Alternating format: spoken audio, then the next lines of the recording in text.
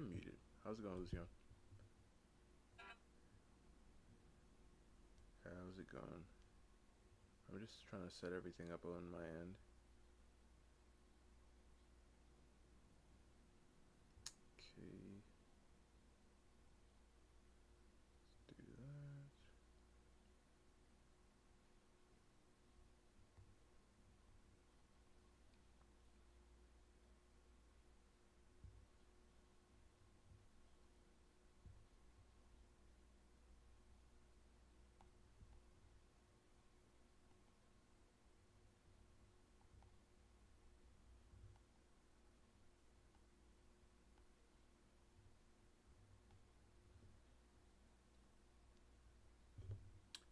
Alright. Fine. I just want to say that. Mm-hmm.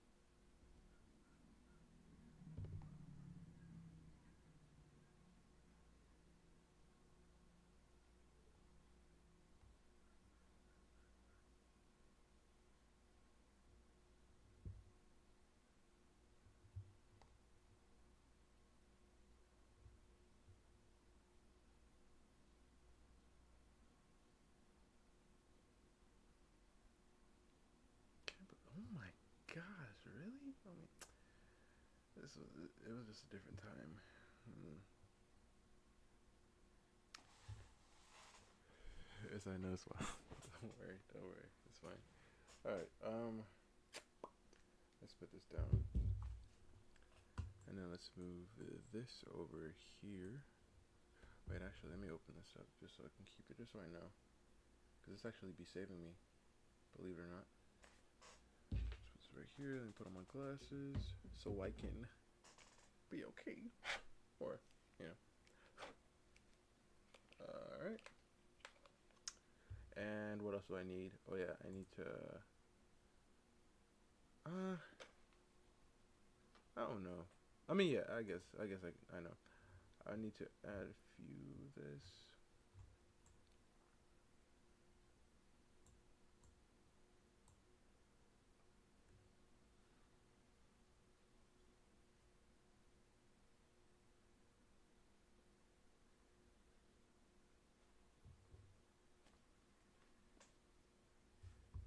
Alright, now I gotta open up this.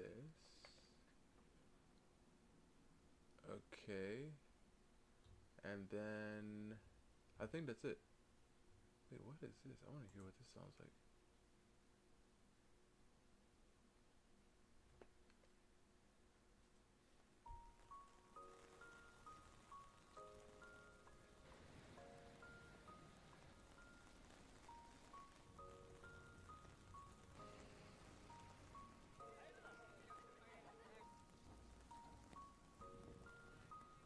Ah, it's actually cool. But yeah, let's get out of here because I don't want to get copyrighted. Sound nice though.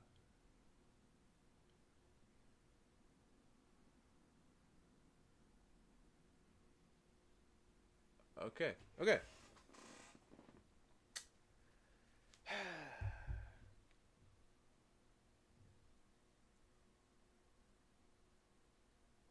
Was a very good dancer.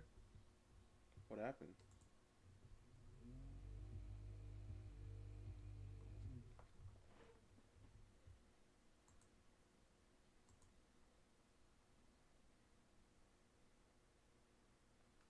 Oh, she lived a very good childhood.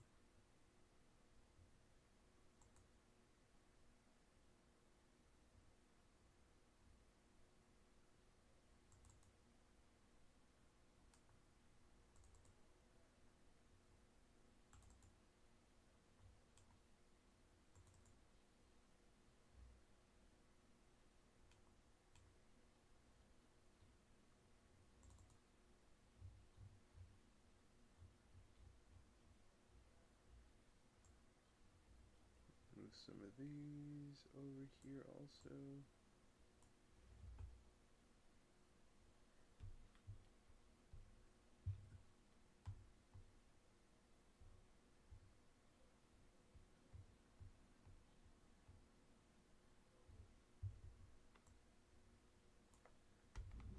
Alright, and I want to add a couple more things. Which one was her? Event when she was 17 or 19. This is all lore from your character?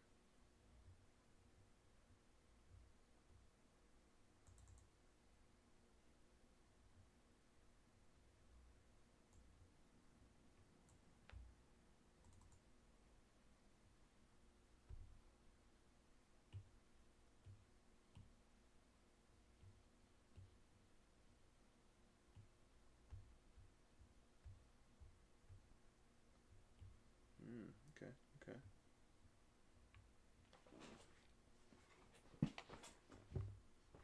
bring this down so it's like there. Okay, hopefully it's gonna be better. I need to get some warm-ups in before I start tackling this again. I'm sorry, no problem. I like to hear lore over here.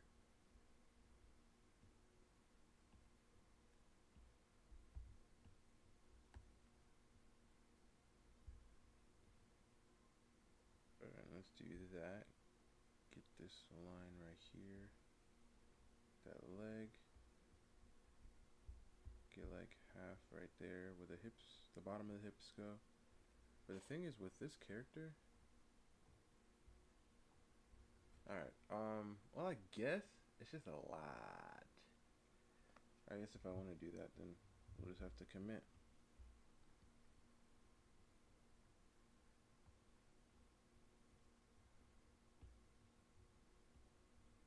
How's your day today, though, Lucian? How was it? Do anything fun and interesting? Or did you just write today?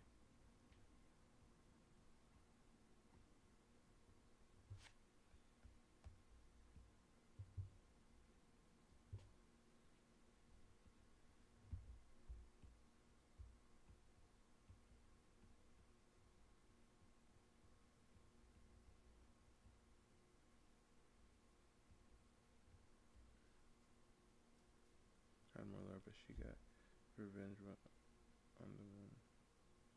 Oh, okay. She got revenge, huh? So from right here, I'll put this right here to be the hips, and then this becoming the bottom, and then we'll continue the shape.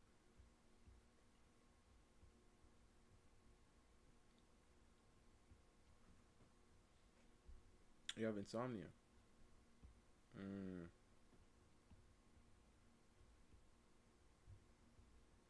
So you just be writing. Let's do like go ahead. This one. This leg goes straight down like this, and then this other leg, the knee comes out like right here, and then this shoulder goes down, and then the hand goes here, and then this arm goes down, goes up right there, and then the head is like right here. I mean, because the thing is, I'm thinking about the whole thing. Her hair.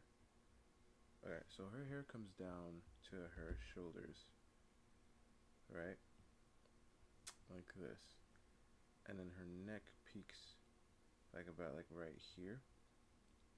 And then her head goes, but then her hair is like right here. So it's like, I mean, yeah, and her hairline is like right there, and then her ear from on this side.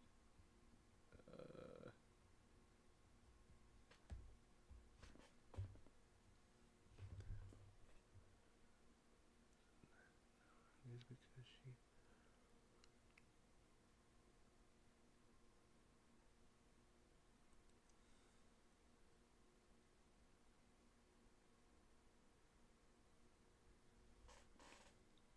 Okay, okay. So are they inspired? Like, do you take inspiration from like anything? Like different cultures and things like that?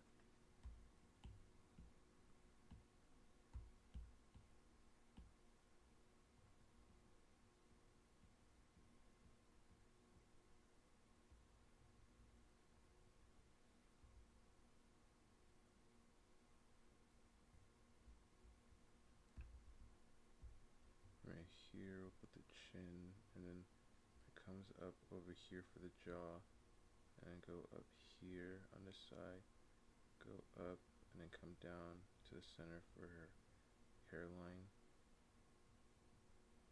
Just curve it like that, and then we'll come down, and then we'll give her ear here, and then her neck comes in there. Alright, not bad. Not bad. Okay, and then I'm gonna do. Wait, I'm gonna put this leg coming back here. This is where the ankle goes, and then the foot comes like right here. Alright, and then we'll do. How do I want to do this? Okay, let me actually, because the torso, the rib cage is fine. I just feel like I made it a little too big, like in width. So let's thin it out a bit.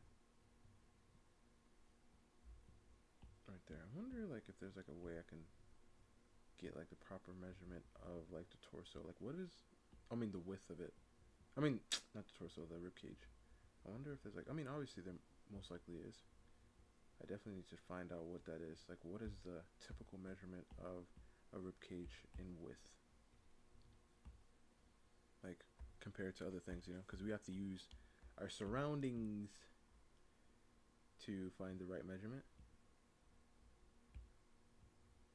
So I come down with this, go down, go straight, go out, and then come down here with the bone right there. This part come in, down, and then come in here, go up. This leg will come out, go down this way, and sort of come out here. And the knee is also turning this way, so we can just draw a box, and then sort of come down with the calf, going down to the ankle, and then the foot, and then over here, this leg is going to go out here. We can draw the rest of that box. I have this part come out, and then go connect there, and then we'll draw another box for the knee right there. Oh crap, of course it doesn't. Did it need to happen? No it didn't. But did it happen? Yes it did.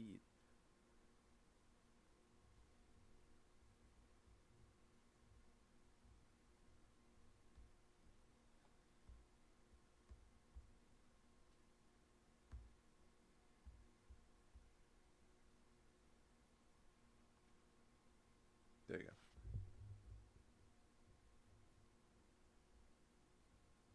Alright, yeah, and then this leg is going to come back.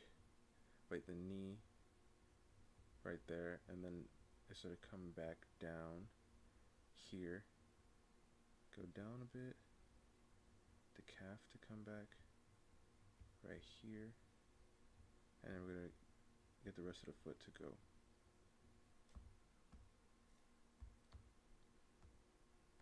And then right here, we'll go down. Actually, not okay. Yeah, so like right here, and then we'll stop like down here, and then right here we'll go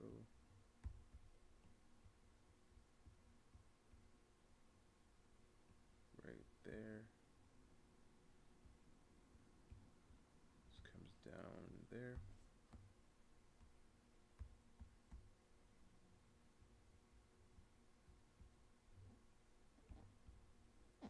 Okay. It's not bad so far. Not bad so far. There's actually this video. I seen this picture of this girl before, and there's a video that came out about it recently, and I was like, you know what, hey, it literally came out today, so I was like, you know what, let's watch it. It's a pretty long video, so let's get started. An hour ago it came out, so pretty recent. I mean, it is today, so yeah, definitely recent. So let's actually set this up, why don't we? This one. Illuminaughty, also known as Blair, is a well-known commentary YouTuber with just under 1.2 million subscribers. 1.7. She was originally particularly known for her anti-MLM style content, but as time progressed, Blair went on to become particularly known for her commentary surrounding current affairs on the internet, involving social media trends, influencers, and controversies. And this actually all led to Blair gaining a subscriber base of 1.7 million subscribers. And no, that is not a mistake on my script's part. Blair at one point of time did have 1.7 million subscribers, but she currently sits at 1.2 million subscribers. So it of course begs the question of how does one individual lose 500,000 subscribers? That is a lot. Well, my friends, in today's video, we will be answering that question by telling the entire story of Illuminaughty. And yes, this is a topic that I have covered extensively, but seeing as this story is officially now wrapped up and concluded, I felt it would be appropriate to tell the entire story surrounding the supposed worst commentary YouTuber in YouTube history in a concise manner, where we go through every single chapter of this person's downfall and explaining how we got to where we are in 2025.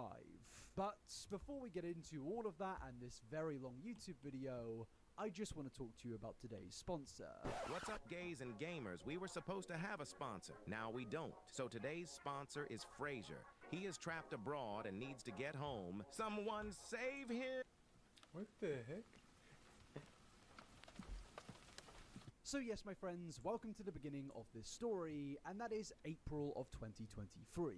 Now, around this time, Illuminaughty was on the up. She was gaining hundreds of thousands of views per video and gaining thousands and thousands of subscribers every single day. It was very obvious that things were going well for her. And in terms of the community reception, Blair was very well respected. Every single video she posted got a high amount of praise and tens of thousands of likes, and just in general, Illuminaughty was one of the larger, more respected commentary channels in the space. Illuminaughty, or Blair, was a very successful person, and I'm not gonna lie to you, back in the day when Illuminaughty was at her peak, I respected her content. I genuinely used to think, this is impressive. She puts out a large amount of content very quickly, and, you know, it was just something to look up to and kind of be inspired by. Because something that a lot of YouTube channels do struggle with is a consistent upload schedule, but this problem was not on the Illuminaughty channel. As you could see, her audience was fed every single week, with multiple videos coming out that were very well constructed, with fairly decent editing and good scripting overall, and honestly, it just seemed that this was a well-rounded commentary channel which was posting consistently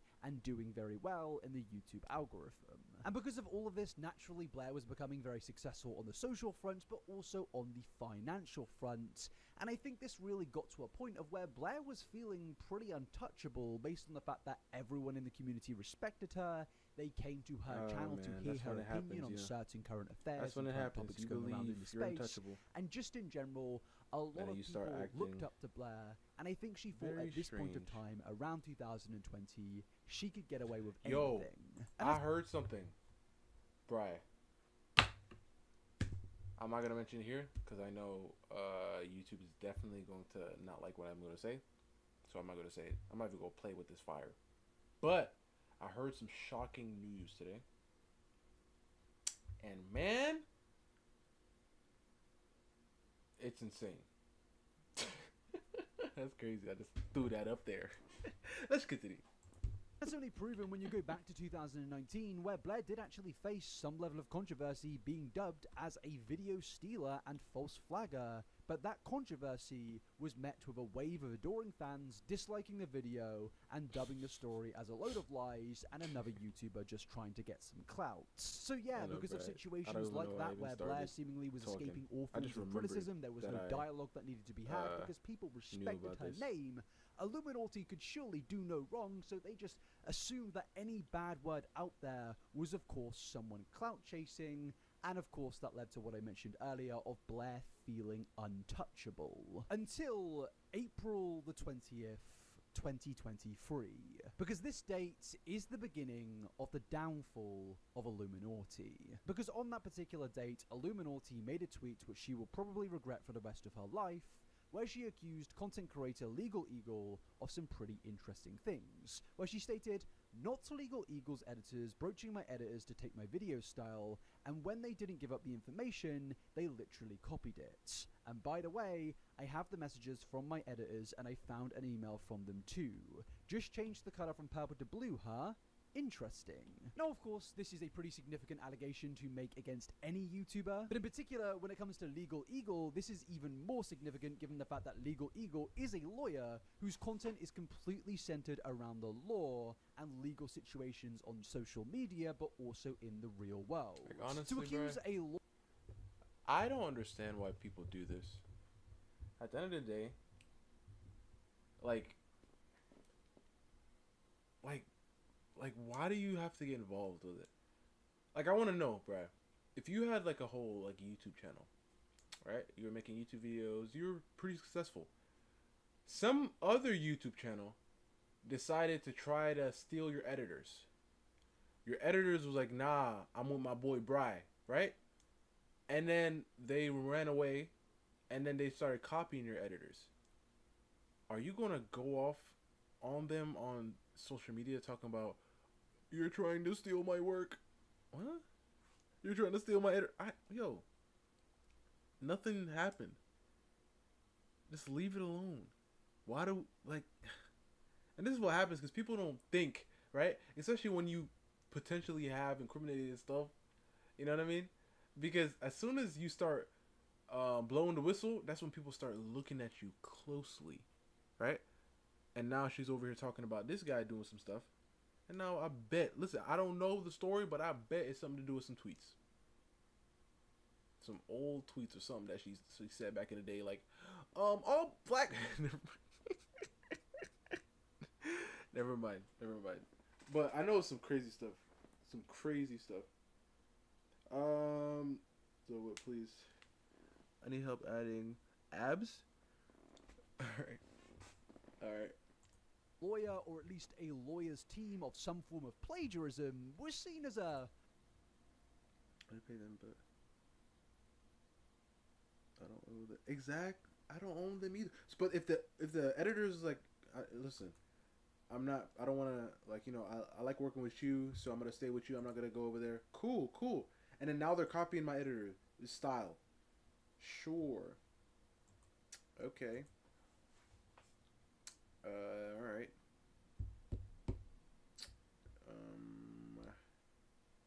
I don't care. I don't care. It's crazy. It's truly insane. And I know editing is an art as well. It's just like an art style. So if somebody were to steal my art style, it'd be like they're stealing my art style, right? But the thing is, at the end of the day, I feel like it would just be them, like ruining themselves, really. Because it's like, why don't you want to create something originally yours? That's the whole thing. That's my whole thing about it. Because we are all creators, you know, obviously made in an image of, you know, Viewer. And he's a creator, so we're all in it creators also. It just feels amazing to create your own thing. Something that you made yourself. Why do you have to copy other people? You know? You can be inspired, right? I really like this person's stuff, so I'm going to take that and I'm going to add some things that I like from this other person, because this other person, I really like their stuff too, and make a nice mixture. Like, a lot of these sauces that you guys be eating, like I just found out recently, the Chick-fil-A sauce has like ketchup in it, mustard in it. Guess what? They just mixed a whole bunch of other things that they liked until they got something that they liked. So why don't you do that yourself? Crazy. But Zura, about this pose that you got going on here. This is why I really emphasize the boxes. And I know you already like. It looks like you already skipped past that part, but you should still keep them, especially in this phase right here, because you don't have the abs yet. You don't have the rest of the bits yet, because the boxes are really going to help you find where these abs go, because as you know, the abs are in the center, right?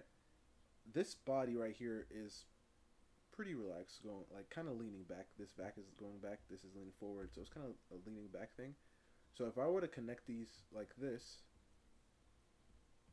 right, the abs will stretch, right? As they connect here, they will stretch going this way, and especially in this point right here, it'll bend because of the fact that this is all fleshy and muscly bits, but right here is bones and muscle, right? But like with yours, I'm guessing you're trying to do a little bit some more compressed. Once you do that, like a compressed look for the abs, like so, the abs are going to do a bit of compressing.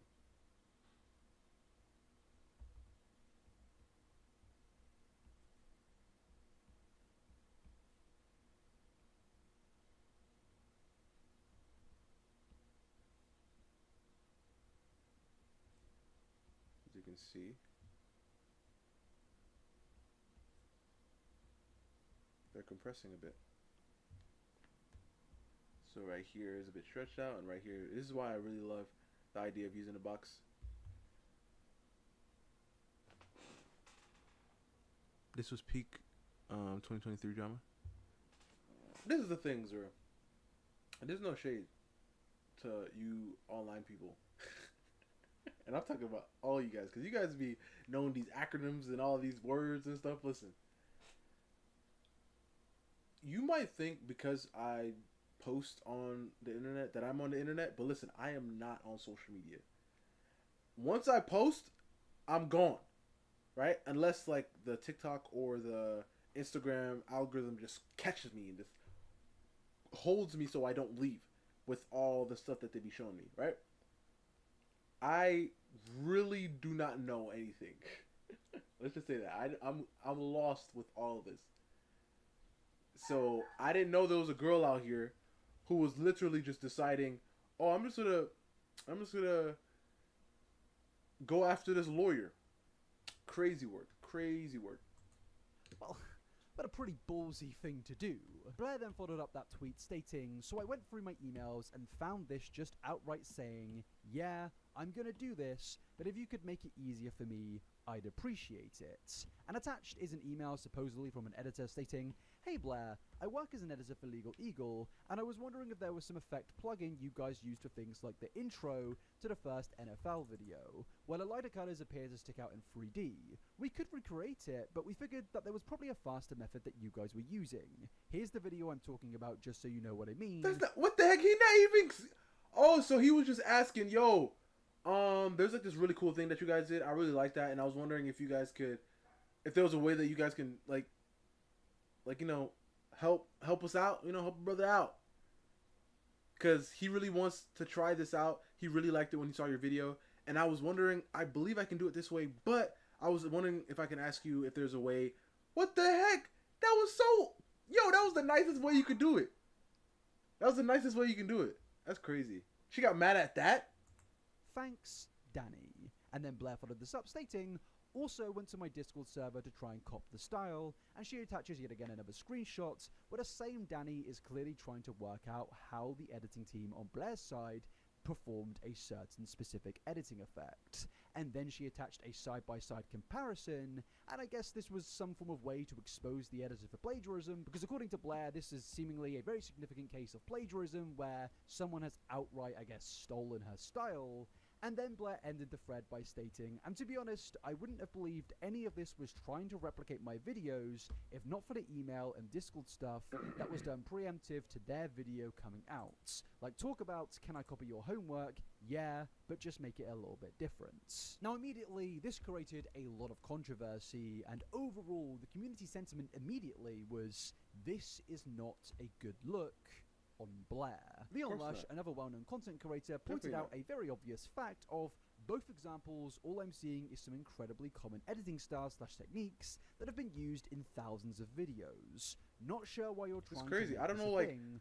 Honestly, it's like she example believes that she laugh. owns it. If you've ever watched a documentary in your life, you've seen this exact edit, and you're using it as an example of someone copying you. And yeah, what Leon's saying here is absolutely true, because as you can see in this screenshot that Blair provided to kind of give evidence that this person was trying to copy her work, as you can see, there is a 3D effect on the text in Blair's video, and I guess Blair is trying to suggest that this is actually her editing style, and if anyone ever dares try to copy it or emulate it, then that is outright plagiarism. But of course, the problem is, like Leon pointed out, this type of editing style is very common. If you've watched literally any video essay out there ever, you've most likely seen a 3D effect of where someone is just trying to make the edit look cool, look different, look a little bit better, or just a little bit more professional. What's being shown here really isn't anything special, and as Leon pointed out, it's a very, very common editing method. Even in the original email of Danny trying to contact Blair,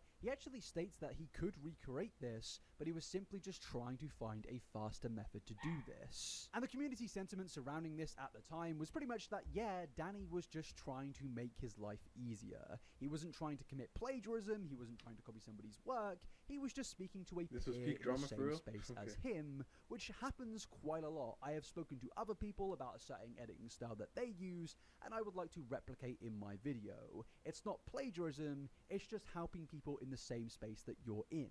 And it's clear that Legal Eagle did not take to these allegations lightly after he responded to this in a tweet stating, "Hey, Illuminati, I think this is a big understanding. Perhaps great minds think alike. No one in my team is trying to copy you. Without an exhaustive review of your channel, I believe we used these two styles before your channel did. We've used them for 3 to 4 years. Plus the two styles, a pseudo paper rip and a highlight, are extremely common on YouTube. The editor you're talking about didn't even design either of those two elements, and again, we've used them for 3 to 4 years at this point. Danny is a great and thorough editor, and when he reached out via email, he was just hoping to find out what plugin your team used on a particular video, which is a very common practice among editors. He was not looking to copy anyone's style. Yeah, especially when Danny he's editing. is also a freelancer who makes his own videos. In the Discord, the video he referenced was about being inspired by your subject matter, not your style. He's a fan of yours. The video he was referencing was a video of his own, and not even a Legal Eagle video.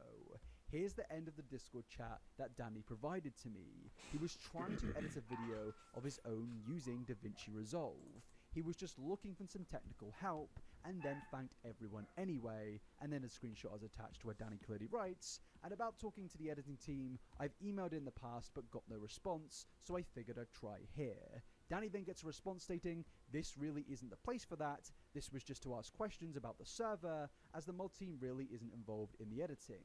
The editing team are busy people, and Danny then responds with, well thanks for the help. And then Legal Eagle follows this up with 3 more tweets stating, YouTube is great because it's collaborative and the rising tide raises all ships. My team and I always try to provide original, high quality and informative content. We try to help others when they ask for it. There aren't really any trade secrets around here. I didn't know that Danny reached out to you, but I don't fault him for doing so. If anything, I think everyone on this platform should be more open and sharing. Exactly. Anyway, if you feel any Especially when it's like or things want like to that. hash it out, my DMs. Like, are there's not open. one artist, dog. There's not one artist that can come up to me and say, "Oh, I really like how you do this. Can you show me how to do it? Because I'd like to emulate that." That I'd be like, "What? You trying to steal my? You trying to steal my flow?" Never. Never. It's so crazy how people feel like, especially when it's something that other people have used before. Just because somebody's coming for you for the thing doesn't mean it's yours. You're just really good at using it, and we were wondering if, there was a easy way to get to it. That's so crazy. And you see, she opened this out of nowhere, Bright. This wasn't even big. It wasn't even a big deal. And she opened it. And it cannot be shut. Pandora's box, that's what they call it, right?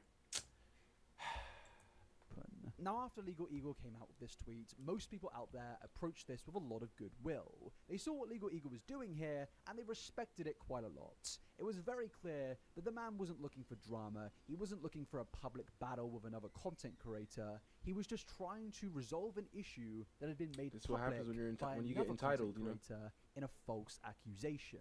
And immediately this brought criticism onto Blair because people were stating if she really cared about any of these plagiarism issues, she could have just directly contacted Legal Eagle. That's what I was thinking, They were but both she just two big posted content on social creators media. who could have easily got into contact with each other, but instead Can of Blair worms? chose to attack him Yep. publicly. And That's to the most of the crazy thing. community out there, this has now gone from a plagiarism issue to a clear example of someone trying to take out their competition. Because whilst Legal Eagle does make videos about law, his videos and Illuminati's videos are somewhat in the same category, and people believed what Illuminati was doing here was simply trying to remove the competition so her channel can grow even more. Now, of course, to this day, there is no evidence to prove that pisses me off. Because that's greed right there, right? That's greed. Zero. Greed. This girl she was sitting on a cool 170 million subscribers, right? She posts pretty long videos, so that ad rep is banging, right? And she does everything, like, I mean, not herself, but like, they're all practically her stuff. I bet the music and everything is all licensed and everything. She's getting paid, but no, somebody out here is trying to pick off from this buffet that we got here. No, this is all my food. That's what she's practically saying. They're at a buffet, right? And she's claiming everything as her own, when there's plenty of food for everyone. It's insane. It is truly insane. And now she's losing. She's almost like out of 1 million subscribers. She had 170, and now she got 117. Bro, this is crazy. This is crazy. Oh my gosh.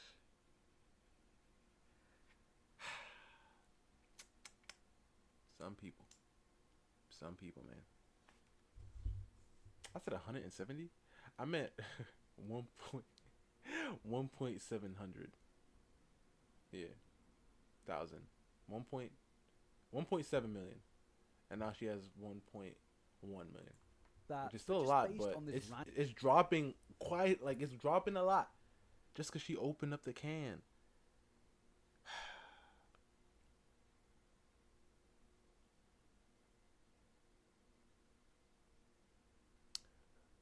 What's all I want to do? I gotta make a crisp 150K USD a year. She was probably a millionaire.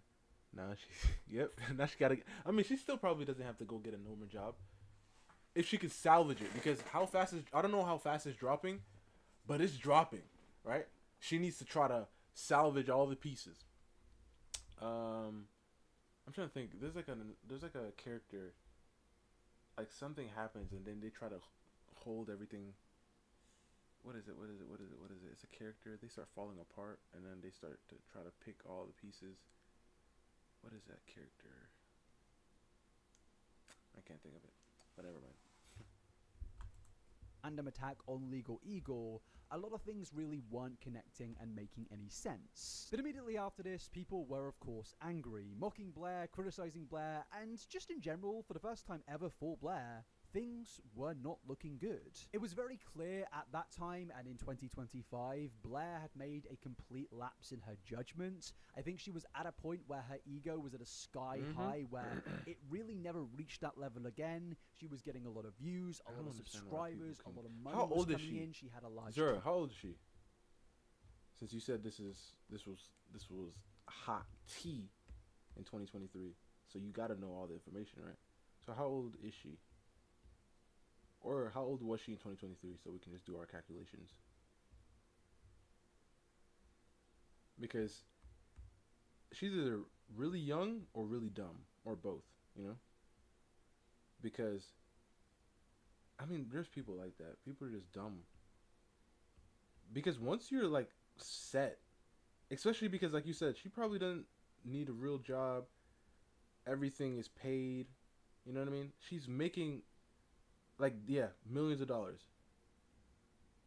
Maybe not millions, because I know people who have 100. But the thing is, because of, I mean, 1 million and aren't, but it's like because of the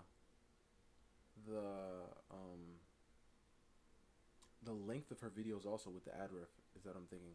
Like she's definitely on the high, like she's definitely six figures. Definitely six figures.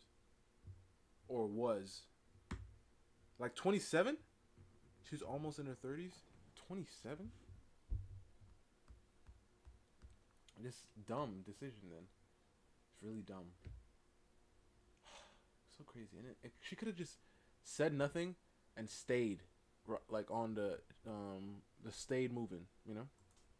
Behind her, and she had gotten away with drama in the past without even being questioned, so this was a point of where Illuminati really did seem to think she could get away with anything, so I think this was almost a next step in her plan, coming after other larger content creators in order, in my opinion and in other people's opinion, to take out the competition. But what's interesting about this story is it is a complete representation of if you've buried your past, if you've tried to escape from mistreating so many people and everyone around you, eventually one seemingly small bit of drama or one like small singular action open the can. can alter the trajectory. I can't speak English. Can alter the trajectory of your entire career, and this absolutely did that. This created a snowball effect that Blair will most likely regret for the rest of her life. Because things only went from bad to worse when another major YouTuber got involved called H-Bomber Guy, who on April the 21st tweeted, "Just to clarify, one of Legal Eagle's editors asked one of your editors what plugin they used for a personal video they're working on for their own channel. I take plagiarism really seriously, so I'm interested in the explanation of what exactly is wrong here." And then he followed it up with a more damning tweet which states, "Personally, Illuminati, I would define plagiarism as something a bit more specific. Like For what you do. example, copying someone else's documentary directly into your script." I knew. And this is where things immediately... See, I knew it. I knew it was gonna be a setup for him. He was like, "Oh, you mean like copying somebody else's documentary? Wink, wink." He knew what he was doing. I'm telling you, he was throwing a oop to himself. You see, bro? She could have just shut up. And it's crazy because it's always the people that do the thing who start whistling when other people do it. You know what I mean? It's kind of like, let's say you smoke, all right? Let's say you smoke, but you don't tell nobody you do, right? And then once you're around somebody who is smoking, you're just like, "Excuse me," right? It's just like, what? And obviously that person doesn't know that you smoke, but somebody around does know. And they about to tell the world. And now it's over for you. It's over for you. Became incredibly ironic, and Blair was immediately dubbed as a hypocrite, because in the video that he attached to those tweets, it shows that if anyone's the plagiarite in this situation, it was Blair. Professor Hugh Futenberg. Professor Futenberg has long been controversial. A man named Hugh Futenberg, a former immunologist. I feel like you should push it a little bit more. But the thing is, it's like, it's interesting because the way that you have the pose. You see, this is why I said you should draw the bike first. Even if you don't draw the whole bike, Zura, you should draw like a box for the bike.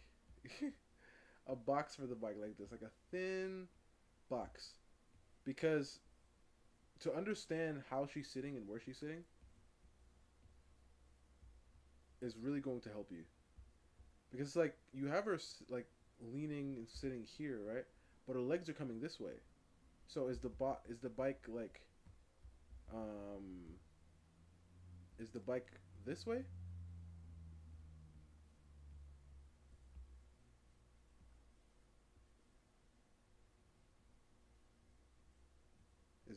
Is this the way that the bike is facing? And what does a bike look like? A bike goes down, and then has a wheel, and then a wheel. I don't know what a bike looks like. I can't think of it from the top of my head. Who has been long controversial. In 1989, he was caught up in a bizarre lawsuit involving the Food and Drug Administration, which told him he had to stop injecting his autistic child patients with blood products. Oh my God. In 1989, he was caught up in a bizarre lawsuit with the Food and Drug Administration, which told him he had to stop injecting his autistic patients with blood products. Dang. Then in That's word for word. 1995, he Bar was for bar. suspended from practicing medicine and made to pay a $10,000 fine for his misuse and misprescribing of controlled drugs. Then in 1995, he was suspended from practicing medicine and made to pay a $10,000 fine for his misuse of prescribing controlled drugs. Yes, after Bar everything, for the bar. drama, the allegations of plagiarism towards Legal Eagle, it turned out that the only person committing what seemed to be plagiarism was Illuminati herself. And immediately, people started to question Illuminati as her hypocrisy was really starting to be displayed here. Why would she call somebody out for something that she herself had committed? And was, everything what it seemed behind the scenes with this content creator? If they were willing to lie about these things so blatantly and also be a hypocrite, what else could they have possibly done? And because of this supposed plagiarism, this led to people questioning. You see, other she elements opened of up the her can, channel. Bri. For example, somebody here was questioning the upload schedule that I complimented earlier, where this person states, I used to watch their stuff, but I found it odd how she would be able to churn out so many video essays at such a regular pace. I had no proof that anything malicious was going on, but the vibes were just off, Glad it wasn't just all my imagination.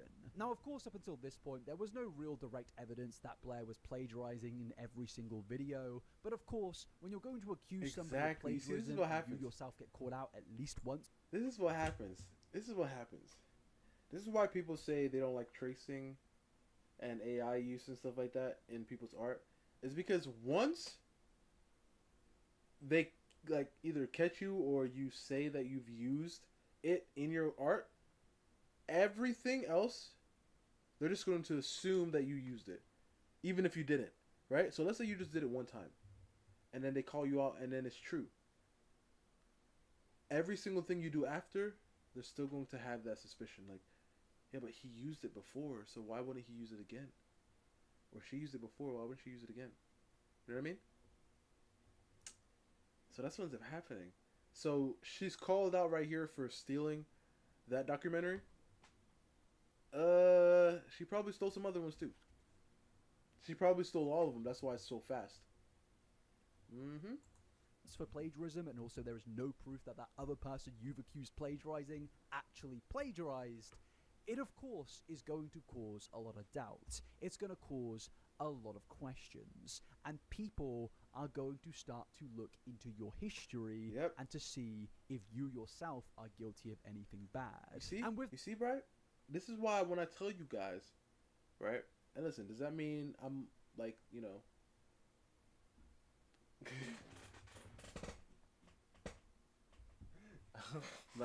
not gonna finish that sentence.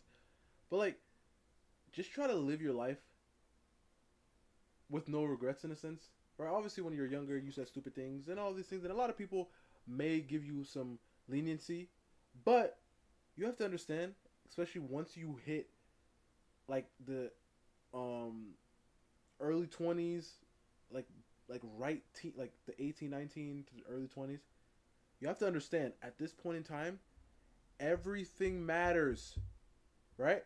Everything that I post, especially if it's public, it all matters.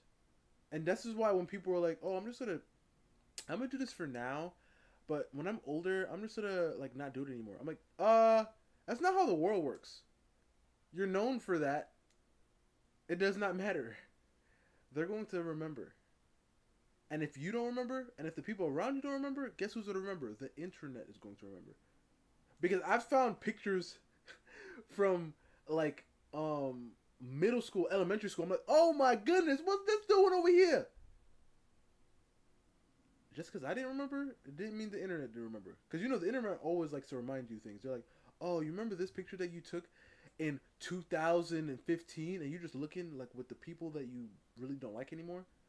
You're just like, dang, I took pictures with them, right? Or the people that are crazy now. you're like, oh snap, I took pictures with him. You know what I mean? It's like everything starts to unravel, and you start to realize, oh snap, this was a bad idea. So always remember, try to keep your house clean. Let's just say that. Keep your house clean. Just try to do that. With that came more and more backlash, and mainly just people demanding that Blair apologizes for this situation. But the problem is no apology was going to prevent the events that were now about to happen in Blair's life, because she had created a snowball effect. Everything that she had done behind the scenes that nobody knew about was boiling up, and one bad public action led to the next events. As on the 23rd of April 2023, former friend of Blair and business collaborator The Click, another YouTuber, called out Blair for a multitude of things in a 16-tweet thread. It's always the people that you think. I have seen the recent drama regarding Illuminati, and I would like to clarify, I am not affiliated with her and haven't been for over 2 years. I left her and her collaborative group, Sad Milk, due to similar behavior as seen in the recent events. And now, before we go any further, this is when I need to give you a bit of a lore dump on Illuminati and her friends. So allow me to introduce you to Sad Milk, which was once a popular group channel which content creators such as Illuminati, Oz Media, Damian Lee, Wonderstruck Guy, The Click, and many others collaborated on Reddit videos, and just in general a bunch of fun things that a lot of people out there enjoyed around the period of 2019 and 2020. And the channel was very successful, but one day mysteriously ended out of nowhere. And this is what I mean by things boiling up behind the scenes and one action then creating that boiling effect to just explode and go everywhere. This had now happened because things were clearly far worse than we originally thought. Because in the second tweet, The Click states he left Sad Milk due to Blair lashing out at friends and fans, paranoia, and generally poor anger management, to name a few. Eventually, I believe pretty much the whole group left her. The last meeting I ever had with her, she spent half an hour screaming at me for an array of random things, calling me a bad friend, lazy, and a bunch of random accusations that didn't really have anything to do with me. He quotes, M.H. It has to be. Blair, stating, there is no way you can have this resume you claim and be this stupid, and so on. No one ever even raised their voice back at her. I left along with several other members, half the group at the same time. She spent the next month spreading lies and half-truths about us on the Sad Milk Reddit page and vague posts on Twitter. I still have all the screenshots. Till she was 12? She would turn friends against you or specifically team up with people she knew that didn't like you, so she had allies against you. Rallying mainly banned problematic community members known to be liars. I'm telling you, it has to be. When people started questioning that, Did I say? Wait, hold on. Did I say she can't be a YouTuber? She can't be a YouTuber now.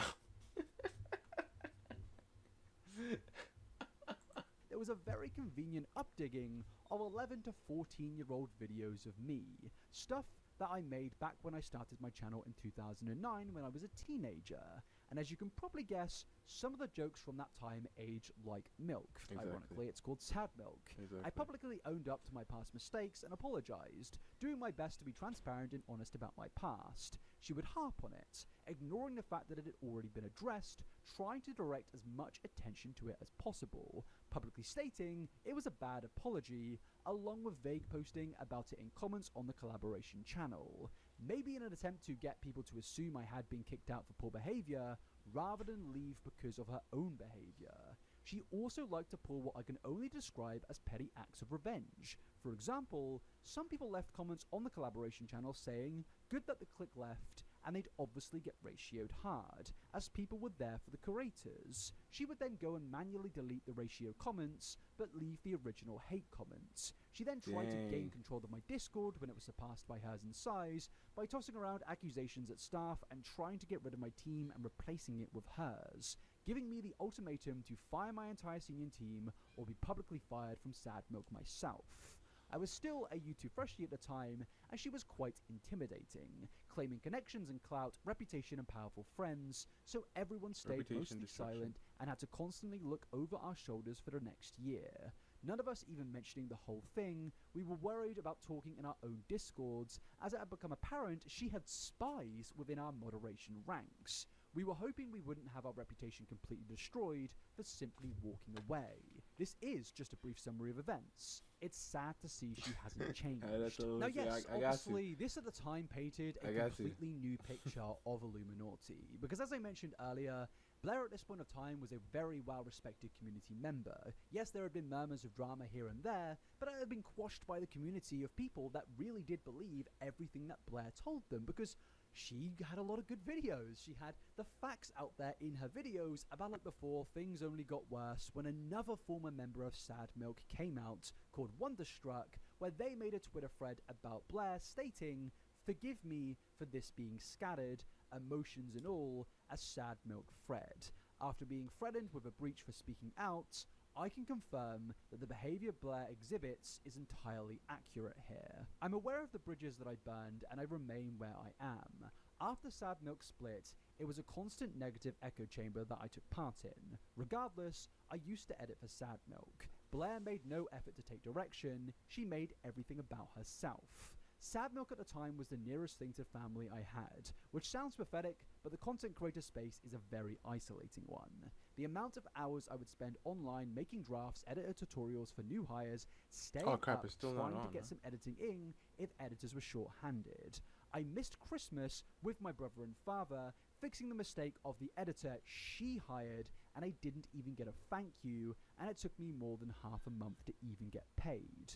Meanwhile, she delays payments to editors so she can purchase expensive clothes, visit BMW dealerships, and spend hundreds on food a day. While I do hold my beliefs towards certain matters, every month or so, there was a new villain of the week. And they would one second be a normal person in our lives, and then the next, suddenly, a hidden monster through, you guessed it, Blair's mouth.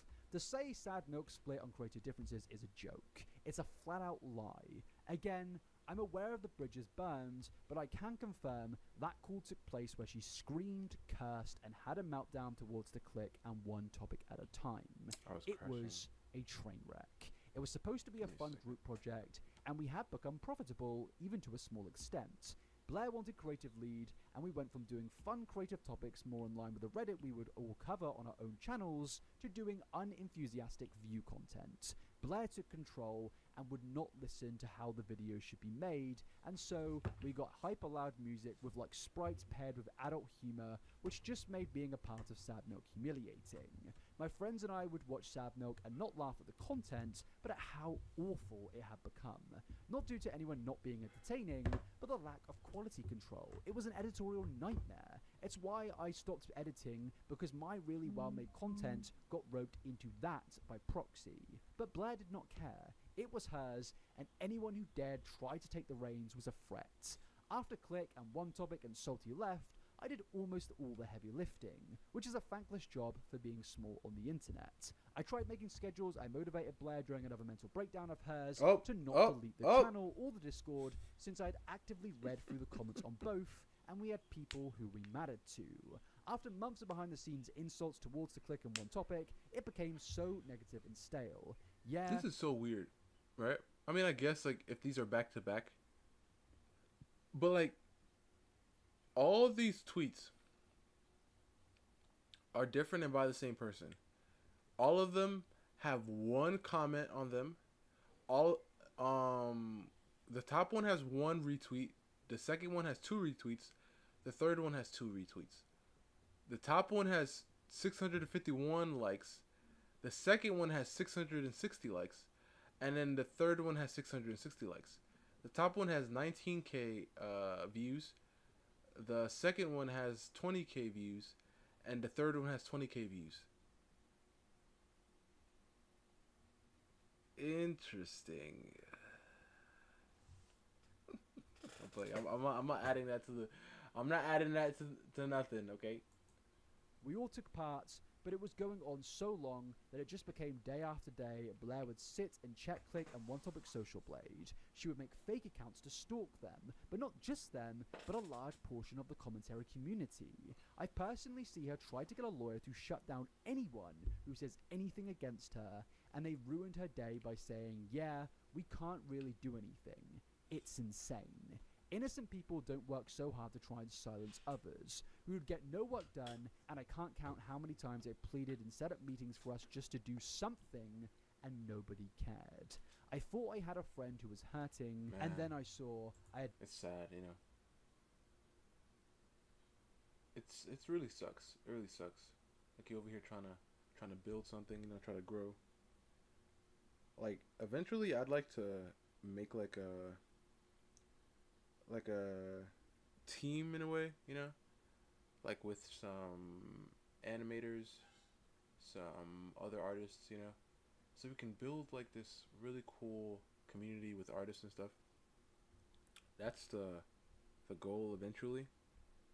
And when I see things like this, and it's like, oh well, I'm a small creator and everything, and I've been helping her with the editing, and then obviously the things like that, and I'm just like, I feel like I hate when it ends up when the top person or the boss or whatever starts manipulating people or their editors or just their people that quote unquote work for them, because since they're like the face of the company, right? I hate when they start doing that, because it just starts to ruin my image, you know? Because I know what it'd be like, but it's like, yo, why are you doing this, man? You're ruining it.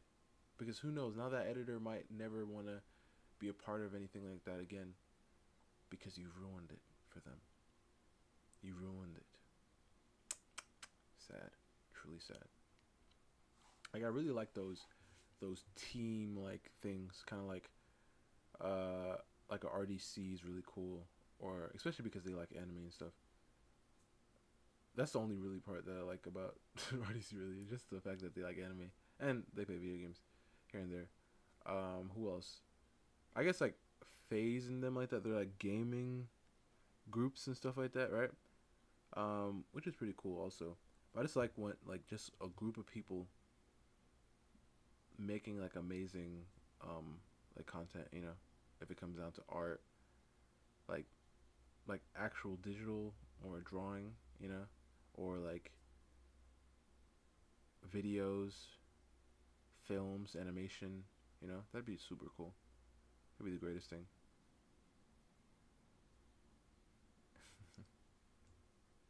It'd be the coolest thing.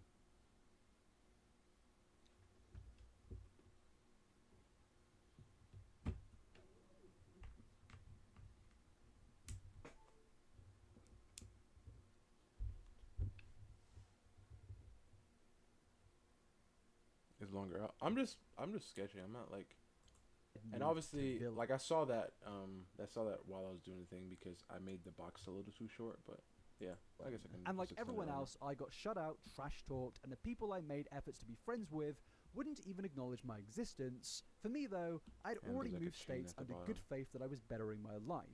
In the 30 days of living with Blair, it was a nightmare. I felt like I was trapped in her home always. She makes everyone her enemy. She called Wonder checking in to see if I'm okay, an invasion of her privacy. I sent her numerous messages trying to show I wanted to be her friend. She lives like an actual monster. Her home is a mess, like hoarders bad. Remember I said keep your house Constant clean. subtweets about me on Twitter and ignoring me. And if I dare say anything back, her Discord manager would happily remind me of my contract. This is disgusting. And then they attach a photo, which you can see, yes, there is a very extremely messy, dirty room there. So, Oh my friend gosh, Chris, hold when up. she accuses- Hold up. Is this kind of like illegal to like have pictures of? I mean, I guess if you were living there also, I guess it's not. But look at this. Oh my. Oh my. A bit rough, buddy.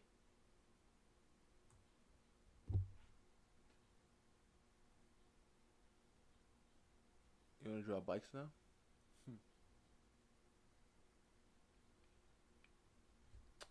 Simple thing to do, Zora. What you can do is look at your reference, draw a box, draw it in a box, and then find the placements. This is what I like to do to get something pretty accurate. I'll draw a box like so, and I'm like, okay, I'll split this box in half. This is just an easy way to do it, right? And then now I'm just looking at the halfway point of the box, and then I find the front part. This is the front part, and it curves down. It almost touches the bottom, right? Or you can create that bottom. It crashed again. I don't really know why it's crashing so often now. But it goes down to the bottom. Right? Once you have it at the bottom, you can have it curve up. Like so. And then go down. But now I'm looking at the half part. The wheel comes up to the halfway point. Right? So the wheel goes from the bottom to the halfway point. This part goes up and goes in between the half of that wheel. Yo, okay, it's crashing like a lot. I wonder what it is that I can do to make this not do this. And then the top part connects to that wheel. And it goes up above that wheel to the center. And then this part curves out. I made the box way too long. I noticed. I made it too short before, so. And then this is where the seat goes. The seat is at the top. Comes down like so. And then it curves. Goes up here. Goes down. Curves up again. And then goes out. Let's curve this down a little lower. And then right here, this wheel is the same height as that one. So I can see it like that. Maybe bring this part a little bit higher up because the wheel is touching the ground and this isn't touching the ground.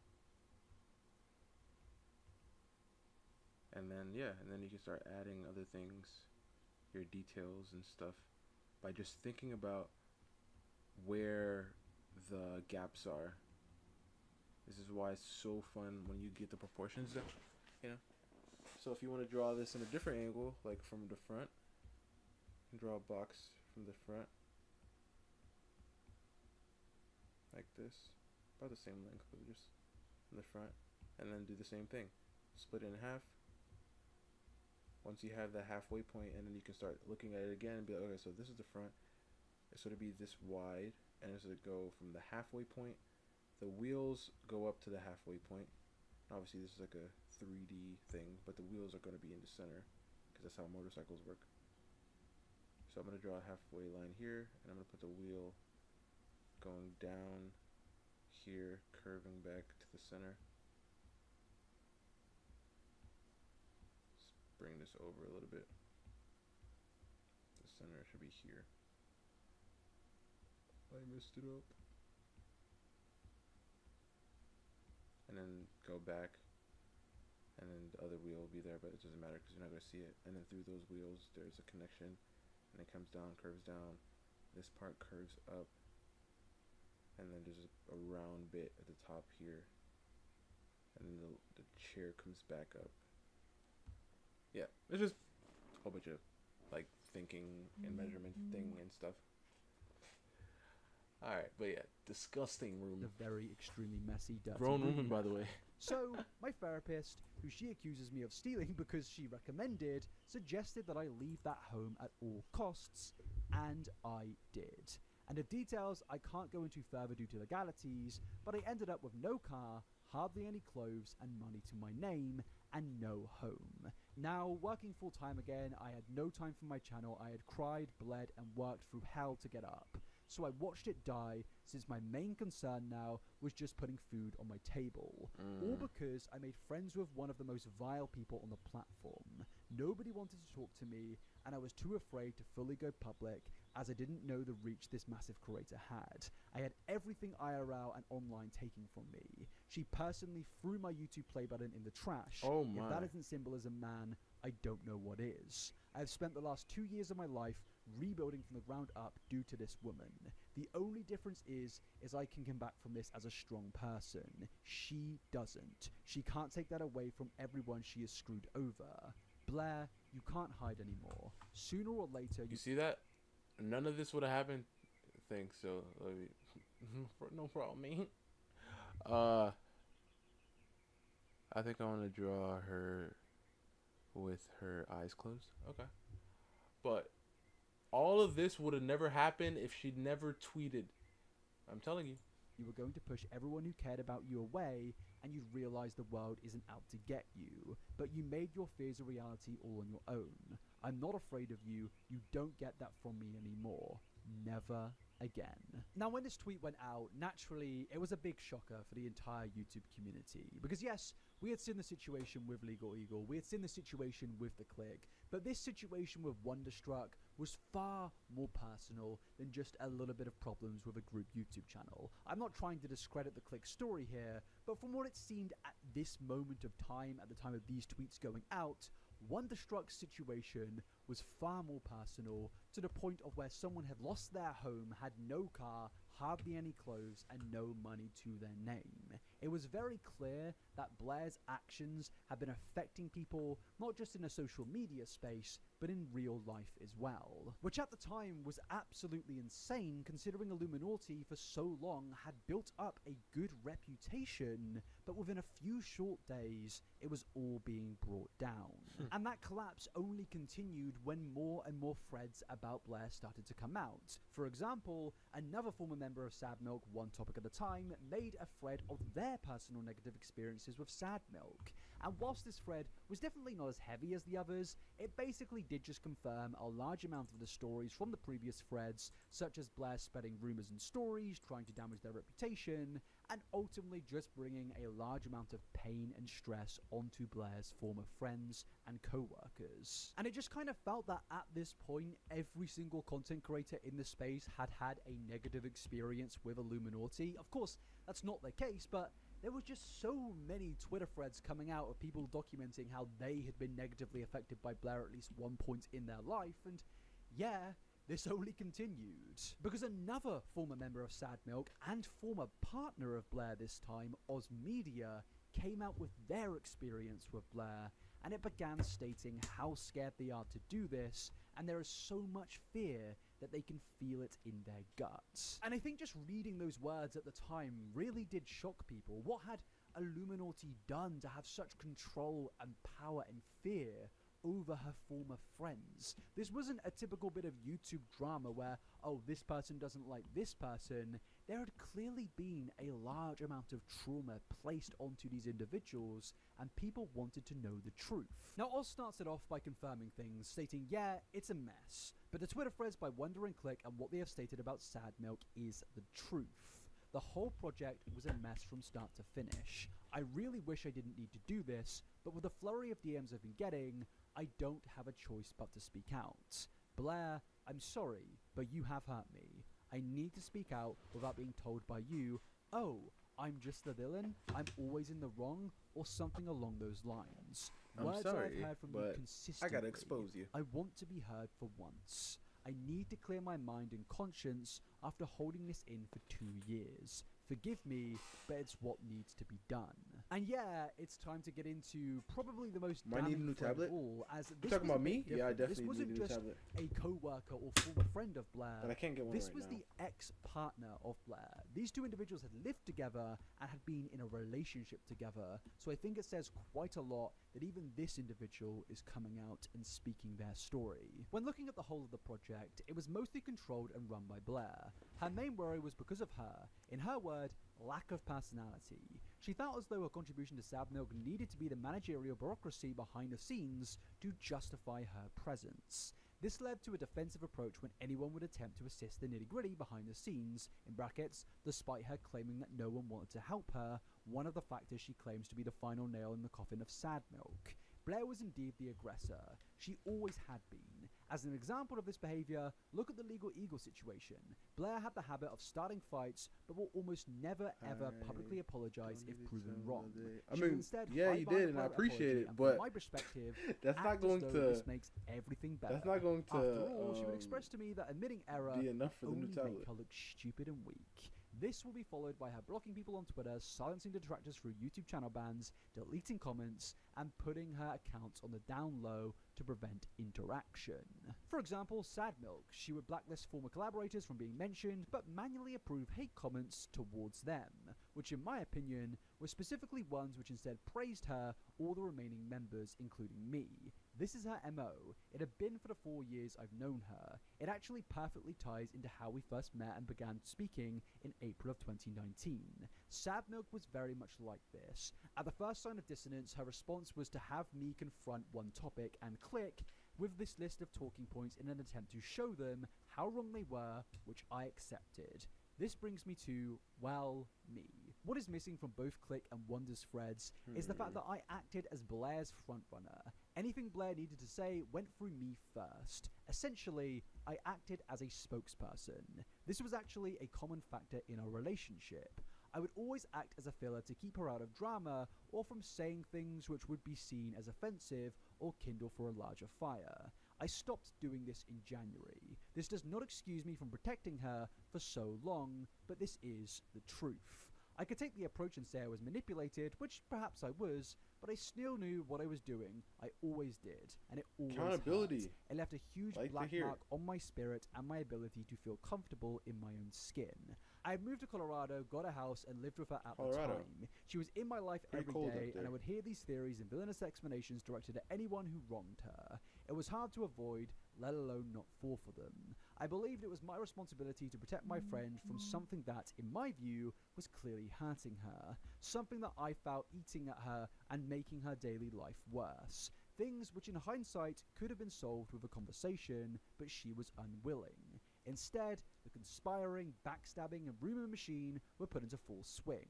I, much as Wonder and Salty, were forced by Blair to choose between her or Click and one topic. Of course, I chose the person that I lived with. What was I gonna do? Move again? I mean, I could have. Once I chose my side, I was met with praise and adoration from her and her mod staff. At the time, it felt that I was making the right decision. Boy, I was wrong. I've lost so many friends, isolated myself, being at her side despite feeling like my connections to the world were being severed. I always acted as her talking piece, from yelling at one topic to berating Click and others. I did in service of someone who at the time I believed every word of. I trusted Blair to hell and back and thought I was doing good. I have learned since then through both self-reflection and conversations with old friends just how much I was used. There of course is much more than I could ever hope to cram into this stupid Twitter thread that I know I'm going to get angry DMs and phone calls over.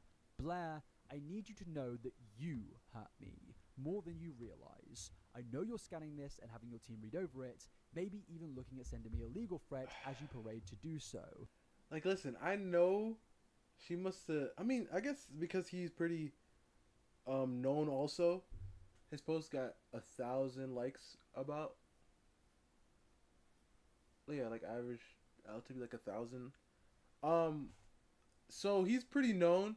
So I guess they were coming after him for a response because they're like, "Yo, you went out with her, didn't you? Tell us what like, are these things true?" So I guess I'm okay with it.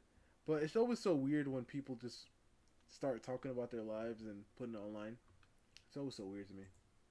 But I want you to apologize for once in your life and take accountability. Please, Blair. You would rather paint the world red than admit you have faults. And yes, that ending to that thread was very ominous for what was about to come. But this actually does bring us to the ending of all of the massive Twitter threads that were going around in early 2023 cool about experiences with Illuminati. And overall, Oz's statement, Wonderstruck statement, the Click, One Topic statements, they all had damaged Blair's reputation. There were a large amount of allegations building up and people speaking out against her, and overall, Blair's reputation was completely destroyed. And I guess that does just bring us to one question of, well, how did Blair respond? So yes, the response of Illuminati, which came on the 28th of April 2023, just a week after her tweet that started everything. Blair tweeted, "To Legal Eagle, although I have apologized privately, I would like to do so now publicly. I'm sorry for making editing style claims." Look, miss, we don't even care about that no more. We don't even care about that no more. Now we want you to address all this other stuff. You see, right there when she said I apologize, she meant, dang, that was stupid. I shouldn't have said anything. That's what she meant. Because now her world is over. claims that were inaccurate, I jumped the gun, thought hastily, and should have messaged you privately to hash things out. I am sorry. And then Blair attached some direct messages apologizing and Legal Eagle replying to her stating, thank you for the apology. Now at the time, a lot of people out there had a lot of criticism for this apology, stating that realistically it was not that much, it didn't really seem that she was that sorry. But at the end of the day, as someone that has covered multiple YouTuber apologies, I can say that an apology is the easiest thing to criticize, and I guess at the end of the day, at least she did put out a public apology saying sorry. Like, yes, there's not really much emotion in this considering the magnitude of her original claims, but at the end of the day, I guess it is good that she apologized. But as I said previously, no apology was going to prevent what was happening in this situation. Blair had kicked off the snowball effect, and that snowball had now become an avalanche. Things were just getting worse every single day for Blair at this point, and it was only going to continue. Because at this point of the timeline, the Legal Eagle situation was weirdly old news. After all of the threads that we just went through, not many people were really speaking about the Legal Eagle situation, and instead we're now looking at Blair as an actual supervillain that had potentially made people homeless, ruined their lives, traumatized individuals that she's worked with, and overall just being a horrible, horrible person.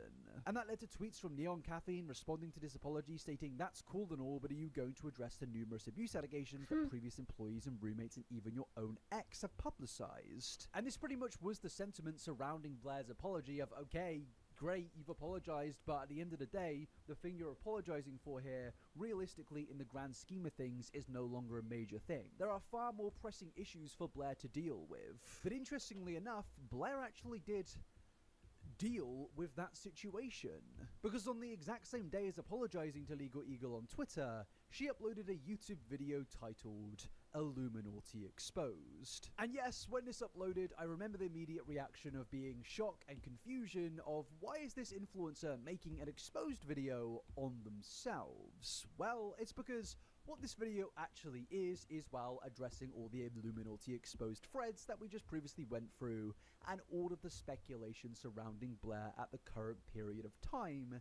But this was particularly interesting considering right now, all of this drama surrounding Illuminati had been confined to Twitter, and really just in a bit of a niche micro-internet community that on the grand scale of things really wasn't doing much in terms of Blair's actual overall audience. You see, on Twitter, yes, you're going to have some of your audience there, but at the end of the day, Blair had over 1 million subscribers at this point, and only a little fraction of that audience were over on Twitter, and the majority of her audience did not know about the things happening on Twitter. So for Blair to expose all of her dirty laundry and exposés going around her to her audience of 1.7 million subscribers, I would say this probably is not a good move, because even if you're going to convince some people that you're in the right, you're now exposing this story to people who didn't even know about it, and you're just inadvertently going to at least lose a large section of people who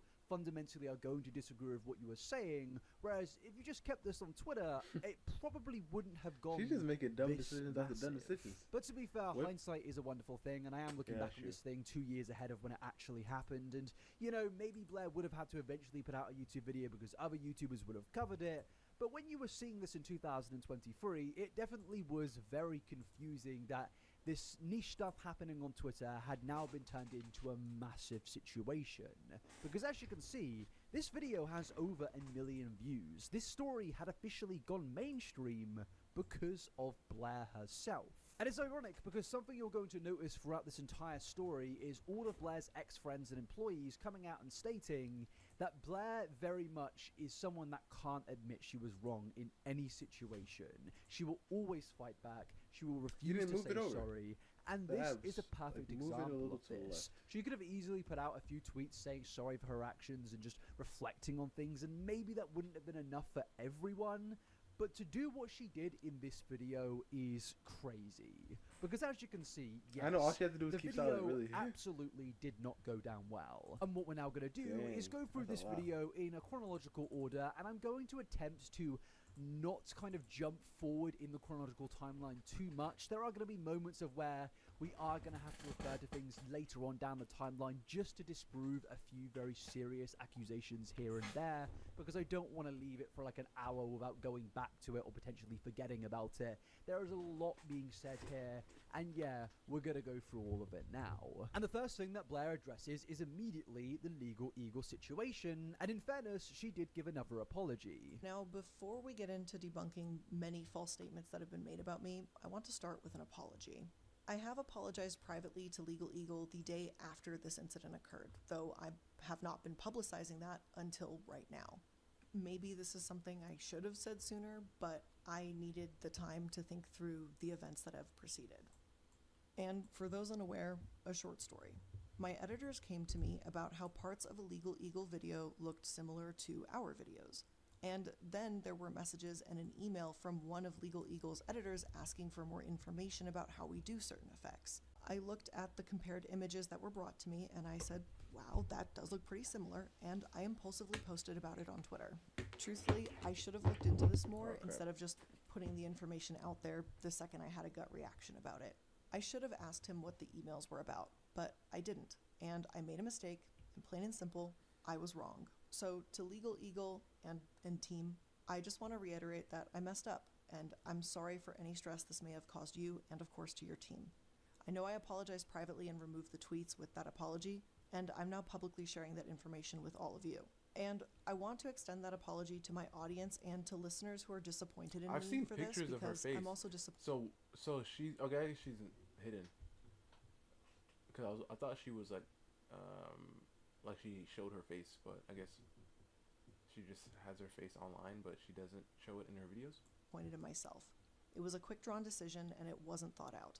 I promise to do better. Now, without the context of any of the things we've gone through today, I would actually say that this is a bit of a respectable apology. To bring this onto your YouTube channel when this was only happening on your Twitter page, I say that's pretty respectable. If you remove all of the context from this story and what's to come in this video, I could see this as respectable, and if there wasn't all the drama going on separate to the Legal Eagle situation, maybe this would have been that, and it would have all been great, and Illuminati would continue to have been a successful YouTuber.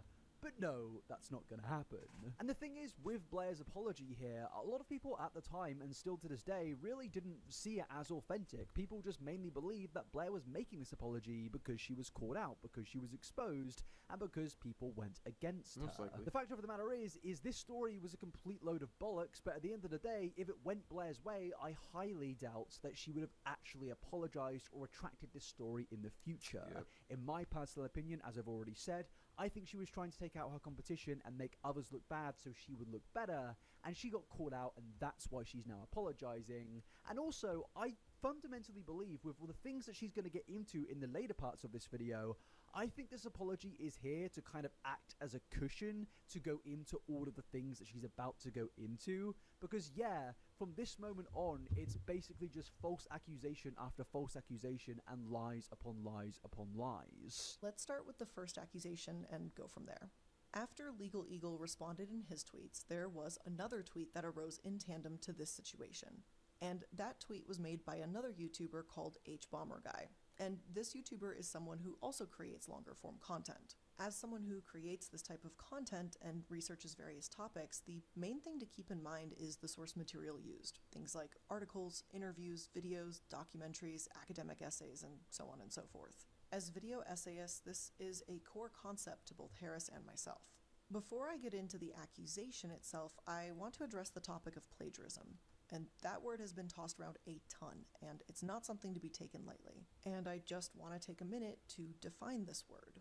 On screen are definitions for the word plagiarism as defined by Merriam-Webster, Dictionary.com, and the University of Oxford. I'm showing multiple sources defining plagiarism, but the overall definition is going to boil down to this. Plagiarism is to take someone else's idea as their own or to not credit the source.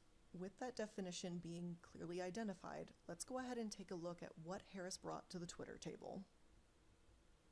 Harris posted this video saying, and I quote, "Personally, at Illuminati, I would define plagiarism as something a bit more specific. For example, copying someone else's documentary directly into your script." End quote.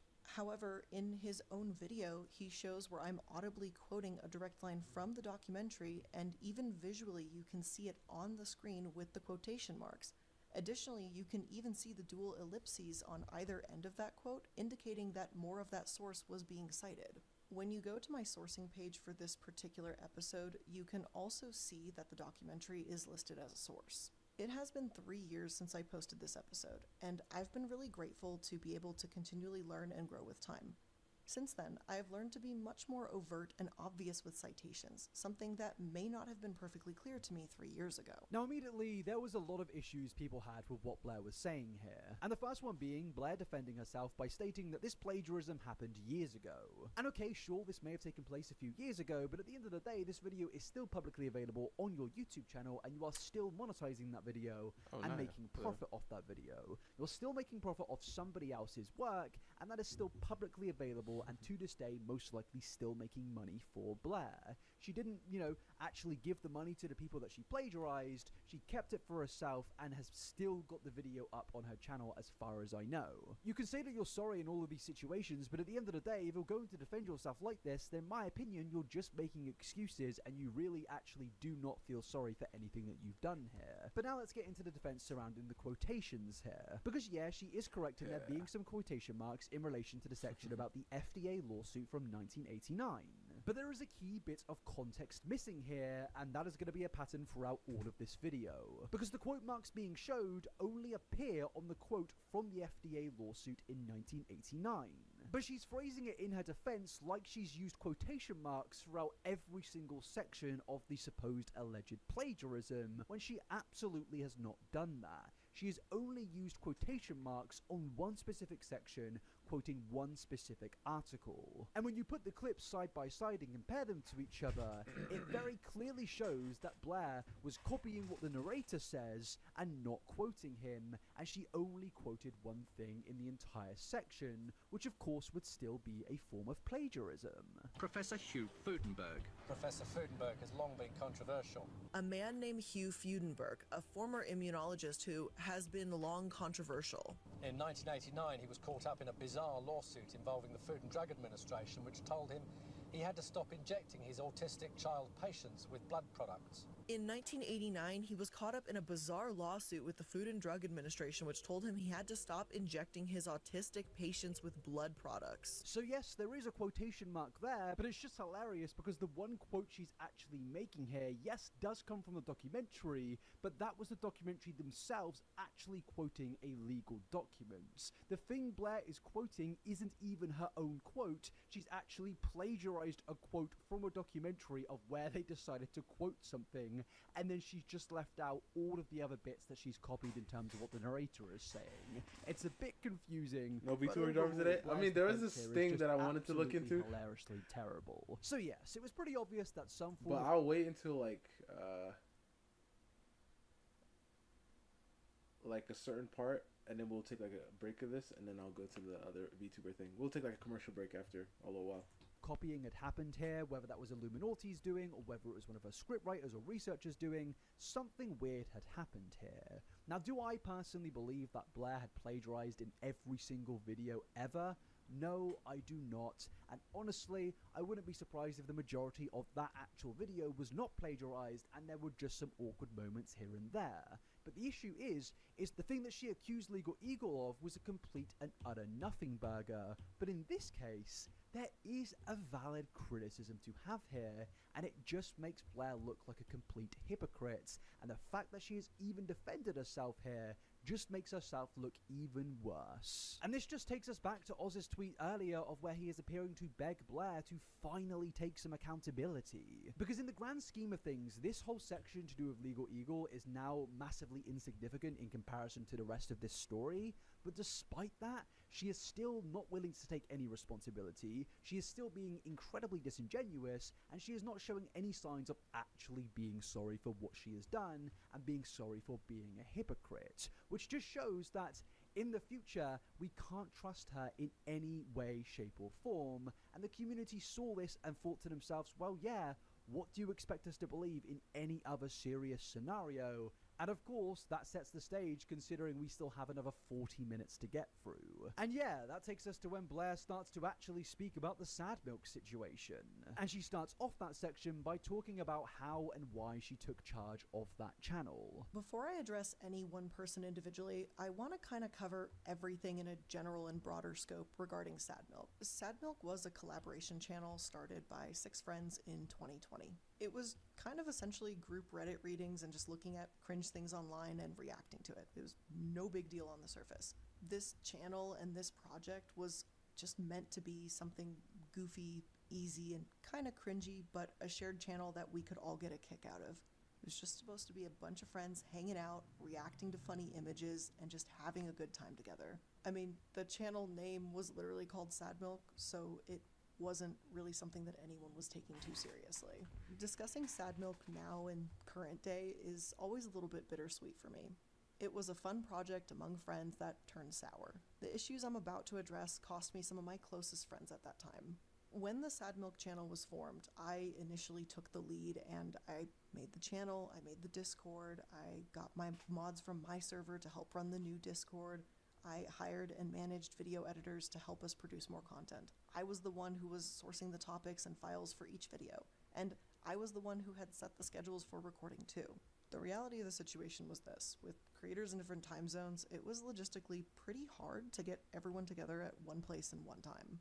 We tried to do it organically multiple times, but unfortunately someone would always end up missing from the recordings. There's a lot of work behind the scenes that goes into a YouTube channel, and I bore the brunt of it for this project. And it wasn't something that I was doing to have total control, as some members have suggested. I managed the schedules and the editors because it was just something that needed to be done. People weren't stepping up to the plate, and I did, and I ultimately bit off more than I could chew. It was a lot of work, if we're being honest, and I was beginning to burn out pretty quickly. Had I known because they how said I would have listen, I don't know treated her. through this channel and All this stuff could be true, right? But from what I've already seen, and with her using the whole MH thing, I kind of think she's lying.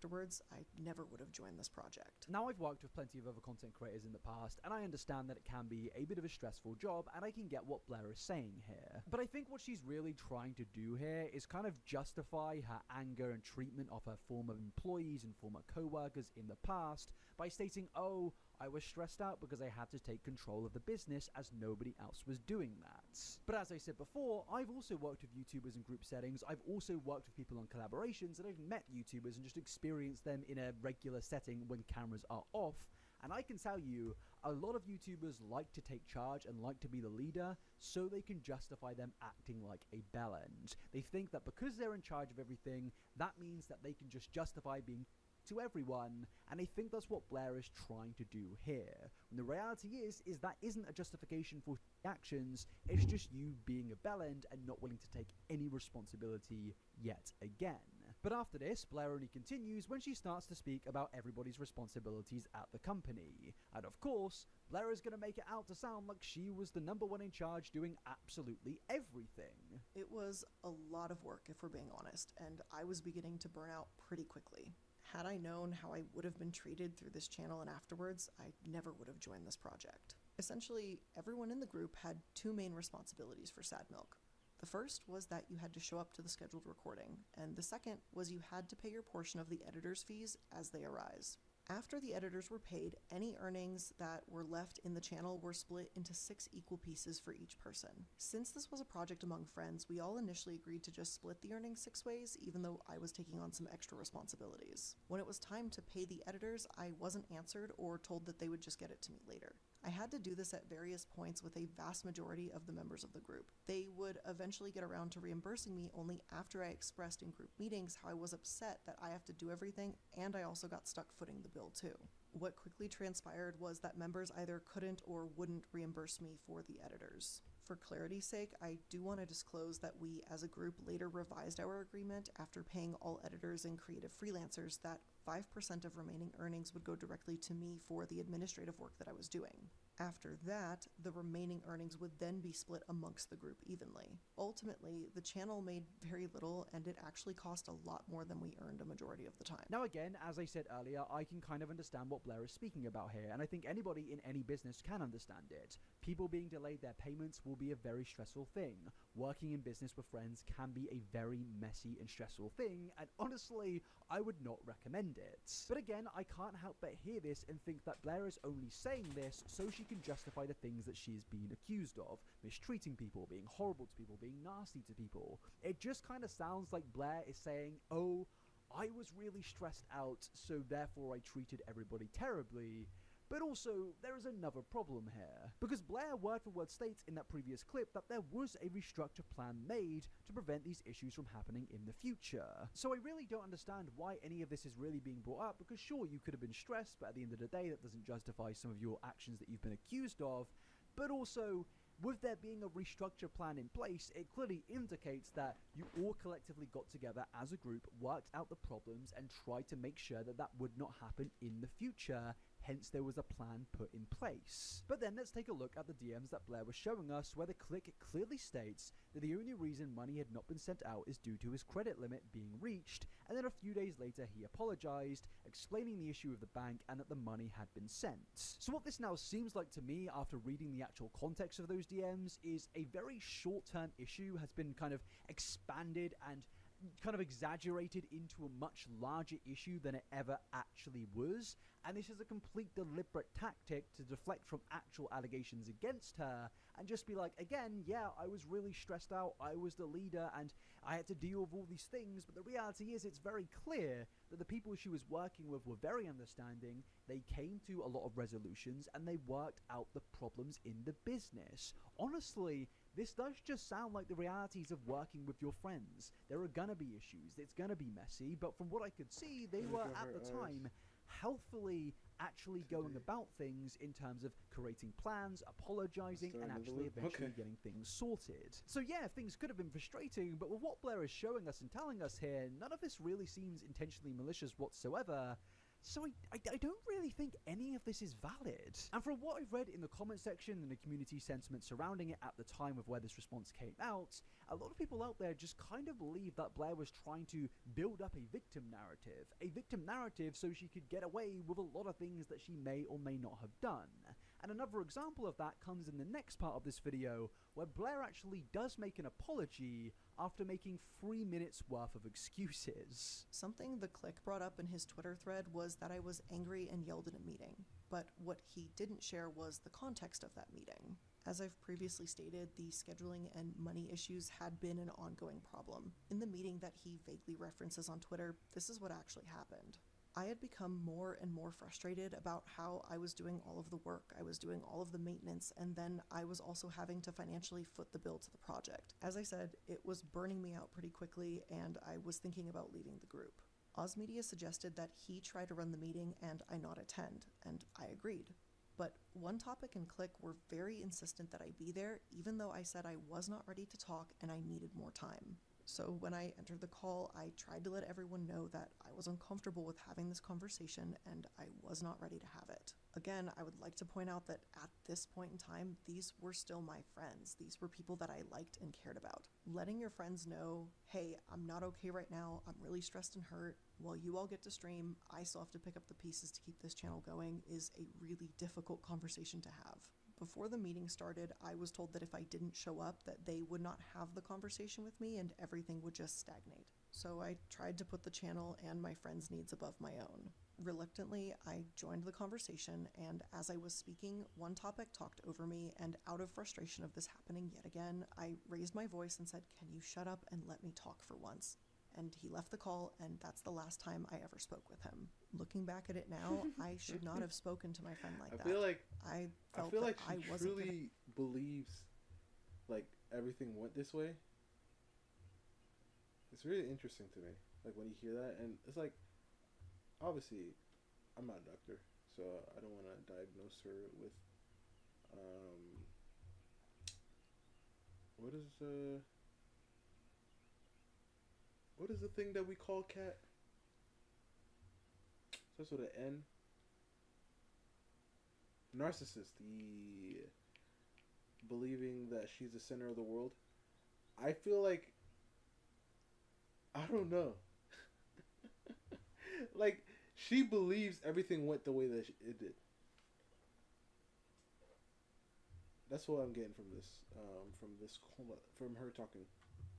Given time to process and think things through, and in process of, emotion vomit came out. One topic, I would like to apologize for that, this time publicly. Clearly, this was a situation that affected all of us very deeply and personally, and this was an exciting idea, but one that never really took off the way I think we thought it could. To all of the members of Sad Milk, I just want to say that I'm very sorry that I caused you stress throughout this project. Can we get a big load of congratulations in the comment section? Because yes, Blair has finally made somewhat of an apology after making excuses for 3 minutes straight. Yeah, a real apology would not be you trying to justify the things that you're about to apologize for. And this just kind of proves a lot of the things said about Blair in all of the Twitter threads that we went through previously. Things where Blair is unable to take any responsibility, she's never sorry in any scenario, and she can never be wrong in any scenario.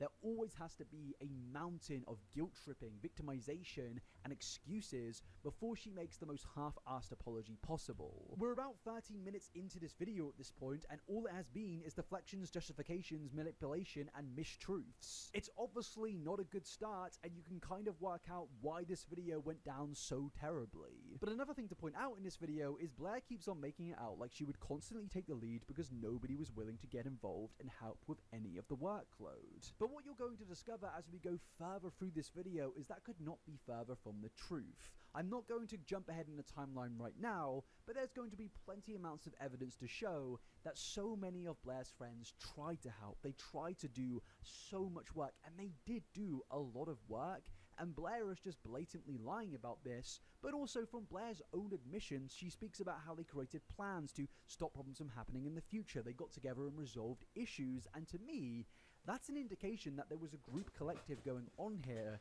but Blair is kind of trying to change history to suit her narrative. I don't believe anybody anymore. But then we move into the next section of where Blair I don't believe this guy either. about the clique and some of the statements that the clique made. In particular, the allegation the clique made that Blair would go around spreading certain pieces of rumors or information out there about the clique, and Blair was not having it. I want to take a couple minutes to bring up the clique and the many claims that he made on Twitter recently. The clique brings up how, as he puts it, a very convenient series of videos resurfaced with him saying some not so savory things after he left Sad Milk. His old videos, as he puts it, aged like milk. They did. I'm not going to dive into it further. The information's out there if you so choose to look. And as Click stated, those videos are 11 to 14 years old. And to be perfectly clear here, those videos are not any of the reasons as to why we split ways in Sad Milk, as Click tries to insinuate. Even back in 2020, I had stated that those videos had nothing to do with the ending of Sad Milk.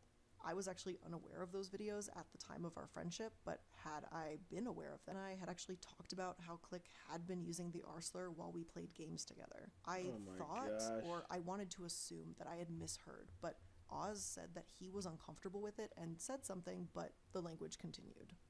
Click, you are right. Those videos in question are old, and at this point, they're kind of irrelevant. People can learn and people can change. That being said, at the time in 2020, Click was still using horrifying language and slurs that have long been deemed unacceptable. Now, firstly, what I should just say here is that what Blair is speaking about here, of course, is just an allegation, but I guess at the same time, so was what the Click said originally in his thread. But yes, from what Blair was saying there, it's very obvious that she was not going to back down when it came to the Click, and as you go further and further into this video, more and more comes out. So I should just say, take everything in basically the entirety, but in mainly the next part of this video, with a large jar or bucket of salt, because yes, there are going to be a large amount of serious allegations now made, and again, just drink up that salt. Because yes, after this, Blair starts to randomly suggest that the Click was actually allowing predators to thrive in his Discord and get away with horrible actions. And I know before I said that I'm going to try and remain chronological here,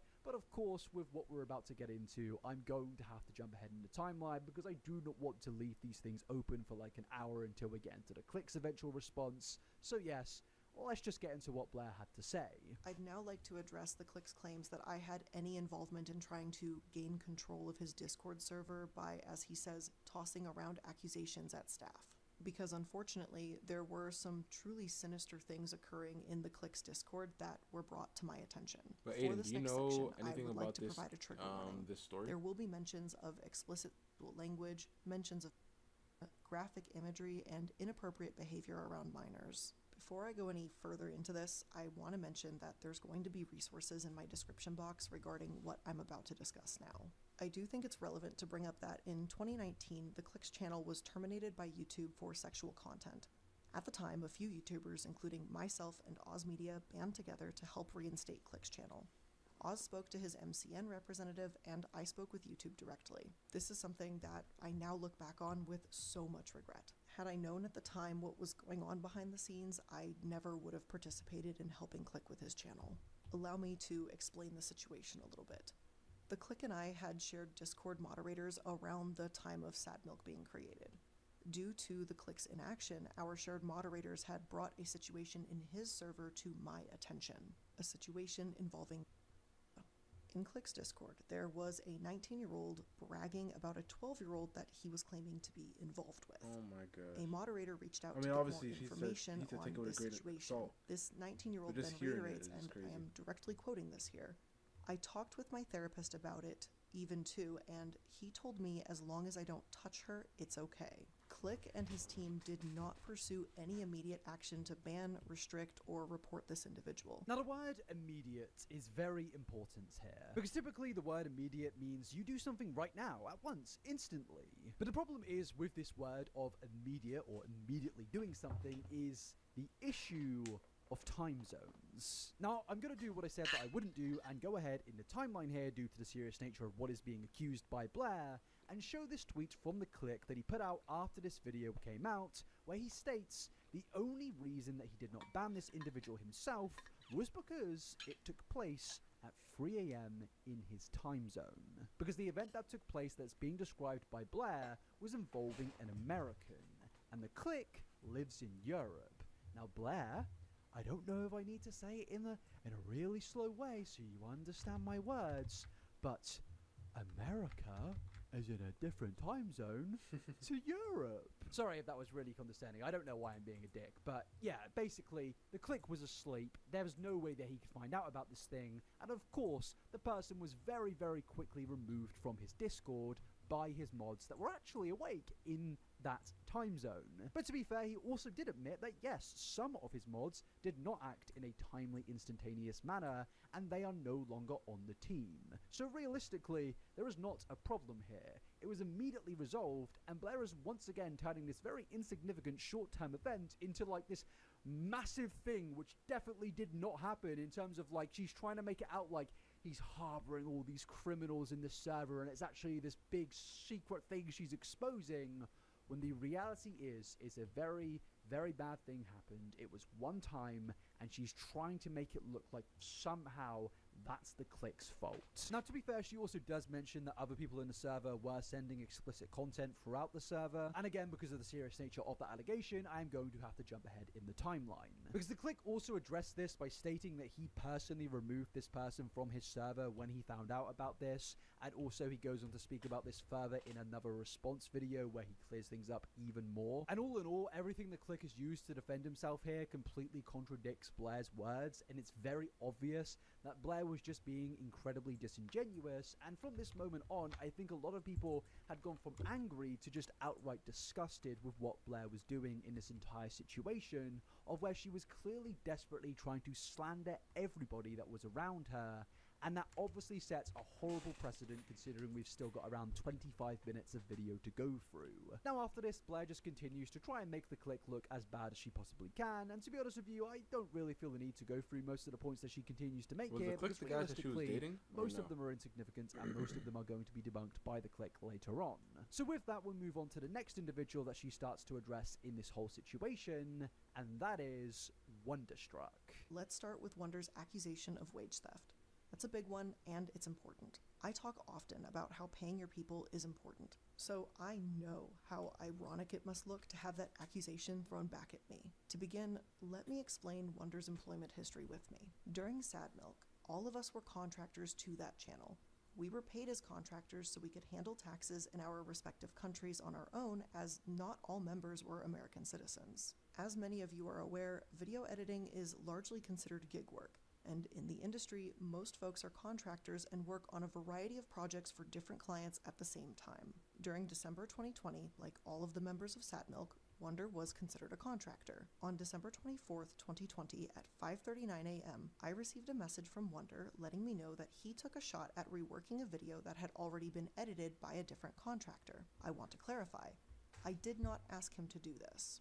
This was something he did of his own accord. I responded to him, letting him know that his edits would go live at 1 p.m. on December 24th, 2020.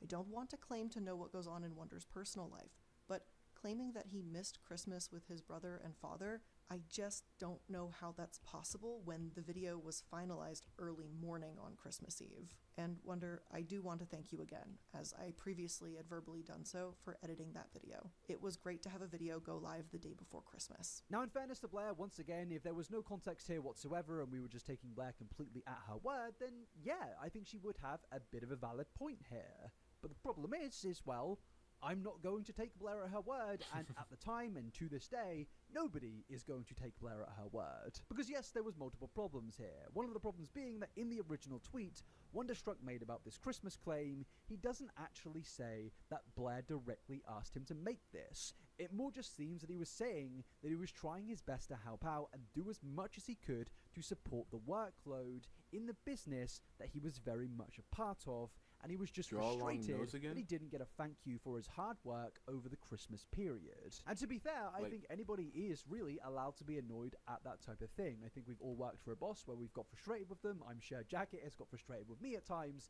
It's just something that happens in business, and that can be perfectly fine as long as you don't use that to then justify acting horribly to other individuals. But another interesting thing about this tweet from Wonderstruck and this whole situation in general is it clearly shows that Wonderstruck was doing a lot behind the scenes to help with the workload, which actually contradicts something Blair said previously of she was just so stressed out because pretty much nobody wanted to do anything and it was only her just doing everything. People weren't stepping up to the plate, and I did, and I ultimately bit off more than I could chew. When we've got direct proof from Wonderstruck here that that absolutely is not the case. So based on all that stress that Blair was complaining about, I can fully understand why Wonderstruck would do this. He was trying to help out somebody who timelessly again and again said how stressed out they were. He just wanted to help out his friend and business partner, and that makes a lot of sense, but given the fact that he did a large amount of work and missed a big part of his Christmas holidays and didn't get a thank you, I think he has the full right to be frustrated. But also, I just want to jump ahead in the timeline again and show the fact that Wonderstruck actually came out with his own video and responded to this point with additional context. And yeah, to be honest with you, I'm just going to throw out my rule of keeping this chronological because it's just not happening. So yeah, here is Wonderstruck disproving and going against what Blair had to say. As for missing Christmas, you raise a very good point, and without context, I can understand where your confusion would arise, so hopefully I can clear this up for you. I'd like to paint a picture here if you allow me to do so. December is one of the most important months as a creator. For those of you who don't know, there are better or worse months to post to YouTube due to when advertisers are most willing to pay. And most advertisers are wanting to put their highest performing ads on videos during the holiday months such as Christmas. This equals a higher CPM, which for those of you who are in the creator space, it will all just kind of water down to this. Higher paying ads plus more videos equals more push equals more money in your pocket. It's a lot of boring stuff. Puts food on the table, pays your bills. That's all you need to know. At this time, I was a full creator. I didn't make crazy amounts of money, but I made enough to live on my own terms. During December, I was churning out content from my own channel. I needed it as a small growing channel and as someone who needed to pay his bills. However, our editors were short in the month of December, so what Blair fails to mention in her video, I will clarify. December 21st, I just completed a Sad Milk video that took me 16 hours, give or take. Back in 2002 or something. 2005. No. 2007. He looked like he should be back in 2007. For the like, look, and come on, man. Tell me that. Listen, it's just a high quality video. But if this video has some grain on it, you'd be like, yo, when did this video come out?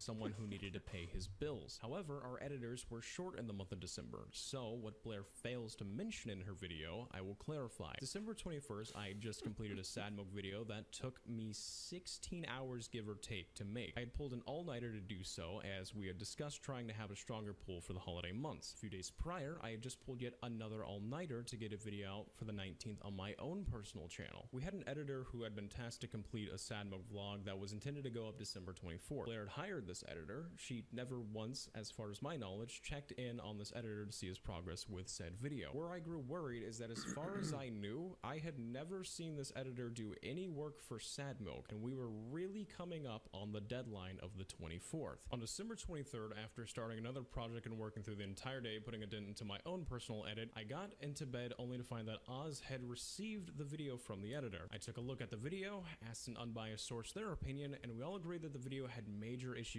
for a supposed finished product. These issues included scuffed audio, poor audio leveling, unnecessary edits that made relatively no relation to the edit itself, followed by long periods of dead air for an increased watch time push. I do not mean this as an insult. It resembled a home movie gone bad rather than a fleshed out project for a channel that had almost 200,000 subscribers. I knew this was a severe problem for two reasons. First, the deadline for the upload was the following morning. Second, this video was expensive and intended since November to be a Christmas Eve video. The video in reference was a Sad Milk gingerbread house building competition where we all flew out to Colorado. Blair purchased a large amount of items for said video, such as microphones, gingerbread houses, and Santa hats, all that material you need to make a gingerbread house. I'd like to add that Blair intended to use these expenses as a tax write-off, so it wasn't a total loss. We were all contracted for an entertainment company. In order for this to be a tax write-off, we would need to produce a video to prove as such. So now we have to think of the perception of Sad Milk, a project that represented all of our names. This puts us in a position with very limited options. We either let down the audience and post a very scuffed video that would exhibit a lack of care for the content we were making, which was not ideal given we had just lost half our members.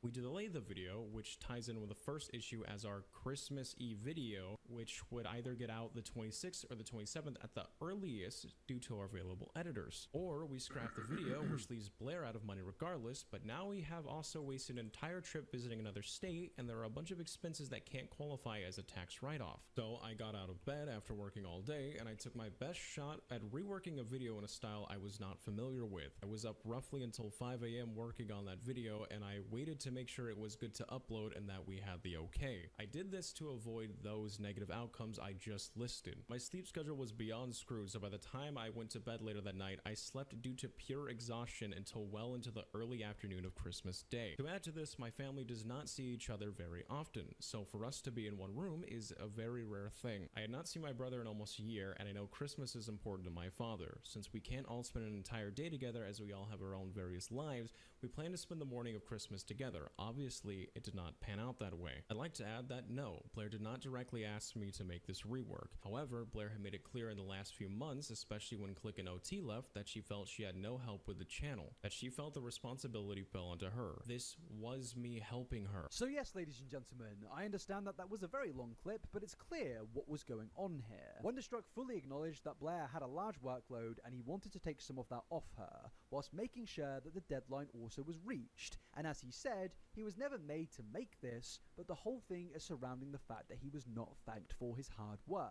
But the weird thing is here is I don't really think that any of this part is that significant. Okay, she didn't say thank you, yeah, it's a bit of a dick thing to do, but at the end of the day, in the grand scheme of things with everything Illuminati has done, it's not really the worst thing, but still, she couldn't just say sorry. She had to be disingenuous, she had to fight against everything, and she couldn't just admit that maybe, just maybe, she should have said thank you. Instead, she tried to make Wonderstruck look like some disingenuous supervillain, and in the process, actually disproved her points surrounding that nobody was helping her out on the team, when clearly Wonderstruck was absolutely helping out with the workload. But now, moving on from that, we get into Blair's points surrounding the issue of payments. As for his claim that he didn't get paid for his work for more than half a month, I would like to let everyone know that Sad Milk's payroll was on a bi-weekly schedule. That simply means that there is a payment every 2 weeks, which is essentially half of a month. This is something that I have continued within my own channel to this day. Both salaried and contracted employees are paid every 2 weeks, and to further add to that, Most companies, at least in the US, pay on a bi-weekly schedule, so this is not anything unusual or uncommon. So yes, there's obviously a lot of issues going on here, and I do need to apologize again, because yes, we are going to jump ahead in the timeline,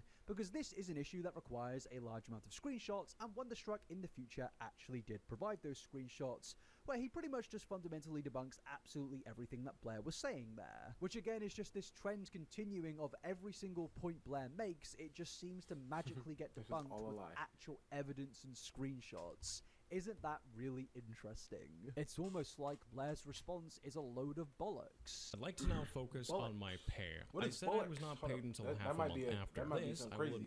Hold on. Alright. That might be something crazy. I gotta chill out, bro.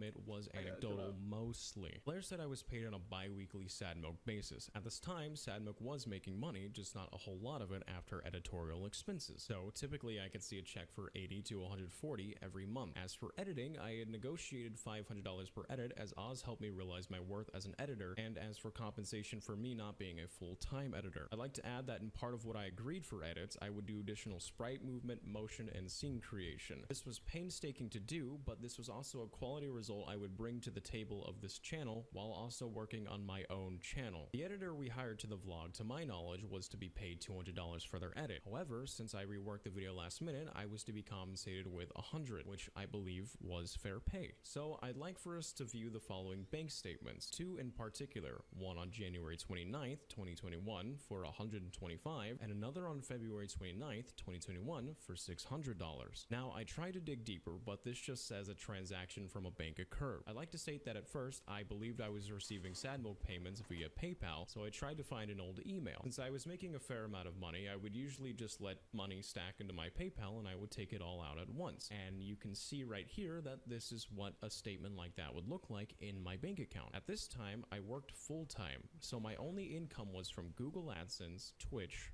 and Sad Milk. While it has been a long time, if I remember correctly, these payments would numerically and chronologically line up with Sad Milk and editor payments. It is the only possible source of this income that makes sense, which then shows me for the month of January, I actually only received one Sad Milk payment if that's the case. And it also distinctly shows that I was in fact paid separately as both Sad Milk talent and an editorial talent. I'd like to note that these payments are over the course of 1 to 2 months, not a month and a half. At the beginning of January, you can see I was paid $100 from this income source. That would make sense given half of the $200 video would, yes, be $100. However, if you look at the month of December, I did not receive one payment from Sad Milk.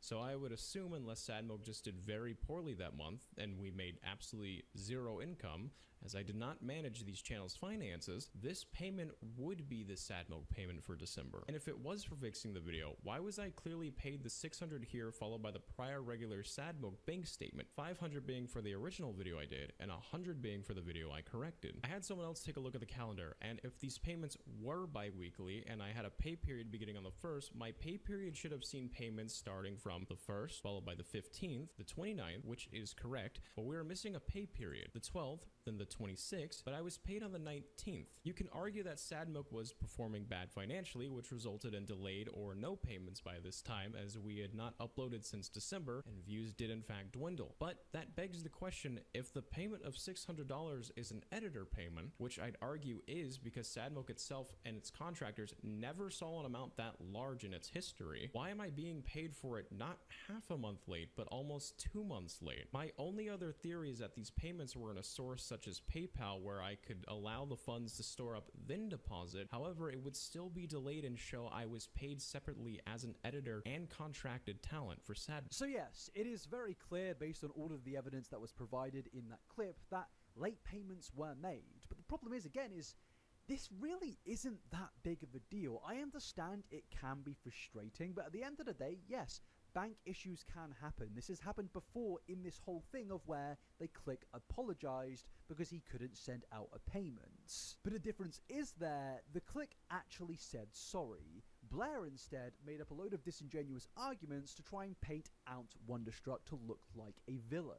And I think it is just further displaying everything that was said about her during the whole threads, that she really, in every single scenario, is not willing to take an ounce of responsibility. And it just felt with the viewers watching this and with me watching this at the time that every single section we get through in this video, and as we go further into it, it was just becoming lie after lie after lie, and you just start to wonder, how did you think you were going to get away with this? This whole issue with Wonderstruck probably couldn't have been resolved with a sorry, but it absolutely could have started there. But instead, Blair just went to war using the most disingenuous arguments possible.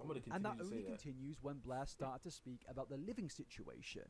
Wonder and I were still friends throughout the end of Sad Milk in 2020 as well as into 2021. During this time, he would often tell both Oz Media and myself how living in Austin, Texas was a nightmare for him. He would often complain about his roommates being terrible people, his friends being mostly terrible people and unmotivated to do well in life, and how his car was always breaking down and how his channel was not going in the direction he wanted. And then he talked about that last bit of family that he had moving away, and he was essentially alone. I won't speak on behalf of Oz, but I know I was moved by Wonder's stories. Without going into personal details, I was pretty horrified by what he had explained happened in his past. I was like back in like 2010.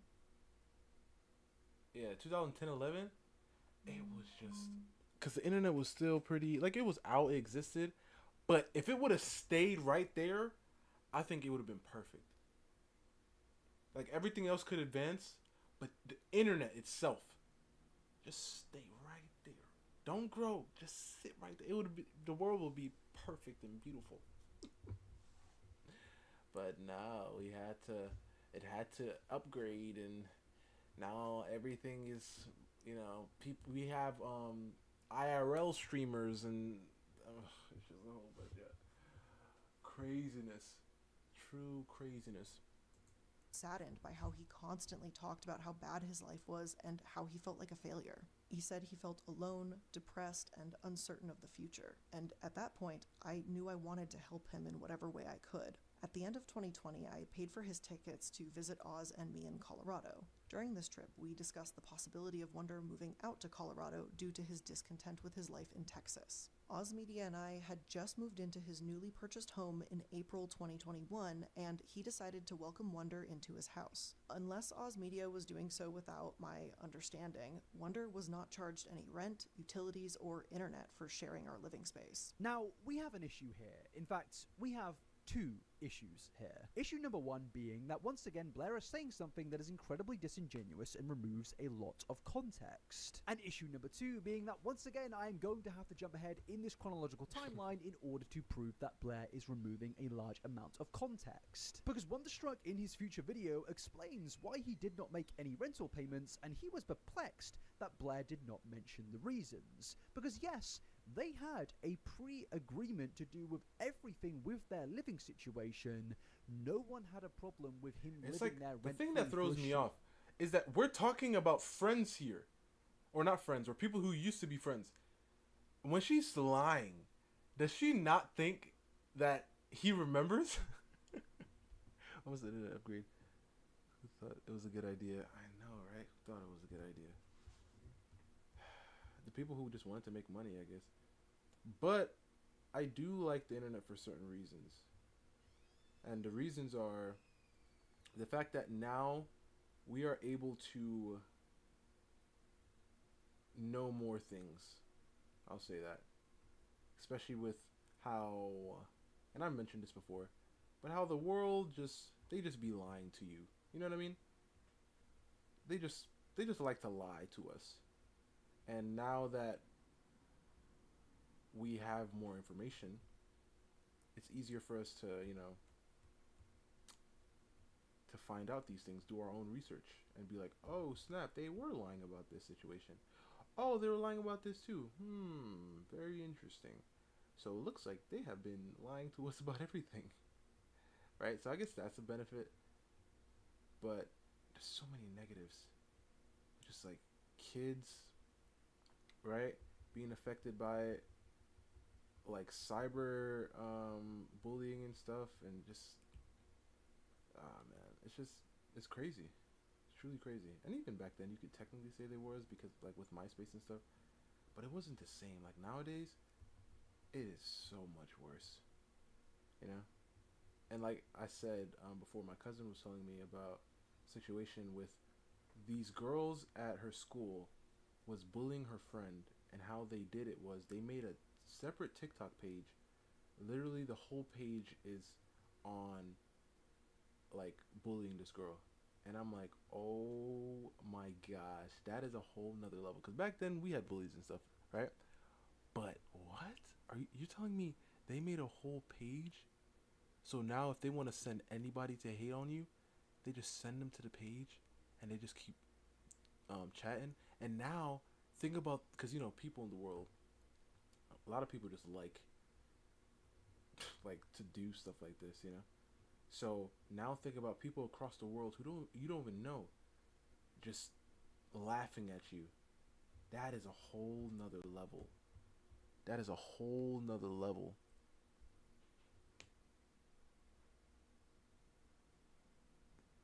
When did the internet change to this? I'm gonna say like 20. Like once Instagram really like went crazy, because I think Instagram was the beginning. Because you can say, well, Facebook, no, but Facebook back then was nothing, right? And kids were barely even on it. But once Instagram showed up, the world shifted. Like, and it just went really bad. Short period of time, and if anything, the uncomfortable party there was wonderstruck. We had actually discussed a payment plan for rent. What Blair leaves out, and what I find very perplexing as to why she left out in her video, is that the reason I didn't pay rent was because I was going to become Blair's tenant. Not once does she mention throughout this video that when I first had the discussion of moving to Colorado, it was because Blair wanted to get her hands into the real estate market and wanted to build a home, something she had discussed with other former Sad Milk members. It wasn't just me. I made a reasonable first tenant. I was someone she knew, and I obviously made income, so kind of put two and two together. You can say this is a good deed on the surface, and it most certainly appears that way. I'll get into how over time Blair would have controlled every aspect of my life via transportation, income, and housing. I sincerely do not understand why the conception of this home was never presented in the video. It leaves out a massive gap of context. The home I was told would be finished by August, and then I could stay the summer. And the last month before moving to Colorado, after finalizing my lease, I was informed that the home would be pushed back until December. It's made me highly uncomfortable, which you can see the dates in these private DMs between Oz and a friend of mine who will remain anonymous. I have always been a very independent person. I have never had someone else pay my rent once in my life. Yeah. Exactly. But the thing is, I feel like even back then, like kids had smartphones and things like that, but we mainly had them for like games and stuff. We rarely really did anything on them, I'd say, back then. But the internet got a lot stronger, right? And once it became like a normal thing to post yourself online, because even with like a Facebook and everything like that, I feel like it wasn't as crazy, because Instagram is just pictures, right? So people started posting pictures of themselves. And then people started having opinions on how other people looked. And then it just kept growing and growing and growing and growing and growing and growing. And then now just random strangers across the world decided to have opinions about how you do certain things. And then people started becoming influencers and creating fake like lives. It just changed everything.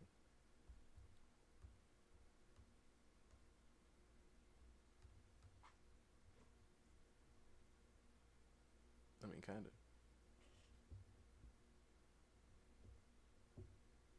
Yeah. So bad. Because back then, I just remember, like, even before, like, online games, I know it makes it a lot. I mean, there was still online, but online wasn't even as crazy as it was. But I just remember the days when we used to just go outside, you know, go to our friend's house, you know, play with them, like, personally, like, on split screen, you know. It was just the good old days. The good old days.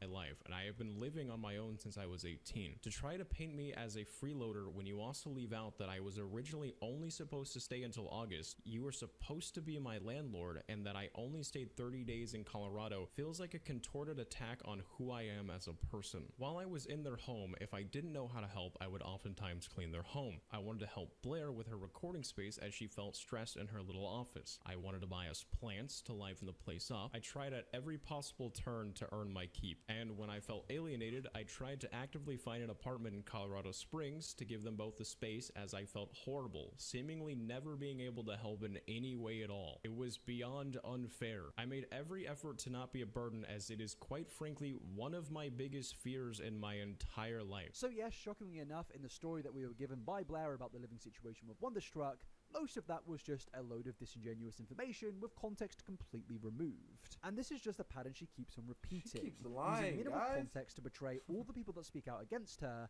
as some form of crazed freeloader who did nothing but leech off her and her business for years. And there is a clear reason to why she's doing this. Most people obviously do not like freeloaders. You see someone freeloading off a friend and you think, that's really annoying, that's really frustrating, I don't like that person. So when you hear, this guy was living with her rent-free, he had the dream job, he had a car, he had everything, and now he's got the gall to come out and slander my favorite YouTuber?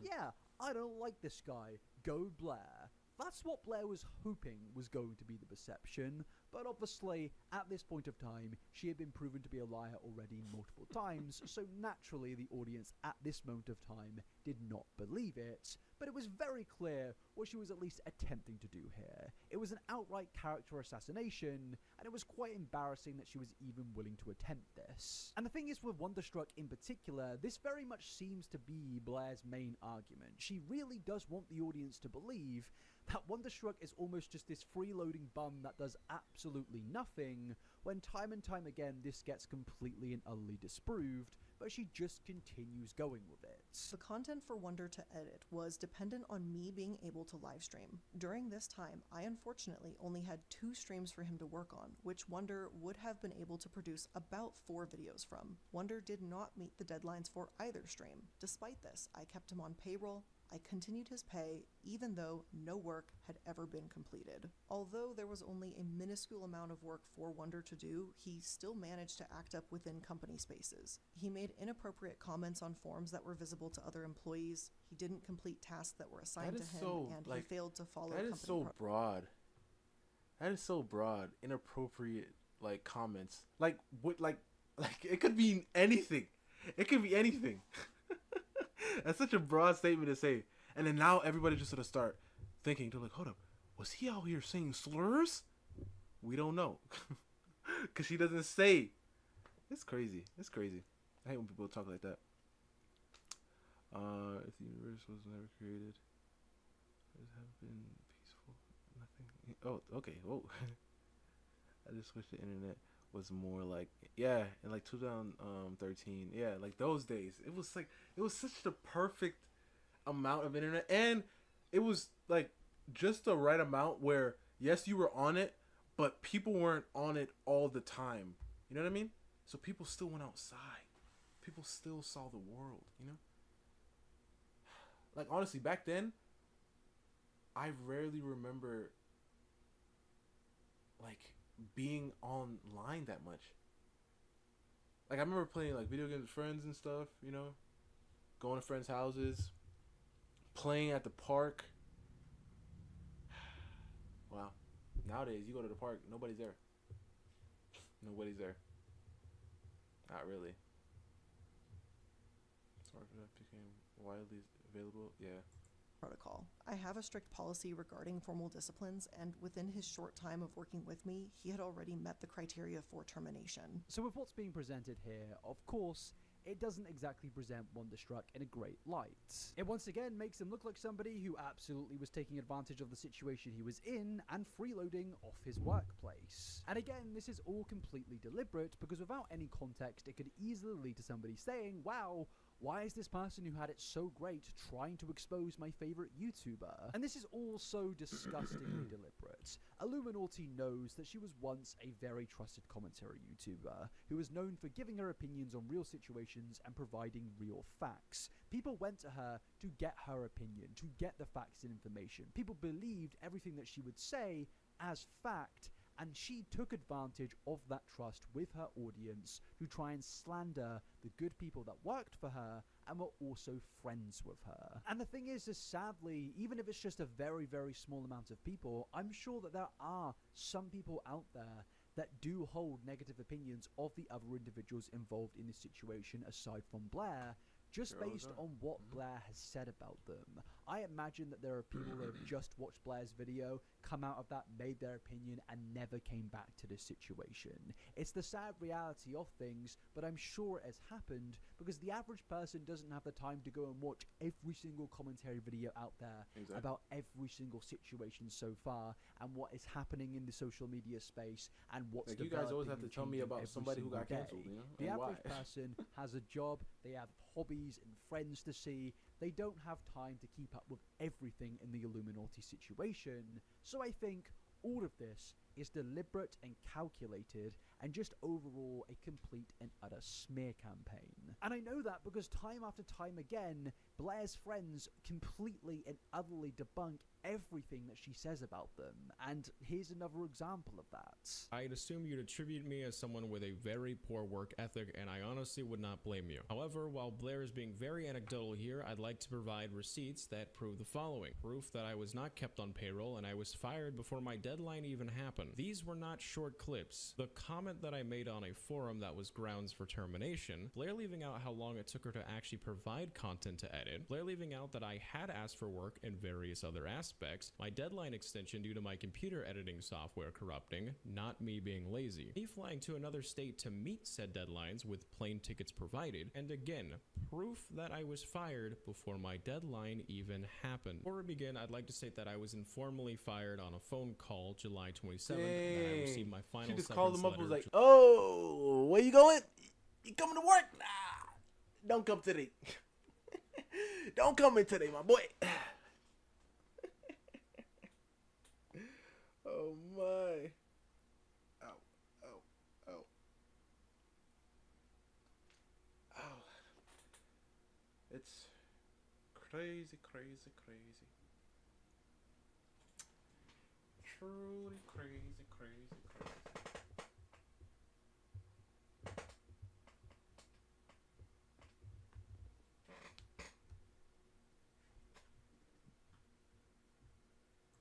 July 30th, but as you can see here in private DMs with an editorial manager, my deadline was extended to August 2nd. I was fired within my deadline. To add context, Blair had not streamed for the entire month of June, and come the further end of mid-July, she had finally streamed. I was given one stream that would result in 2 videos having 20-minute plus durations on both videos. So for context, these were not short clips, rather 20 to 40-minute chunks of content, which is exactly what I signed up for. This in itself was not a problem. However, upon getting far into making the video, my editing software corrupted. Said in a statement that it was pleased with the ruling which would allow it to continue to use treatment. So that's from this article. I was staying with my dad in Texas, which we'll touch base on why in a little bit here, and only had my laptop, which had never had an issue before. I had this laptop for roughly, I want to say a year at this point. Never once had I run into a software corrupting issue. So I reached out to an editorial manager explaining the situation. They asked that I take PTO, but instead I held off because Oz Media said he could get my PC fixed. I was running out of time, but my deadline initially was July 26th. So last second, I flew to Colorado to get my computer just so I could turn around and fly back. It was at this time I had noticed I was locked out of the editor files, which I found odd given that I was Aiden, still... You live in Japan, or have you been to Japan?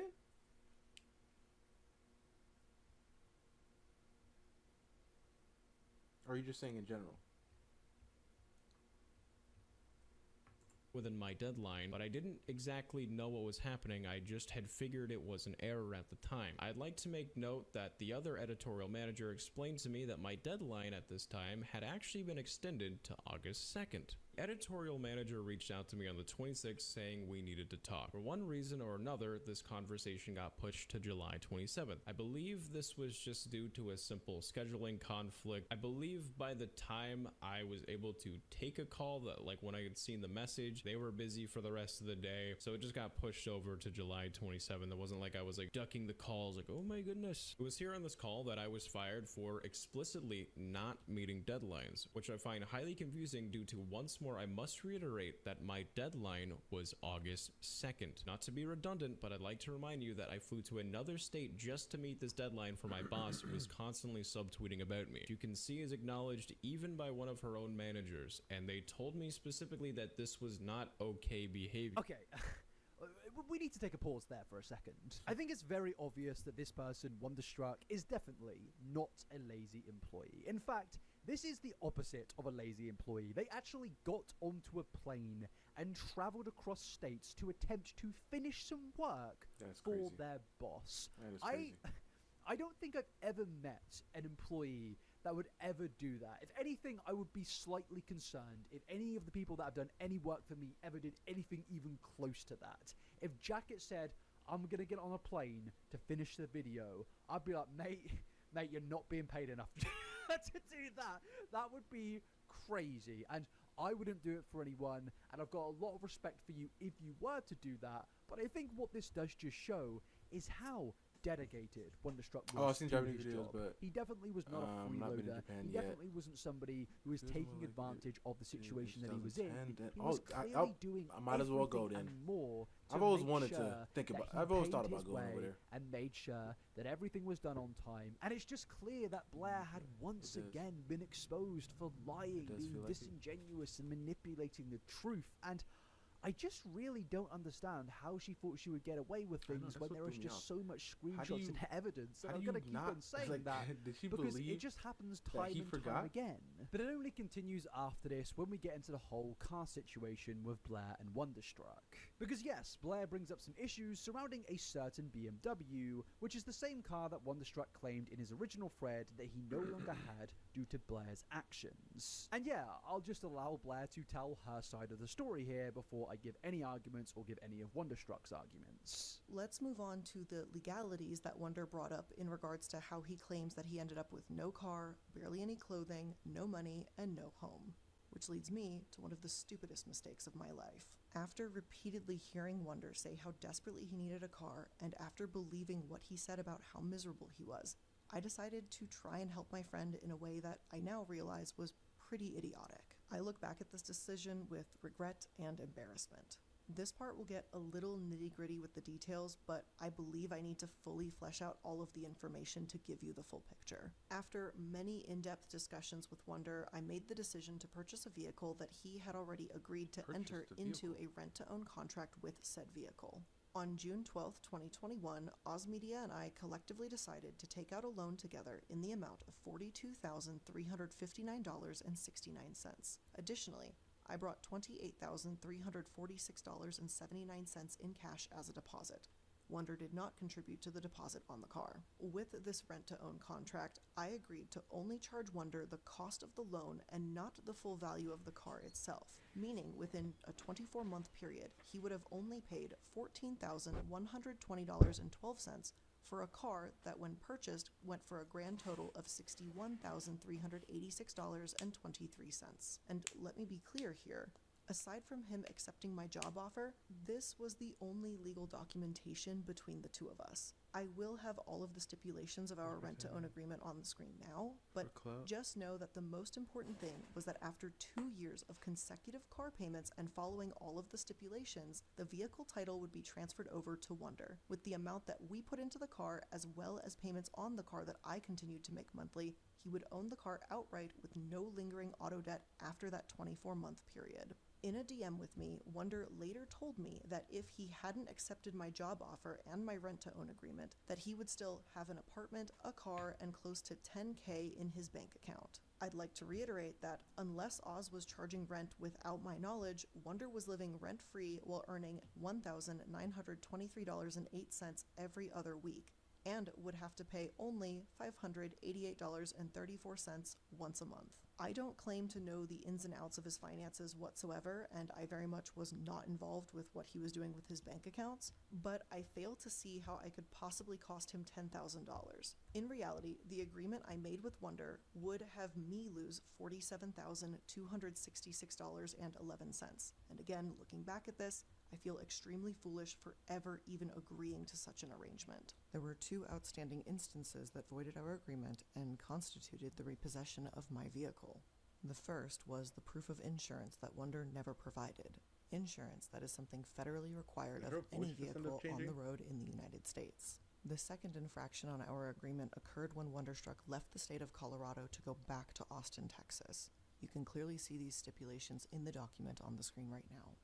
Due to multiple defaults by Wonder in our contract, I felt that I had no choice but to repossess the vehicle, which was my property because I am the one who owned it. When I landed in Austin, Texas, I called the non-emergency Austin PD 311 number to explain the situation to them.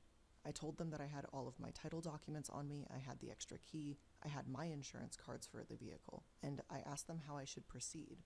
They told me they were unconcerned as I was well within my legal right to collect my own property. They furthermore offered me a police escort for the repossession if I wasn't able to collect the car on my own. So on July 29th, 2021, I was able to get a hold of my vehicle and I took back my property. I would like to take a moment to bring up the condition of the vehicle upon its repossession. Within 1 month of using the vehicle, the car was visibly soiled, trash was littered in the car, it contained dirty clothing which consisted of I think 2 pairs of dirty boxers and maybe 3 mismatched socks. There was also a huge crack that went across most of the windshield, and for some reason the glove box compartment in the front passenger seat was somehow broken. The state of the vehicle was shocking, to be honest, but at this point I was just happy to have my car back and know that it couldn't be damaged any further. Now look, I understand that there is a lot of long clips that I'm going to be playing throughout this video. This is a very sensitive story and I'm going to need to, provide context, because that's what, people do, Blair. When they make commentary videos or make any videos or just tell any story,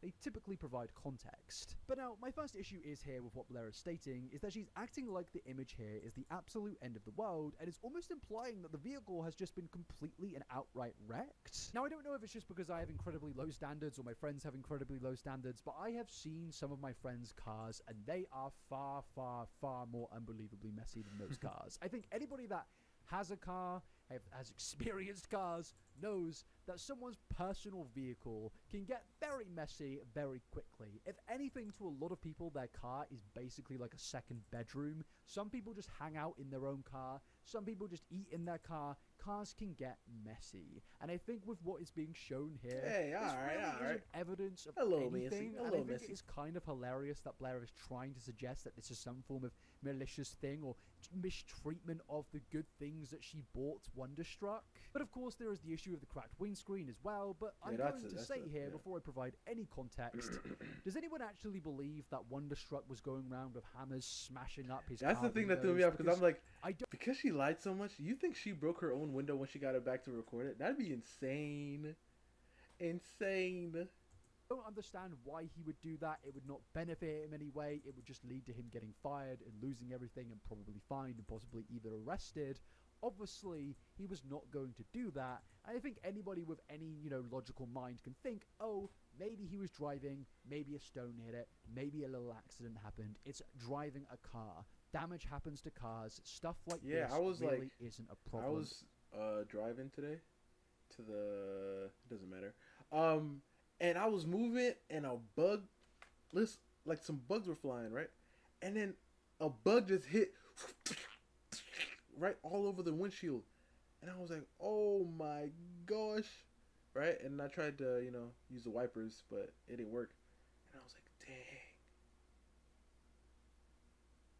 So now imagine. It could have been like a little pebble or something. So this crack right here, I could understand that happened from a pebble.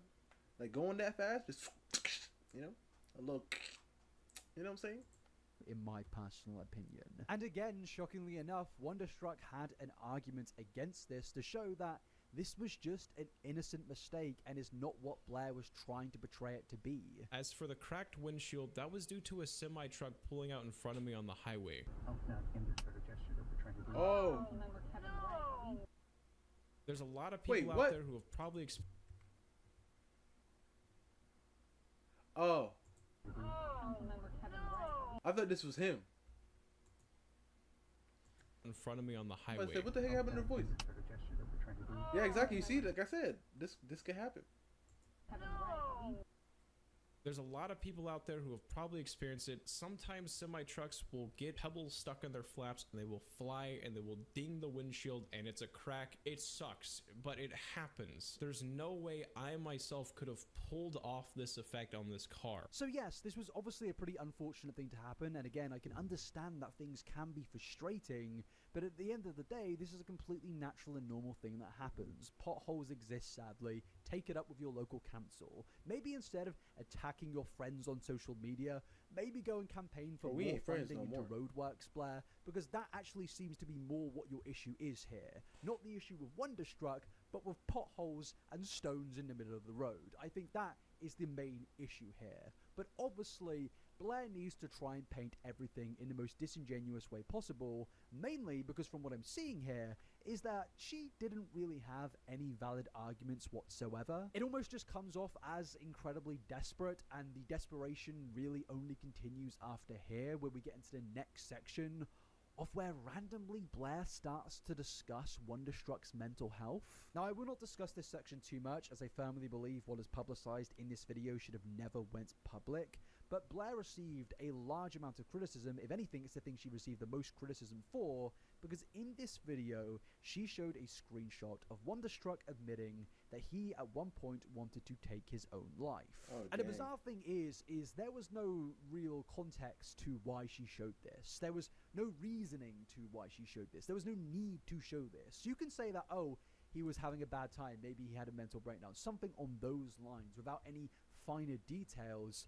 But for some reason, she released a screenshot of an incredibly personal moment that should absolutely have not been in a video titled Illuminati Exposed, which Illuminati knew would be viewed by over 1 million people. There's no way it wouldn't have. This situation was getting so much traction and becoming mainstream, but she knew that and obviously did this to embarrass and shame and belittle the people who she clearly had a problem with. But what's even more insane is only very shortly after showing that screenshot, Blair makes this incredibly disingenuous apology to Wonderstruck, stating that she should have never shared therapists with him, as that was a quote-unquote conflict of interest. And unfortunately, after I recommended Wonder to this therapist, there began a conflict of interest, and I could no longer in good conscience see her for her services. Wonder, I am so incredibly sorry that I unintentionally created a conflict of interest between the two of us. It's like every time she says sorry, I'm just like, I don't believe you. I don't believe you. This therapist, I did not mean to make that an issue between us at all. Now I can either take this as two things. Blair is either trying to cushion the fact that she knows she has just shown something that she absolutely shouldn't have with a, oh, by the way, I'm really sorry, so people don't get mad at her, or two, this is Blair's really messed up way of being nice. Like, she's never actually nice to anyone, and I guess she thinks that this is a form of being nice when absolutely is the complete opposite of that and should not have been spoken about in a YouTube video. The whole thing is just really, really confusing. But to be fair, thinking about it a little bit more, I think the conclusion that I'm going to come with to why she did this is because she wanted to get a few sorries here and there in the video to make it look like she was taking a little bit of responsibility for some things. But realistically, most of those things are so insignificant or just have no relation to any of the events, and yes, sharing therapists definitely really has no relation to anything in this story, and it only led to some extremely personal things being leaked. But then moving on to the next section, after Blair apologized, she then continues to come after Wonderstruck due to some issues surrounding Wonderstruck's dog. And pretty much what was happening here is that Blair was claiming that Wonderstruck overall was a terrible dog owner. When Wonder arrived in Colorado, to say he packed lightly would be a bit of an understatement. He arrived with barely any clothing, no food for his dog, not even a collar for his dog, just a bandana. As Wonder mentions on Twitter, that short amount of time we lived together was absolutely a nightmare. The tension began with our dogs and his unwillingness to help ease the situation between our pets. I did everything I thought of at the time to introduce James and Casper in a way that facilitated a good relationship between the dogs. They met on neutral ground at a dog park and only had supervised play at the house.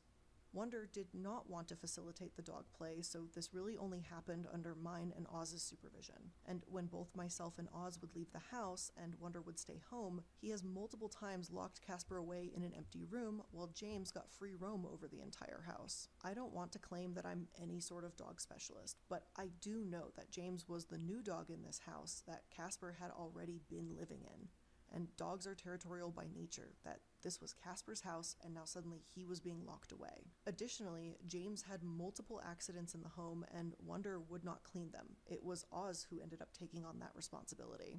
During Wonder's stay in Colorado, his actions and inactions regarding the care of his dog James were a main cause of tension in the house. Not only did it seem like James was receiving inadequate care due to the lack of identification with a collar, lack of food, lack of toys, and Lack more, of identification but with a Wonder collar. was unwilling to do his part as a pet owner to keep the peace between the dogs too. Wonder's lack of responsibility led to multiple incidents in addition to what I've previously mentioned. Firstly, James bit Casper, and bit his ear so hard that Casper bled. At this point, I took Casper to live with my sister as I no longer felt comfortable having Casper alone in the house with Wonder and James. Now, to be honest with you, I don't really understand why any of this is being brought into this YouTube video. Most of the conversation surrounding Blair has mainly been to do with the issues at Sad Milk, payments, and just in general the issues destroy his with character. the friendships that Blair was holding. Nothing to do with dogs, pets, or any other issues related to animals. To me personally, what this now seems like is Blair has absolutely no arguments to make, so instead she's trying to take any forms of personal drama that she has had in the past and use that as some form of valid point against the people that have criticized her, when the reality is yes, some unfortunate things can happen. Even if we're not going to provide the context, yes, dogs and other dogs can have issues with each other. That is something that can happen, and sometimes dogs can do things that are And people very love their frustrating, animals, you know. annoying, and can upset you. But at the end of the day, I don't really think any of this has any weight on any of the other stuff involved in this situation. And to me personally, it does just seem very petty that she's bringing any of this into the conversation.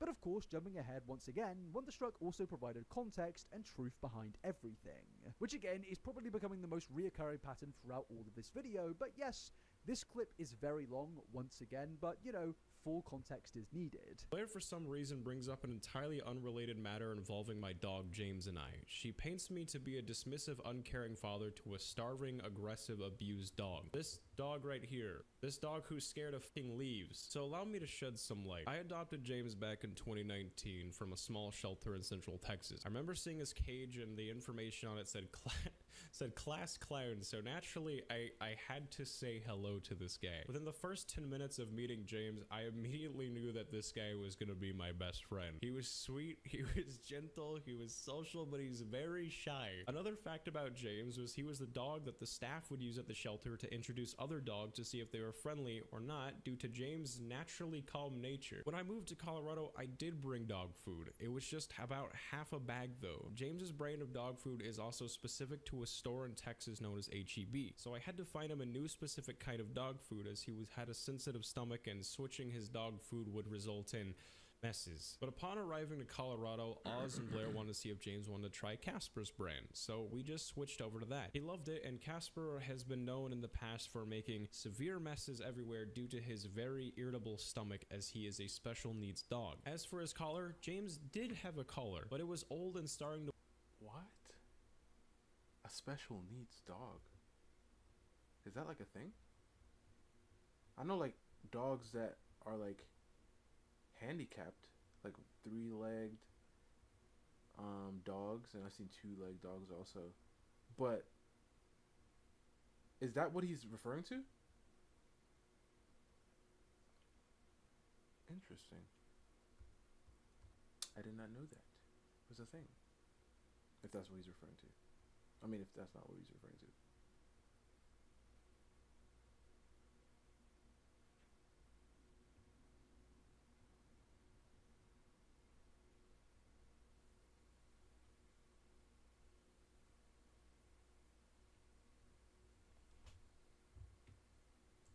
aware. I went to PetSmart on my second day in Colorado and bought him a brand new dog tag alongside a red plaid collar, a collar which he still wears to this day. I also did not lock Casper in the room to keep James roaming the home. I would put Casper in a separate room sometimes so James could pee, as Casper would bark constantly at the bedroom door which James and I stayed in. Whenever James was out, Casper would gnaw on his ears, which is something Blair did not mention. James did bite Casper. He made Casper bleed. But what Blair left out is that since Casper was a puppy, he has had a bad habit of gnawing on other dogs' ears. This is due to him being around another dog named Percy who exhibits this kind of behavior. And you can see this dog exists on Casper's own YouTube channel. So one day Casper kept chewing and dragging on James, so naturally he snapped back. James only did this because Casper wouldn't stop attacking him. It wasn't the other way around. As for James getting out and pooping downstairs and me not helping clean it up, there's a lot of reasons for this and a lot of context left out. The night James got out and got lost, I made a mistake and forgot he was out there in the backyard. I was in between helping Oz with something downstairs and going back and forth, but James needed to pee, so I tried the multitask. After like 10 minutes, Oz suggested we go grab dinner real quick, and we left for like 2 hours. I personally messed up, and I take full accountability for it happening. I left James out in the backyard. But what pet owner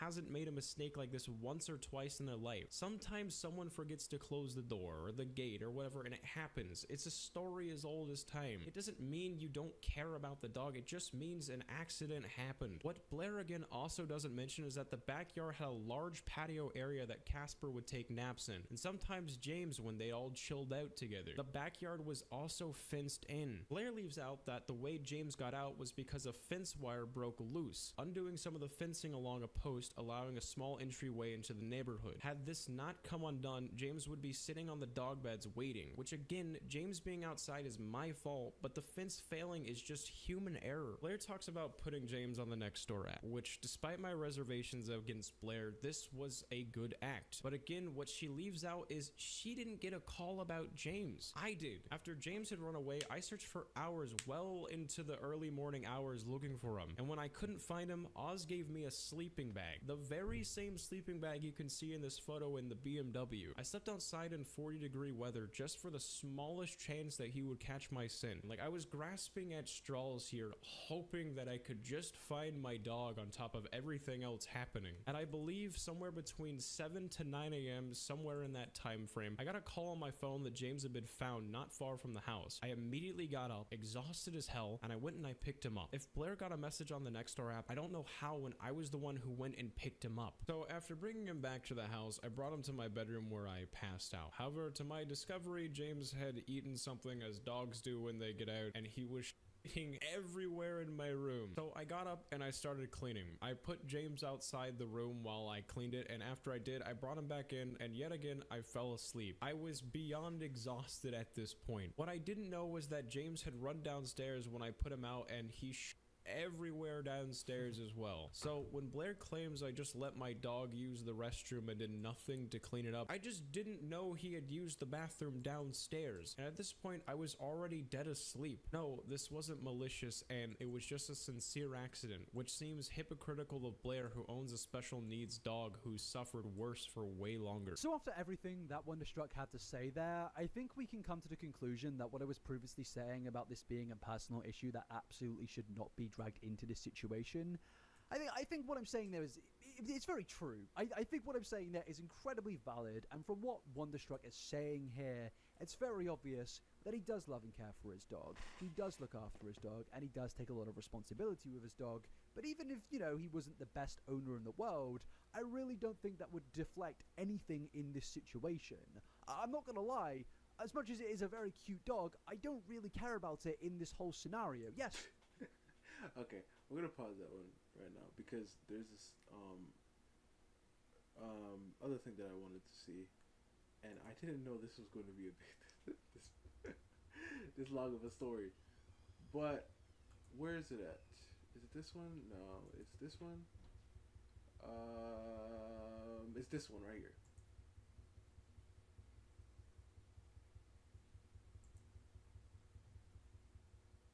Welcome back, guys, and thank you for the amazing support on yesterday's video, where we discussed the recent news about Honkai Star Rail's main characters being replaced by Hoyoverse, seemingly because the VAs were a part of this strike or unofficial strike or collective work refusal, however you want to put it. And so the months go by, they still refuse to work, I'll actually be and right back. Hoyoverse eventually, well, now. I need water. I have no more.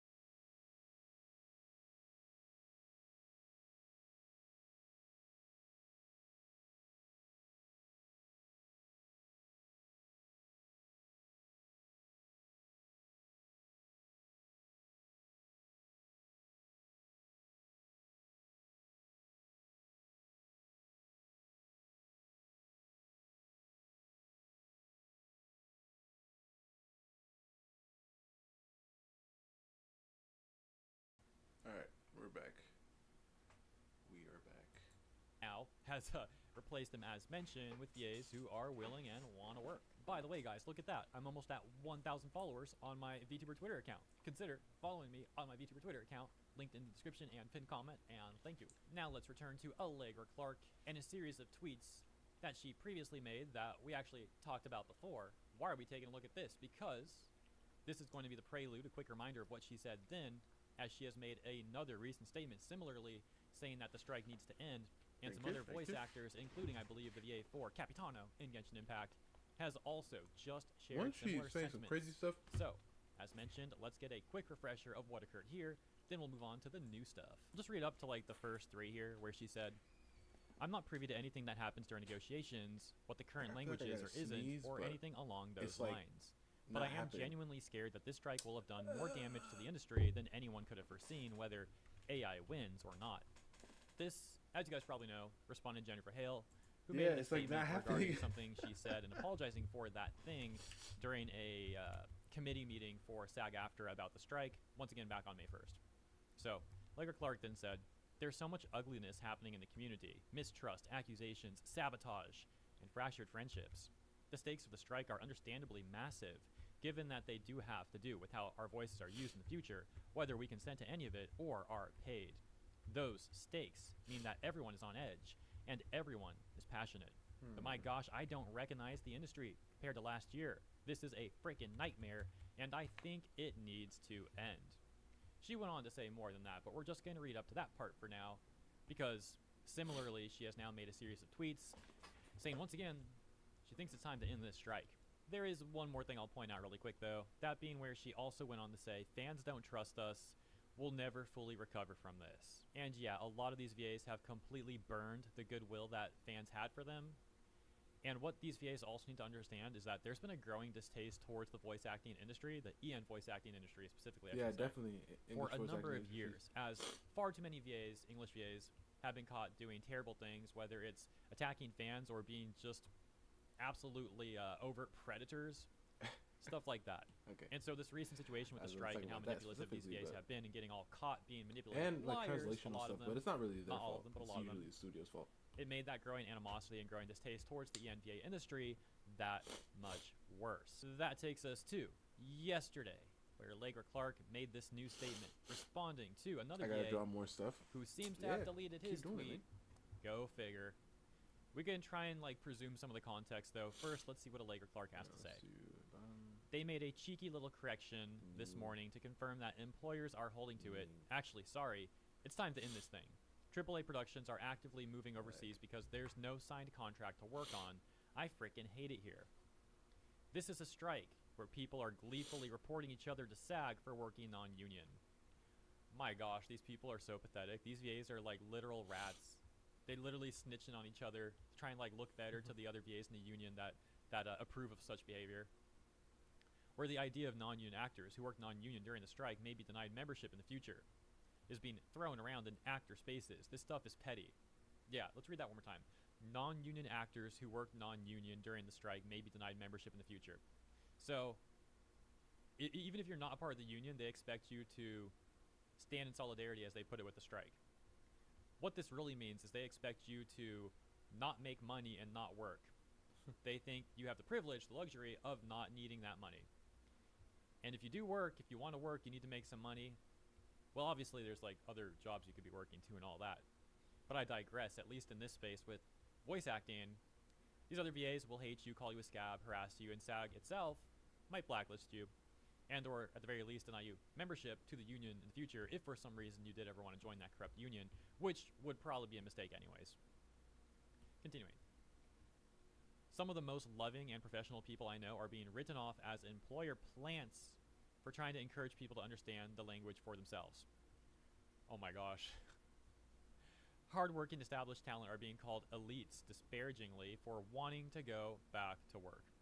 To be clear, and I sincerely apologize for not leading with this, if I see a single frickin' one of my peers tagged or heard their name tossed around with threats, then you're also part of the problem. And let's address the elephant in the room. Some actors do want certain non-union games to flip union, but many are waiting to go back because they don't want to or feel they can't work non-union during the strike. Either it's to try to be a team player with the union or work out of fear of retaliation. Now there is something that I find quite awful, and that is, let's go back really quick. So this section where she was saying, this is a strike where people are gleefully reporting each other to SAG for working non-union. And I mentioned this is like some pathetic rat behavior to me. This seems like what happened to Venti's VA, Erica, because we know that Erica said she was getting threatening letters from SAG. But then you had a number of VAs on Blue Sky talking about what Erica said and disparaging her for criticizing the union and talking about this stuff. And a number of these VAs, according to my recollection, it was like Kyle McCarley, Karina, and Little Crebo, and some other like random ones here and there, were making it sound like they knew exactly what the letters Erica got were. Despite the fact that Erica didn't disclose what exactly they were, just that they were threatening. And then Kyle McCarley started talking a whole lot about breaking Global Rule 1. So this made it seem like one of them or another VA had ratted Erica out, and then behind closed doors in private, like told some of these other VAs in the clique, like, oh, I reported Erica. Like, it's some of the most pathetic rat stuff. Yeah, if you guys are enjoying the Now, stream, all that make sure you said, hit I don't like, think SAG should even be operating this way to begin with, because I think it's pretty scummy. Because on one hand, the union has Global Rule 1, which states here, according to SAGafter.com, and this is something we've talked about a lot in the past too, but bear with me. No member shall render any services or make an agreement to perform services for any employer who has not executed a basic minimum agreement with the union, which is in full force and effect in any jurisdiction in which there is a SAG-AFTRA national collective bargaining agreement in place. This provision applies worldwide. Excuse me, by the way, it's sagaftra.org, not .com, but similarly on sagaftra.org, they have Union Myth 10. Quote, as a union member, I'm not allowed to audition for non-union work. They say, wrong. Fact, you are allowed to audition for non-union work. However, you cannot work without a union contract. Audition, get the part. You're likely to stand out in a non-union crowd. Once you're offered the role, explain that you can't do the role unless it's union. Let the producer know that going union is not nearly as complicated or expensive as they might imagine. Staff is right here in Texas to help with the paperwork. Let's pause for a second, and then we'll take a look at these three bullet points, and then we'll go back to the rest of Allegra Clark's statement and also see what Capitano's VA had to say and all that great stuff too. But pausing here, what we just read, a few very scummy things I'd like to point out. First of all, trying to get people to audition for non-union work just so you can try and flip the whole project union. Very scummy. As we know, can also potentially negatively impact the non-union people working on that job therefore. For example, getting them fired or forcing them to join the union and pay members' dues that they don't even want a part of. Otherwise, they lose their roles potentially. Very scummy. It's also just a giant waste of time for people too. Like, having your members audition for a job knowing full well that they can't technically work that job, as mentioned, is a big waste of time. These people are holding auditions looking for people to hire, and then for them, your member to then turn around and be like, actually, thank you for booking me on this role. Audition went well, thanks for booking me, but I can't actually work this. You're like wasting everyone's time. And let me point out here where they say you're likely to stand out in a non-union crowd. Notice how at this point in time in the process, the person, the actor auditioning, wouldn't actually be known to be a union member until like later when they spring that info on them. My point being, what they're implying here goes back to the pompous statements that SAG-AFTRA has made before, where they say that their members are more talented, better actors than the non-union plebs. And I'm rephrasing that a little bit, but that is what they were getting at. And you can see that same rhetoric being like interjected right here in a subtle or not so subtle way. For those that haven't seen this, here's one of the things I'm referring to, by the way. Union Myth 10, once again, sagaftra.org. Quote, union actors are better actors. This is true. You're better because union actors uphold the industry standards for all performers. Union actors are experienced professionals who know how to act on set, pun intended, implying that non-union people are not professional and don't know how to act on set. The frick? It goes on and on and on. I've already read this before. You get the point. Of course, there's also executives making disparaging remarks to non-union people, and we've seen how union members will also openly harass people who are not union for various reasons. We could make a whole list, but I digress. We've discussed this for now months, actually, so continuing. The final section on Union Myth 10 we are reading. This part, oh my gosh, I did it again. This part, oh, what the heck. Before we go back to the VA statements, the new statements. Fact, you are encouraged to audition for non-union work because 1, non-union producers get a chance to see amazing talent they wouldn't otherwise see. 2, when you land that job, you get a union contract. You turn that non-union production union. 3, you can help organize more work by sharing information about non-union producers or companies with union staff so they can inform them about our contracts. It's like a growing virus. Yeah. Hey, take over this project, and when you're there, maybe you can get some intel on other projects that are not union so we can target them next. So one last thing about the note of union members breaking Global Rule 1. I do think, as mentioned, that it's really messed up for other union members to like gleefully rat out the other members. Like, don't be a rat. But on the other hand, I also do think it's messed up for union actors to take non-union work when they're not supposed to, for reasons we already went over, but also because it's just messed up to take that work from people who are not a part of the union. So, yeah, that's something else. Back to Allegra Clark. Someone said, the fact that retaliation is on the table at all is actually disgusting. Free the artists. I mean, in this context, it's artists reporting other artists, though, like retaliating against them. Whenever people make blanket statements like this, acting like all the actors or artists or whatever are like all innocent, it's like, bro, did you even read what you're responding to? Some of them are literally the rats.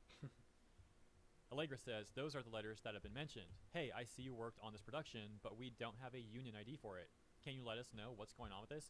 Otherwise, we may have to escalate this to the disciplinary committee. So like I mentioned earlier, it was weird how some of the VAs like knew what Erica was apparently getting, and technically that would apply to Allegra now too. But maybe this information is now just public enough. Maybe Erica said some more stuff behind the scenes. I don't know. At this point in time, it's been a few weeks. So I think it's like a bit different than right after Venti's VA posted that info, and immediately there were VAs on Blue Sky saying stuff about how they seem to know what it is. My point being, I don't think Allegra is one of the ones who are like really bootlicking for SAG and a part of that whole clique. She seems like one of the ones openly criticizing the union to some extent. Not the same level as Venti. I think Venti's VA Erica so far gets the most praise for that. But Allegra definitely doesn't seem like she's, you know, bootlicking for SAG either. So there's that. Okay, I think that's good. Finally, she says, Global Rule 1 was largely ignored for so long in a field where non-union titles potentially outnumber union ones. So many people worked off card. All of a sudden, people are tactically reporting to SAG, and Global Rule 1 is getting enforced. And it's being done tactically because they're reaching out about specific titles and franchises and trying to get people to sign the letters to those studios going, please flip these titles union. Immediately felt like blackmail to me. I mean, it does on many levels, including something I mentioned before, which is it seems like some of the people in SAG, in the union, who are enforcing this stuff are also selective with who they are enforcing. It looks like, at least to me on the outside looking at this stuff, like they'll give some people a pass, probably if they're the bootlickers. But then other people, if they get reported, they'll be like instantly taking action against them. And it just coincidentally happens to be the people who are also criticizing union the most in some cases.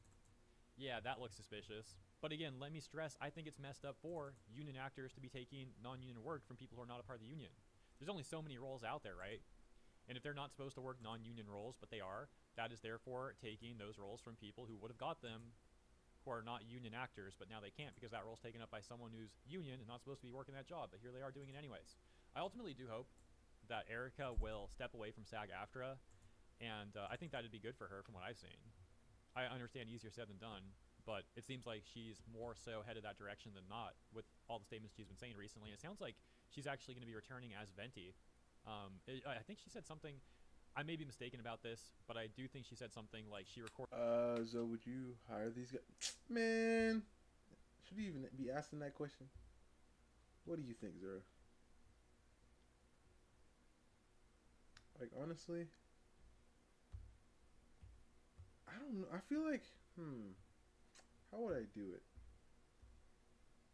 Like, I feel like the best way is just to ask you guys or, like, people in the community and stuff, you know?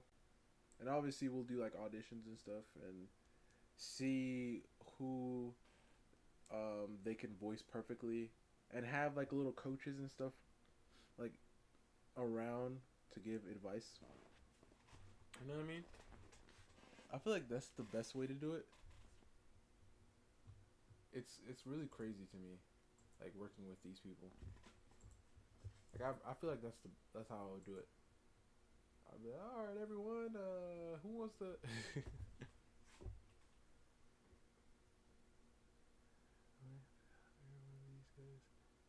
To save some money. Oh yeah, because because they're gonna need the money after everybody stops hiring them.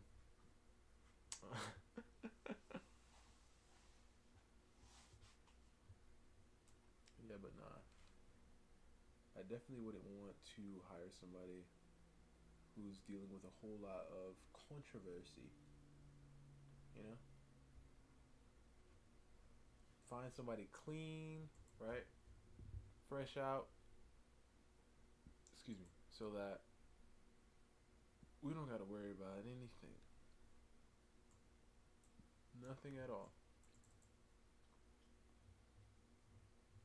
And then this becomes the voice actress for Suki, or like I'm thinking her voice is kind of like a Marin. Marin? Is that her name? Marin. Let's see.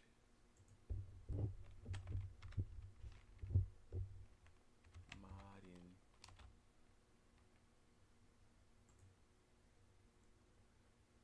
Yes.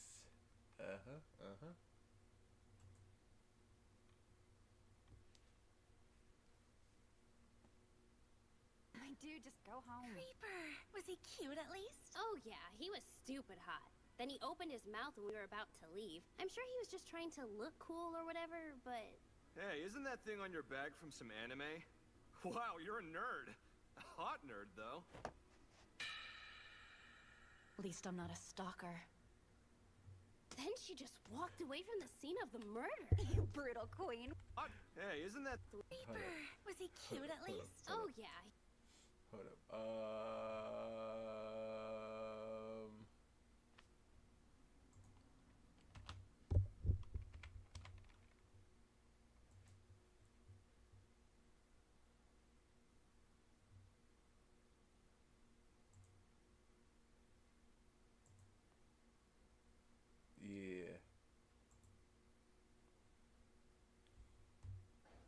You good, Maureen? No, girl. Didn't you see me die? Oh, whatever. Like I care what he looked like. That's her, bro. That's her voice. So listen, anybody out there, you know, who can do a little something like, not exactly, I feel like a little bit more attitude to it, you know. This voice right here is for her. He was a huge jerk. I mean, clearly it's something I'm into if it's on my frickin' bag. Why be rude about it? Making fun of the things people like is not hot. I had a book that's crystal clear and I still couldn't do this on my own. I'm embarrassed. You didn't have to do that for... Oops, I'm inside. Whoa. What the heck was that sound? What? You found me? But how? Seriously, you're in the middle of the sidewalk. I used my eyes. Please. Hey, I mean, okay. Let me go back. I just don't want to show it just in case. Poured the lines for Venti already. Just wait. Just in case they end up getting mad at me.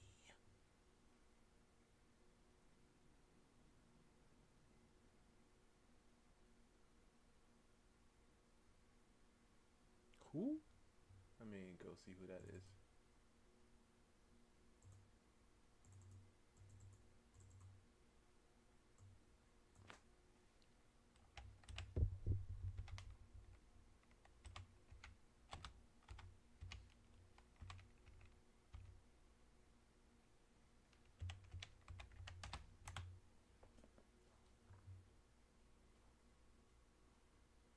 Oh.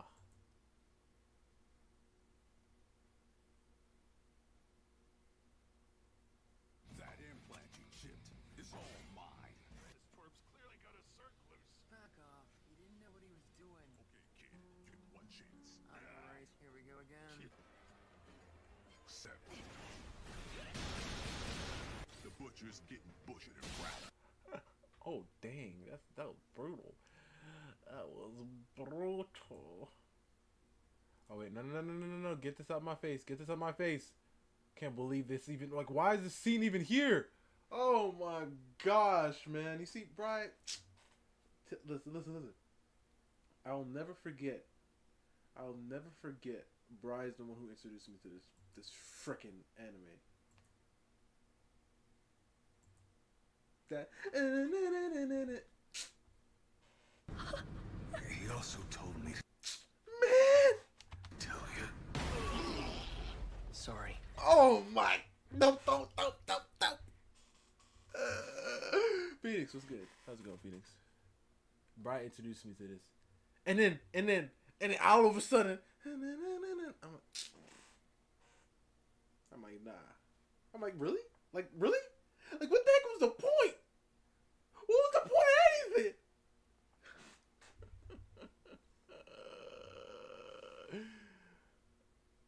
This I'm not gonna play the whole thing because, you know, copyright. But this, and then all of a sudden, just hold up. All of a sudden, Son. nope. If I gave you the Nope. LOL, Nope. tell it back. You see that right there? That happened.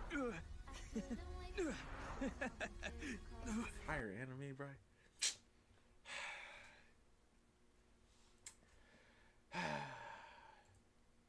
It was sure, bro. Sure.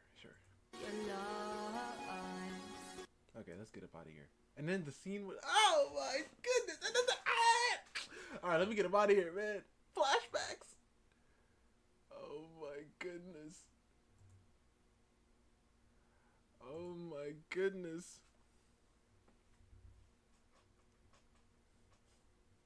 For the journey, no. I don't care about the journey, bro. Cause listen, this is me. This is how my mind works, alright?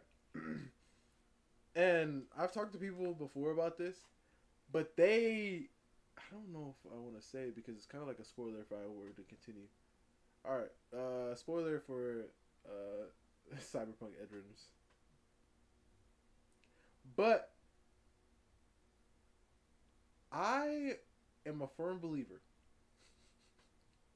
in, if you have a show with two people Mr. Terran Resident. Listen, the Terran Resident. Listen, Brian. The reason why I was okay with it, and let me explain why. Let me explain why I was okay with it, Brian. Okay. The reason why, and first of all, Terran Resonance is a perfect is a perfect clapback to what I'm saying. But I'm a firm believer in, if you're going to have like let's say quote unquote like relationship duo, or just a duo, or a team or whatever, right?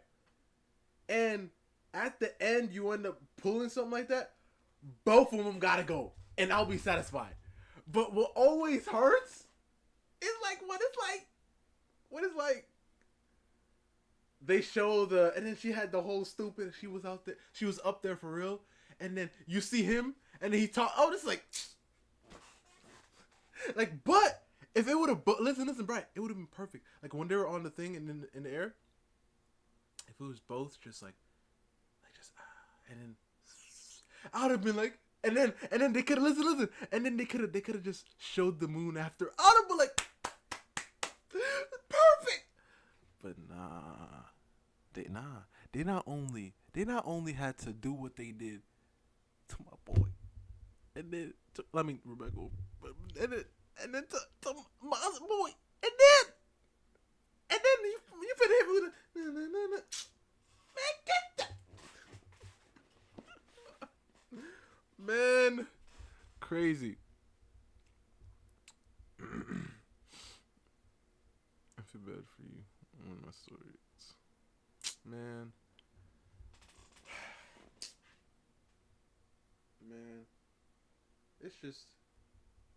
It's just crazy.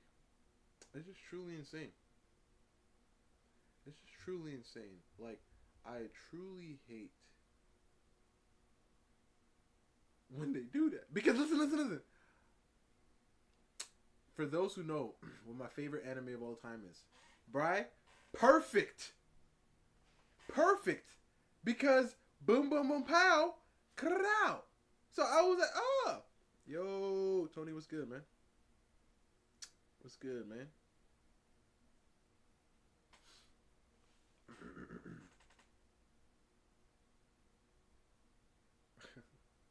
Really, Zero.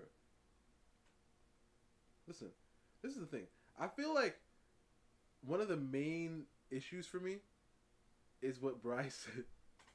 For the journey. You hear me?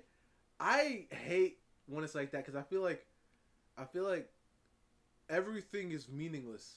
And obviously I understand it's like, obviously in like a real life thing, it doesn't mean that everything is going to be concluded at the end. I understand that. But I don't watch shows for real. Especially shows like this. I don't watch it to be real. What we discussing about, I don't want to like mention it, Tony, because some spoilers have been said. But let's just say we're talking about a show that I'm not gonna say it's a bad show. I just am not a fan of how it ended. But that happens. That happens.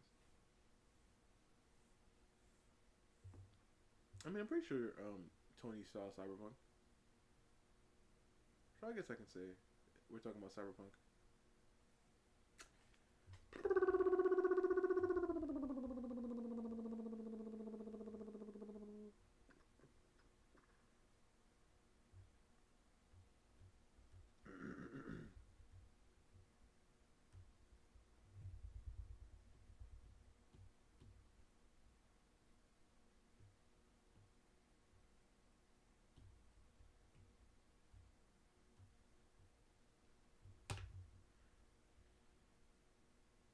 What's the name of the show?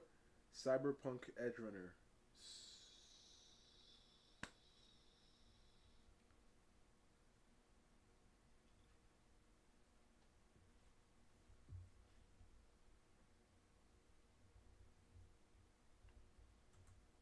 Waiting for them to be added to the game. So that would imply that she's like done striking, which may also make the implication that she's breaking away from SAG-AFTRA.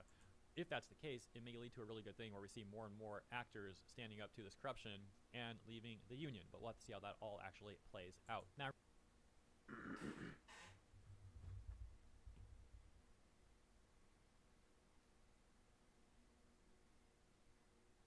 I say the name of my story. Oh, all right, yeah. Honestly, my story's name has changed so much. Like so much. It's not even funny. Because it's like I don't even know what to name it. I don't know what to do. I was thinking of going like the One Piece and Dragon Ball route. I mean, I guess One Piece route is literally the name of the treasure, and Dragon Ball route is the name of the power, especially in the beginning, the Dragon Balls. But then I was like, I don't want to name it that because there's not really a treasure or like a thing. But then I thought, what could the thing be? And I was like, okay, maybe I can name it that. But then I was like, nah. What are you drawing? Well, I'm drawing like this little. I mean, well, I'll finish this one up. This little set thing that we did, and then I'm working on this other one with my characters, Garren and Suki.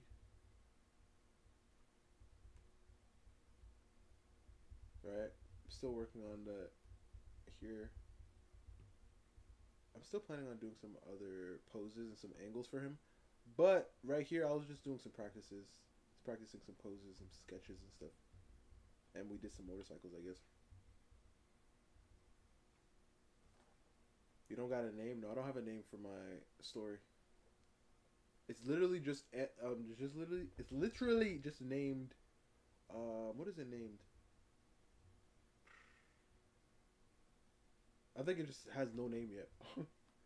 Crazy, I know. It's just so many different names that I had, and then I was just like, yeah, but no, because I feel like these, like some of them were like too on the nose, and then I was gonna go like the Naruto route, but I was like, nah, because the story isn't just about Kuro, it's about the life, his life, and then I was like, oh, what if I named it Life, and then I was like, no, it's just, I don't know. And then I thought about like naming it something Japanese, you know, like a Japanese word. I mean, like just a word, but in Japanese. I was thinking of having that the title, but it's not working. It's not working. And my story is. Oh yeah, I feel like you did say that. I feel like you did say that before, or I might be wrong. Zura's story name is Vice. I'm really quick going back once again to the first tweet in the set of tweets Allegra Clark had made. She was responding to this person, Elias, who we can see right here is specifically Elias Tufexes. I have no idea how to pronounce that one. But yeah, this guy who has worked in some VA work, etc., etc. Ooh, marathon. Oof, oof, oof. But it's too bad we can't see whatever the tweet he made is because, once again, it's now deleted. But hold up, look at this. Someone upset with Elias had screenshotted his tweet. It looks like this upset person saying, quote, more happiness on here, less anger, unquote. Followed up by posting about being a scab and attacking the union that's fighting for you to not be replaced by AI. Hard to have sympathy for you, my guy. Okay, SAG bootlicker. Elias had said, I voted no on this freaking strike almost a year ago now, right on the heels of the on-camera strike. I'm so sick of this whole thing. And unfortunately, we can't see the screenshot included here in full, but a part of it had said, we held an informational meeting on Tuesday, May 13th to review the offer with members. At this meeting, members made it overwhelmingly clear that they did not want to take the deal that was on the table. Based on this feedback and in hopes of resolving this issue, we delivered a response to employers on Wednesday, May 14th. If anything, if you really, really want to, like after, like she's done with her set, right? But don't just be lingering. Like if you happen to see her, like when she's done, you know, on her way out, then you can approach. But like typically, like when people are at the gym, we're at the gym for a reason, you know. And the worst thing to do is to get asked out and then not want to, right? And then be in a place, because I feel like that's one of the worst feelings. Like being in the same place with somebody who's asked you out, you know, and you don't want to go, because if she says yes, and all peachy and good, but a lot of people still, even if they would say yes, they don't really want to, do this one day on the gym. That's what I'm thinking. After her set, or when, yeah, definitely like more leaning to when she's leaving, because like after her set, still, like she's getting ready for the next one most likely. I mean, unless it's time for her to leave at that point. But then, I feel like it's fine around the time when she's leaving. But like, don't just linger around all the time, the whole time. She might be like, see you from her peripheral, like, this guy's just been following me. Okay, sir. All right.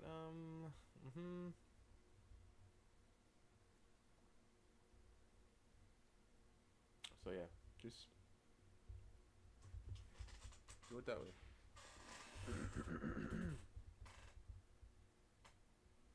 Honestly, I'm still going to the gym. That's good. That's good. Oh no, I'm not saying you. No. First of all, why are you saying that she's gonna say no? What's the point of going if you're already determined for it to fail? Or if you already decide it's gonna fail. But I don't mean not going to the gym again. I'm saying, like, for example, you're at the gym, right? Somebody comes up to you and says, "Hey, I think you look good. You wanna? I was thinking that we can, hang out sometime." And they say, "Oh no, I'm not interested." Right? Being in that same setting, right? Like, let's say you're like, "Oh, okay, bet," and then they go over to the next area, and then they start working out, right? And now you feel like you gotta go do a same workout around that area, but you don't even want to go over there anymore because you're just like, now this person, oh my gosh, it just ruins the vibe in that moment. I'm not saying ever, because obviously, like, the day after, you may never see, you may not see them, or if you see them, it might not, be as big of a deal at that point in time. But I just mean at the moment. Yeah, at the moment. I remember this one time, this lady, right? Because the thing is, I was in motion, so I moved. This lady said, "Oh, this lady, she was nice. I mean, I said lady, this girl. I mean, she was my age. She said, 'Oh, like, you look so nice,' and I was like, 'Oh, thank you,' and I kept walking, and I just left, right? And then I was kind of looking in my peripheral, like kind of like looking, because I was just like, in my head, I'm like, nah, miss, miss, don't make me think about this more than I have to, because I'm not interested. I appreciated it, and I left, right? But it felt like there was more that was going to be said, but I was like, no, thank you, man. And I just kept it pushing, right? I just kept it pushing. And then guess what? Right after, I mean, I still remember it because it was so like, I was like, oh my gosh. I didn't even let her shoot her shot. I didn't even let it happen. I just kept going. I just kept going, right? And then after that, like, I was like, yo, I should have let her land at least, But I already knew I wasn't interested. So once I heard it, I was like, oh. But I was already in motion. I just kind of picked up the pace a little bit, right? I just felt like, man, I should have let her land at least. That's why I keep thinking. So that's why I always think about it. I'm just like, once you're about to leave, perfect. This is why, like, even if you see somebody in like a restaurant or at a fast food joint or a store or whatever, and you want to shoot your shot, do it once things are leaving. Don't do it in like a grocery store line or something, right? Because then it's awkward. Like, I already told you that one moment when it was like a Mother's Day or something, right? And then I went out and I was gonna get some stuff for my mom, and then I asked this girl who was there. She looked nice and everything. I was like, oh, excuse me, I don't really know what I'm supposed to be doing right now, but I have to get something for my mom for Mother's Day. And then I said, could you help me get some things? And she said, oh yeah, sure. And she followed me through the store, collecting things, and then we were getting some stuff, and I was like, oh, this is really cool. And she said, what is her scent? What is she? I'm like, miss, I don't know. Okay. She said, what is she like? What is her color? And I was like, miss, what? Right. But it was cool. We had a good time talking and everything. She was telling me about, like, oh, she's heading somewhere, like she's there with some family and everything, right? And then listen, instantly, right before like things were really calming down and we were about to get to the line, I was like, I felt, no, right? So we ended up getting in the line. The candle, oh no, no, the candle lady is a whole different. Nah. So we ended up getting in the line, right? And then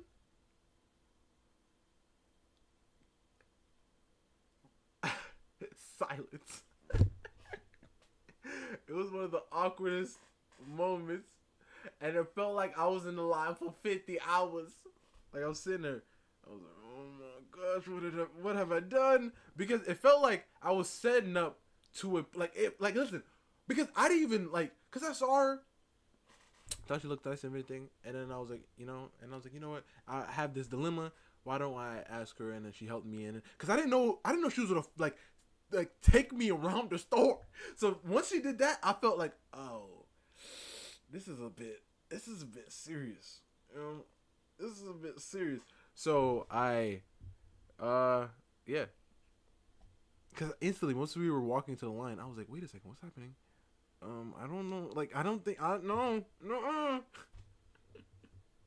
And then, yeah, stayed in the line, and then because she was in front of me, right, in the line, and then once she got her stuff, I was like, waved at her, and then she walked out.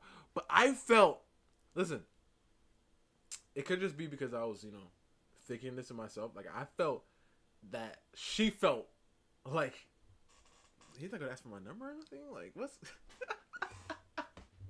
that's what it felt like. And I was like, she looked nice and everything. It just felt, I wasn't like,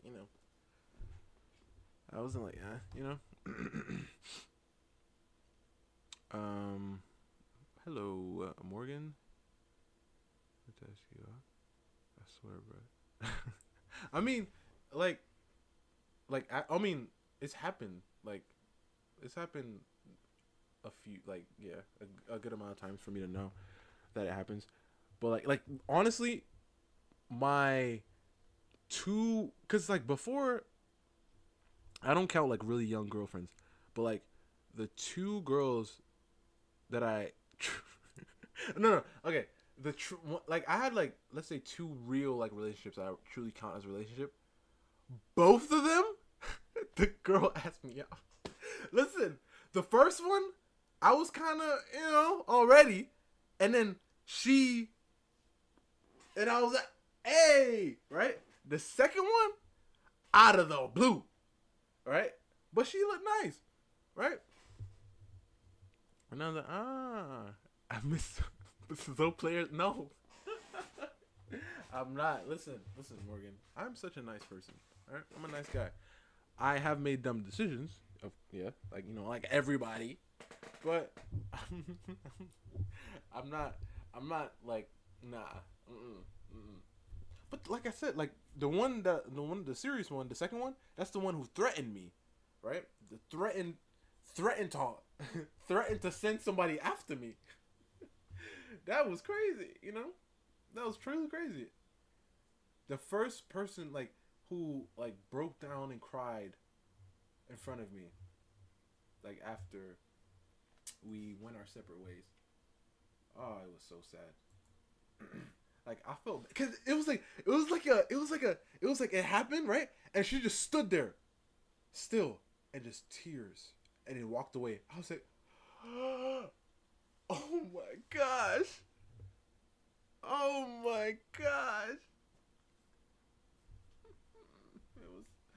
I felt so bad. But the thing is, at that point, I was I ripped the Band-Aid off, and it was off, right? Just because I felt bad, I couldn't.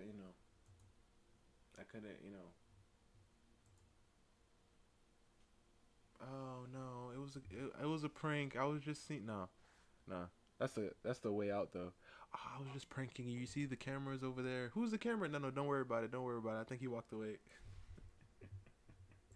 But nah, I felt so bad. I felt bad. But the first one, the first real one, she left me, right? And it was like, after it happened, I sat down and reflected, and I was like, yeah, man, yeah, that was all me, bro. That was all me, right? That was all me. That was all me. That was me. So you break. I didn't break her heart on purpose. We had to go our ways, right? So and oh, it was so sad. I can still remember it.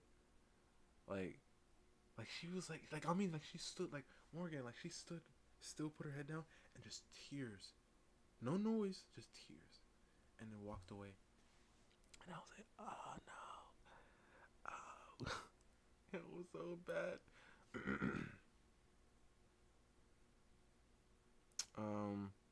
Most girls I've been with were more red than red. Huh? What does that even mean? What do you mean by that? More red than red.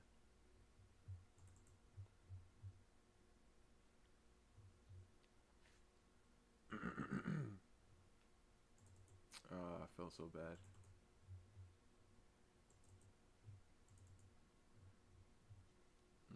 Oh, Arizona. She was so nice. But we never were officially dating, so and the one that got away. Oh, red flags? Most girls, first of all, listen, you know what they say. You just got an issue with picking. If all of them, listen, I'll truly say 2 of the girls I've ever dated were terrible decisions, right? But I should have saw it, right? I should have saw it. And guess what? Both of them asked me out.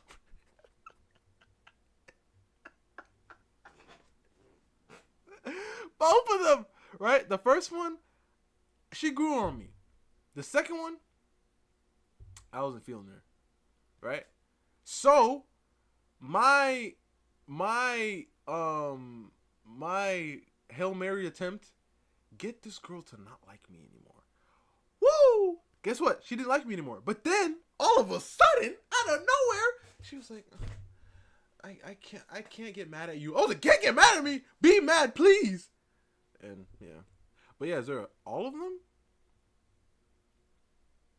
So I'm delusional? You're delusional? Zara's like, oh, she scratched up that car over there? Nah. There must have been something on the car that she only had her keys to get it off. What? She broke his nose? There was probably something on his face, and he just didn't see it, and she reacted really fast and accidentally broke it. Zara's just finding everything.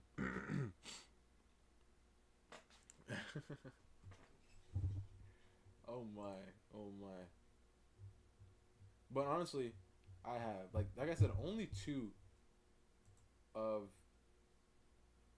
the girls I've ever been with, I can say were bad decisions, right? Even looking at them now shows me this wasn't a good idea, my guy. It wasn't a good idea, and I'm just like, yeah, it was not a good idea. But the one that got away, I'll always remember.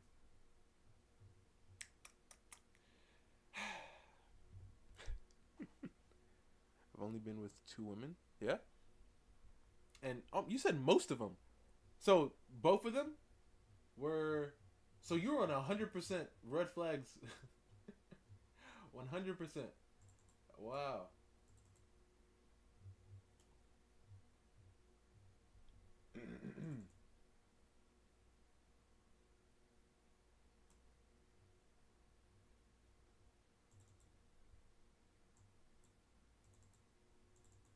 Excuse me.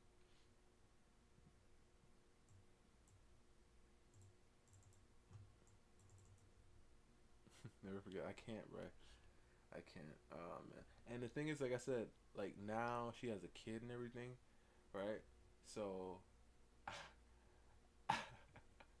I was on Instagram, right? And then I was going and I saw her, and then the next thing, like it was like a story, and then the next thing, it showed her kid, and I was like, ah. I was like, ah. I see. Well, listen, she happy, and you know, I'm happy for her, you know. Can't be mad. I don't got the right to be. But the thing is, listen. I have a question. Okay, wait. First of all, no. Let's not say that. Let's not talk about this. Let me think. Should I be talking about this?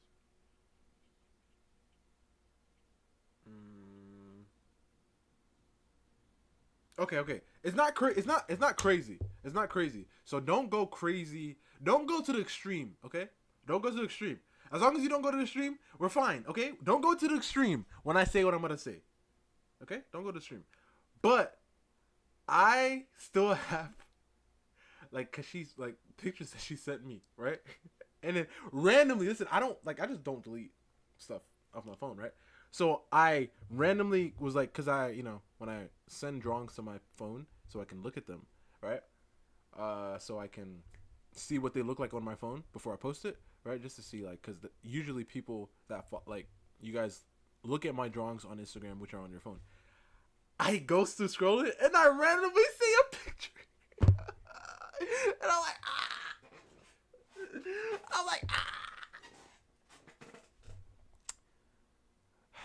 But like, it's like, is that wrong?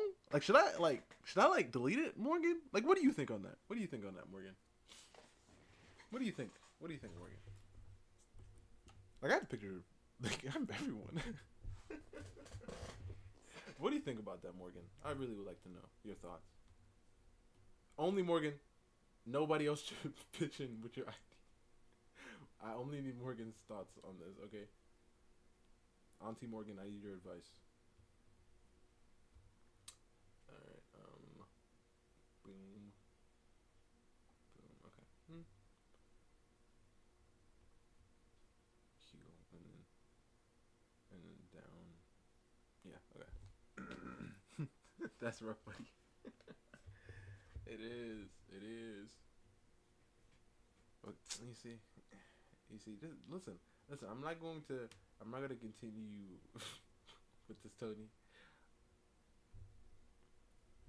Okay. No.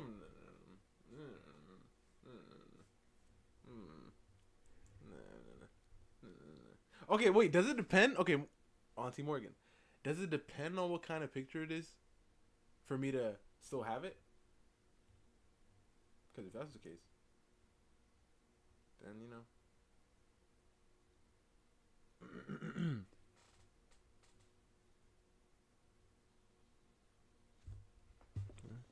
Advice for pictures with exes.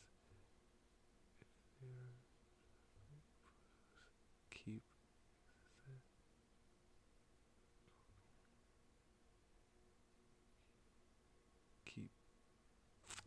Okay, so one, we were never together. Like, officially, we were never together. So, have you read a book in one sitting but did not like it enough to continue the rest of the book? In one sitting? Oh no.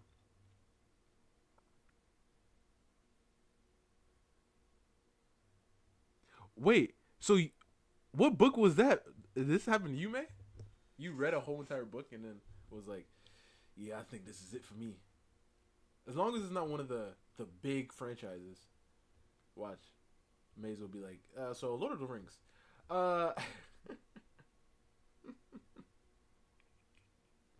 So, yeah, Morgan. We never, were officially, but it was like,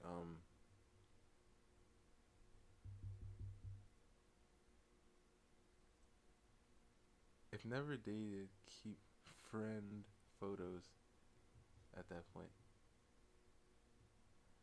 Okay. Yeah, but listen, Morgan. Okay, so let's say it's not like, cause it's not like. I don't want to word this. Okay, so,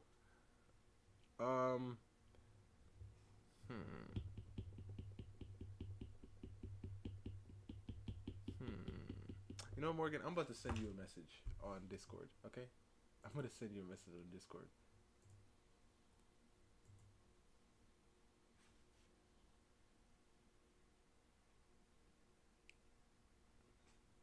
I was doing Mercury too. Oh, is this like, oh, for your story, huh? Played worldwide at beat.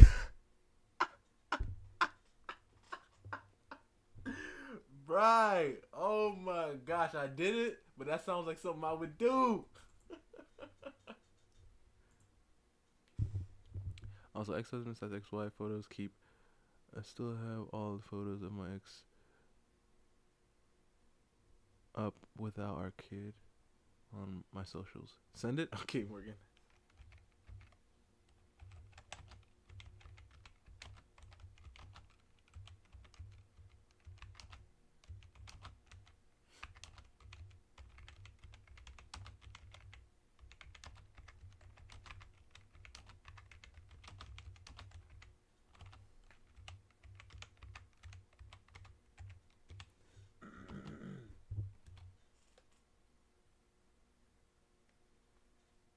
Oh, I spelled that wrong. That's fine. Hopefully you still understand.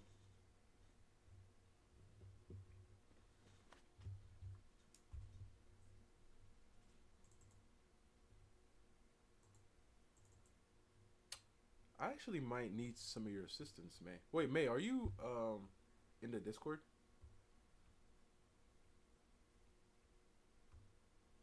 I may need some assistance when it comes to my story.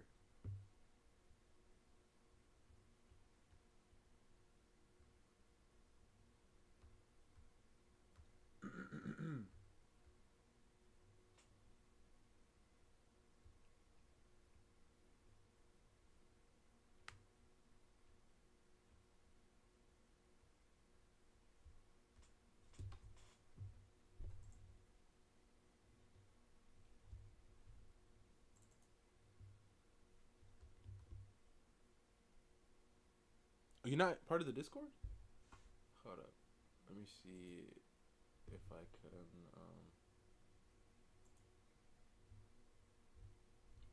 hold up, Morgan sent me I'll delete just because if it no help holding on to. Yeah. You see, that's what I was thinking, Morgan. I was thinking because like I said, I have every single person's photos, right? I just don't delete photos. I literally just don't delete photos. I randomly it's just there. I'm like, oh. But like,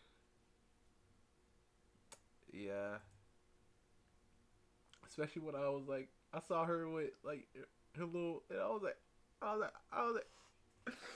okay. Let's see.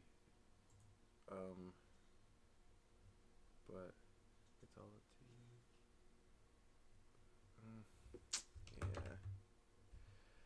Yeah. Okay, let me send it to the thing real fast. I keep saying I'm going to wait. Can I just update? Yeah, I'm gonna try to update the. No, I'm just gonna post it in the chat right now. You know, I'm gonna make like a wait. Can I even do that? Cause I know I can do it on Twitch, but can I like make like activation things like for the Discord link to just be sent to the chat? Wait, how do we even send a link? Oh. And then this, and then that, and then wait, no. Huh? Oh yeah. Wait, bro, how do you, bro? How do you post a link in the how do you get the link from the Discord? This is weird. But if I was in the photo, I'd hold on to them. You see, that's the thing. I'm not. That's the thing, Morgan. I'm not.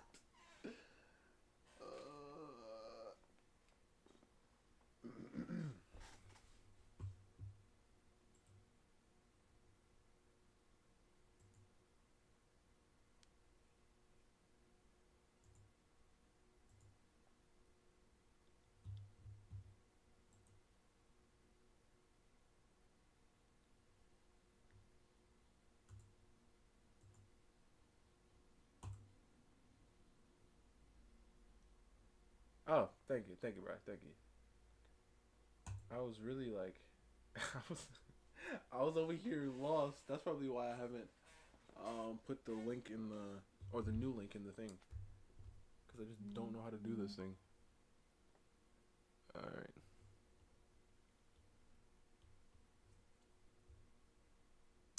Go to invite and copy link. Go to invite.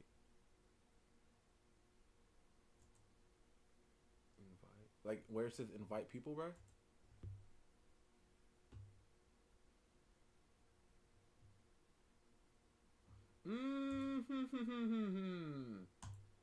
Okay, I see. Oh, and it looks like the one that I had expired in 7 days. That's probably the one that I put. If no, see a buffer fight.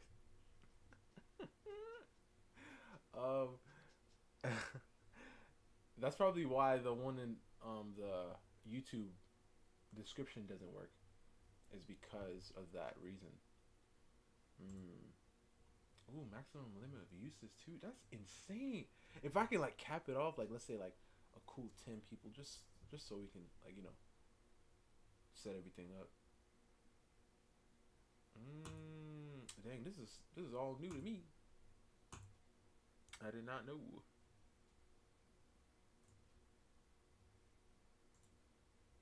I didn't know.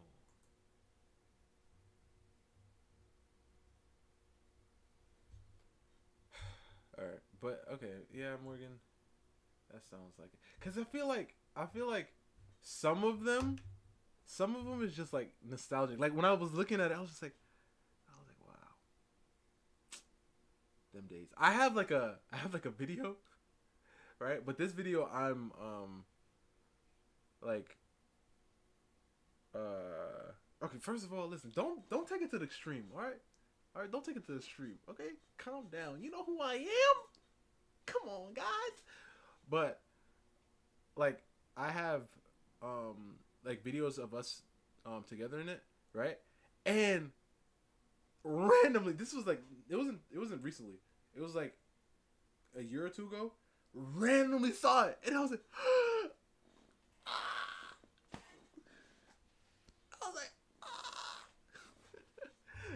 I felt it to my core.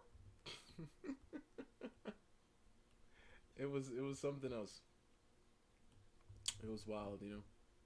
It was wild. But I feel like it's the first time. She was the first, like, person that's a lie. I mean, the first person, like, seriously, yeah. She was the first person who I was like, you know what, man? Like, I really. Why do we get to these conversations? How did the conversation even start? I feel like Zura was the one who started it. Oh no, it was Tony. Yeah, it was Tony. Yeah, it was Tony. My fault, Zura. My fault, man. I feel like Zura always be just getting blamed for stuff. I mean, like 80% of the time, 90% of the time, it's Zura. So I feel like that makes sense. When I was younger, I used to go into photos and videos, no matter what. I was just trying to hang. Oh my gosh! Why Morgan have to hit me with that? I was just trying to hang on to the past.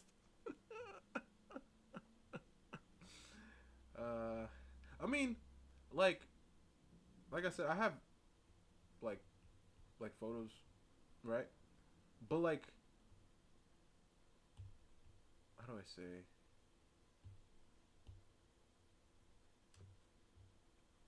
Hold up. Oh, May's in here. How's it going, May? I put.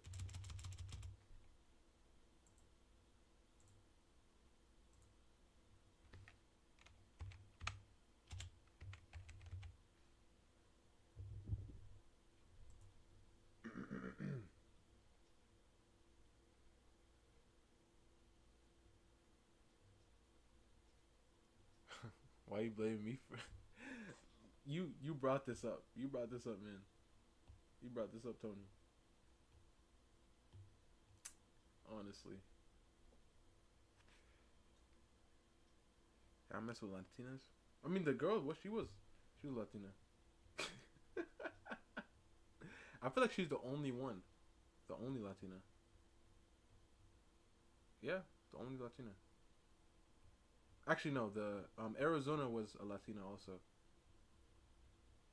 Arizona was a Latina, but I was like, yeah, wasn't it? Yeah.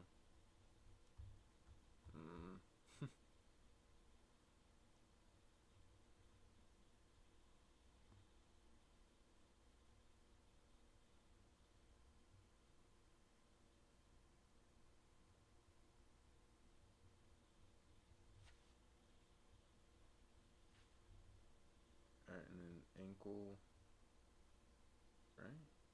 I mean, cause she has heels on, so like, we can put it a little higher and then come down.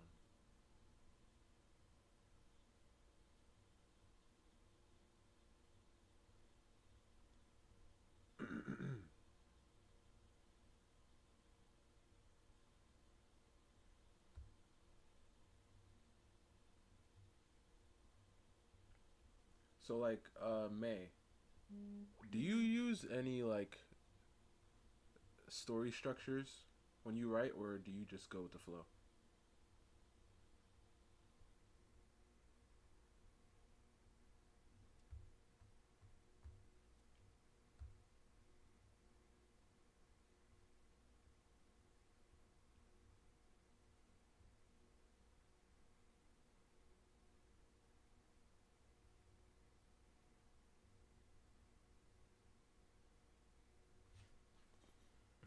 But if you leave that, you just brought back memories, Tony. Honestly, I mean, honestly, I guess it's just me. Cause like, wow. Well, I think you got it. You nailed it on the head, Morgan. I'm just trying to,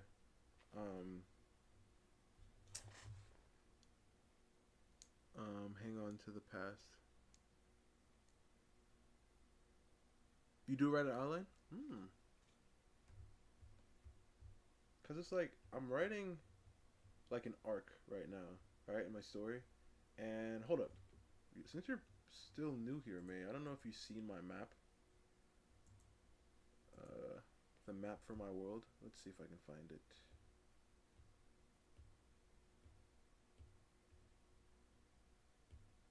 Is it this one? Yeah, it is. It's this one.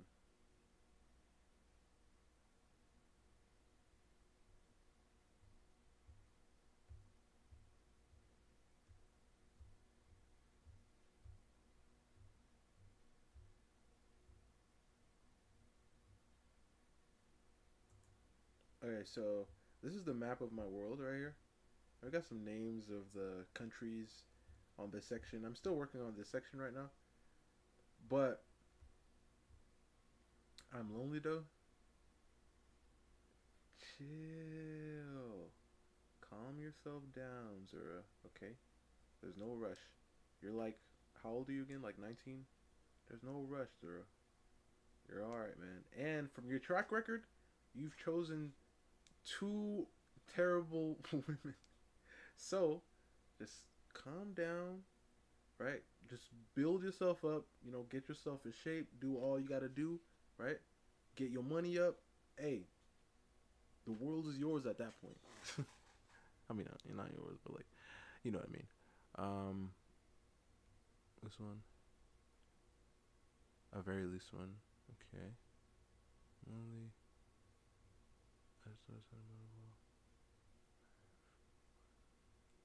Oh, you got one that got away too? I know what you mean, Morgan. I remember the one that got away. We all remember those ones. Also, I'm a newbie, so I'm not the best person. No. It's cool. It's cool. It's really cool. Cause I'm new to it too, you know. So yeah, this is the world, and right now my character is, yeah, here. He is here, right? And I've been trying to structure this because I've been kind of going through a similar structure of getting from point A to point B, right?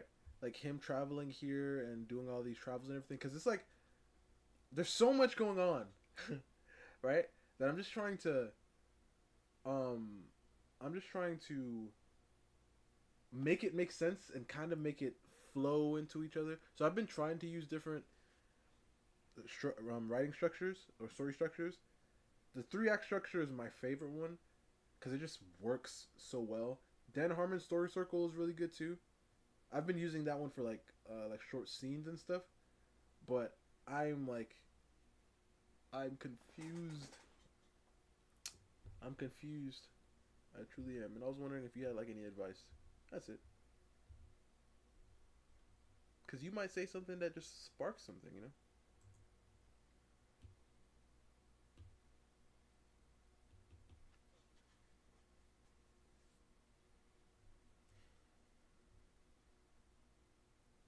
Yeah, you're right. Yeah. That's all you guys really need to do. But you got to understand, with great power comes... Wait. With power... What is it? Oh, man. Uncle Ben. I'm sorry, man. But I don't remember exactly what you said. I think it's with great power comes great responsibility. Is that what it is? I feel like he didn't say great twice. So, Tony and Zura, once you start getting your money up, once you start getting yourself in shape, once you start doing all this and you have this power, you have to understand, with great power comes great responsibility. You got to understand how to wield this power, right? Because listen, I know Morgan jokes around. I hope she's joking about calling me a player and everything. Listen, no, that's not what we doing out here. Okay? So y'all go be acting right in the streets, right? Cause word ain't gonna get back to me telling me y'all moving out here foolishly. Foolishly? Y'all not gonna be out here acting crazy. That's all I'm saying. I found the hero's journey. You see the hero's journey? I wanted to use it, but once I saw it, I was like, I don't know if it'd work with my character. But I mean, I don't know. Like, do you have any like short stories that you know, just little like projects? Because we have like a section in the Discord for short stories, and I mean, this is a one from this one, but like the other Discord had like some other short stories and stuff in it. But yeah, you can post short stories and stuff in here, you know, some feedback and stuff. I might put like a little story like thing there too for you guys. Can post you guys' stories. I guess it's a joke. Okay. Except the performance story. Oh my gosh, Morgan, why do you have to keep bringing this up? You or Titan have to bring up the proposal. I don't even know why I told you guys that. Listen, I was pretty what does Zura like to say? Down bad. I mean, I feel like I wasn't even really. I was just like, I thought this is what I should do, okay? I just thought this is what I was supposed to do. So I did it. Was it a good idea? I don't think so. Because like I said, this girl ended up sending a hit out on me. Not literally, but she said she was going to. And I was like, oh my goodness. And then I had the audacity to talk to her again after that. I had the audacity to think she changed. I mean, like when I talked to her again, she wasn't crazy, you know, with it. She wasn't crazy with it.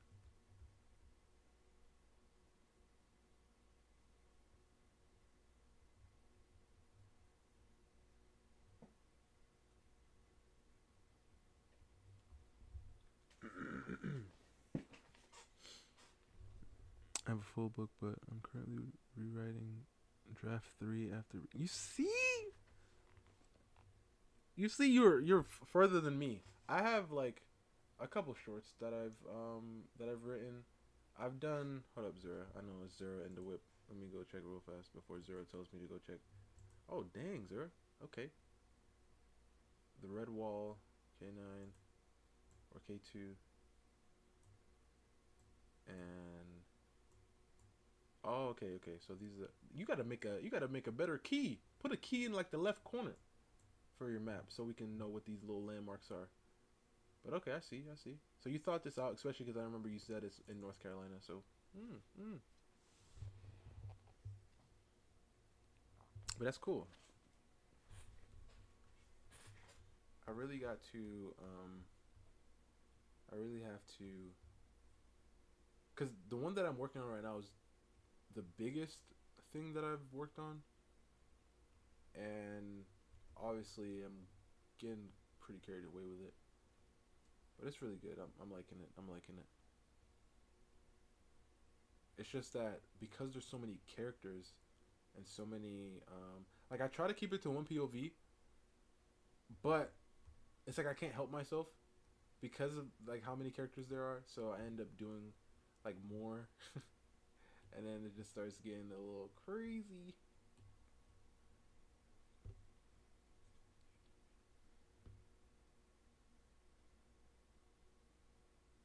You might pay somebody to make a map for you? I mean, but you already know it's taking place in North Carolina. So you can do it that way. Or you can do like the GTA route where technically it is like supposed to be Los Angeles, but or New York or whatever, but they have different places, you know? You can keep the major landmarks but change other things.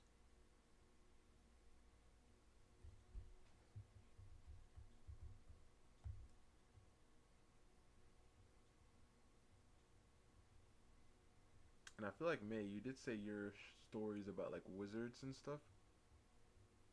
Wizards and or not about wizards, but you said there's like a wizard cop, I think. I don't really remember exactly. I have a terrible memory, by the way. I'm going to tell you this now.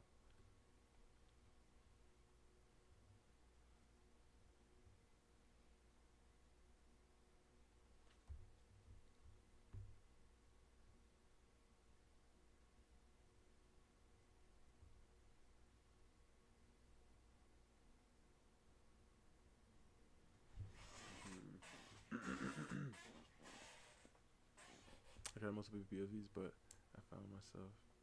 Yeah.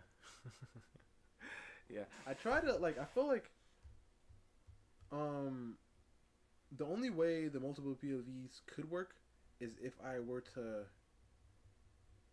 do it. I don't even know how I would do it. Because how I'm looking at it or how I'm thinking about it is like when I'm watching an anime and we just jump to a side character and we're with them for like a whole episode. I'm just like, I don't really know if I care too much about this person yet, you know, to have a whole episode about them. So that's when it kind of gets crazy for me because I'm just like, I have to build up this side character or this other character with my character. Yeah, he is an IRS wizard. Ah. IRS wizard. Okay, so I was close. I was close. But like, I have to introduce this character with the main character around so that people can like this character enough so that when the main character isn't on screen or in the story, like around, you still be invested and interested. That's what I've been trying to work on, and it's been a bit of a hassle, I'll say. We're still working on it though.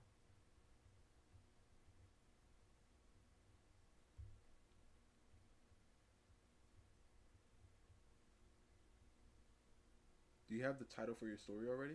because we were just talking about how I am at a loss with the title of my story.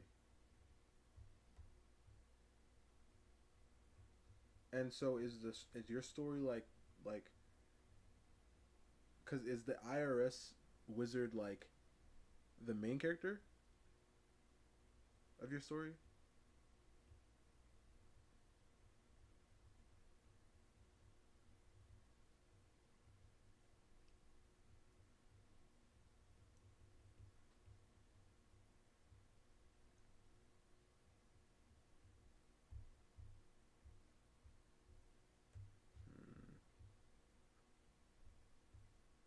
Still like the head smaller and the hair.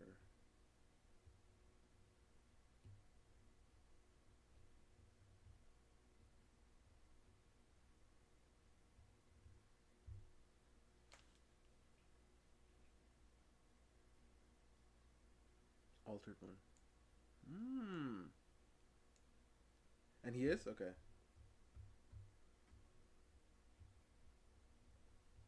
I'm unable to come up with a name for my story. I'm just hoping, like,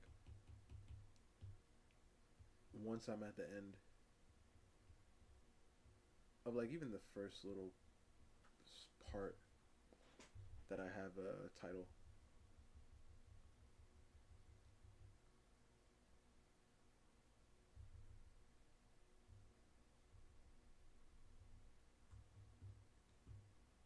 Okay. Oh no, let's turn this off.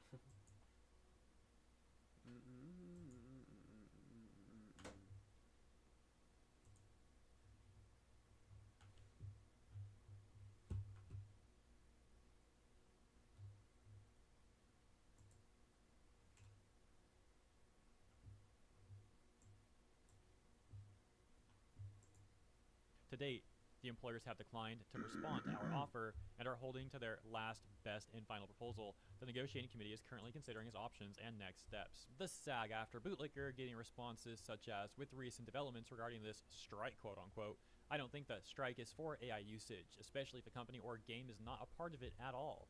Oh no, how can you live without your sympathy?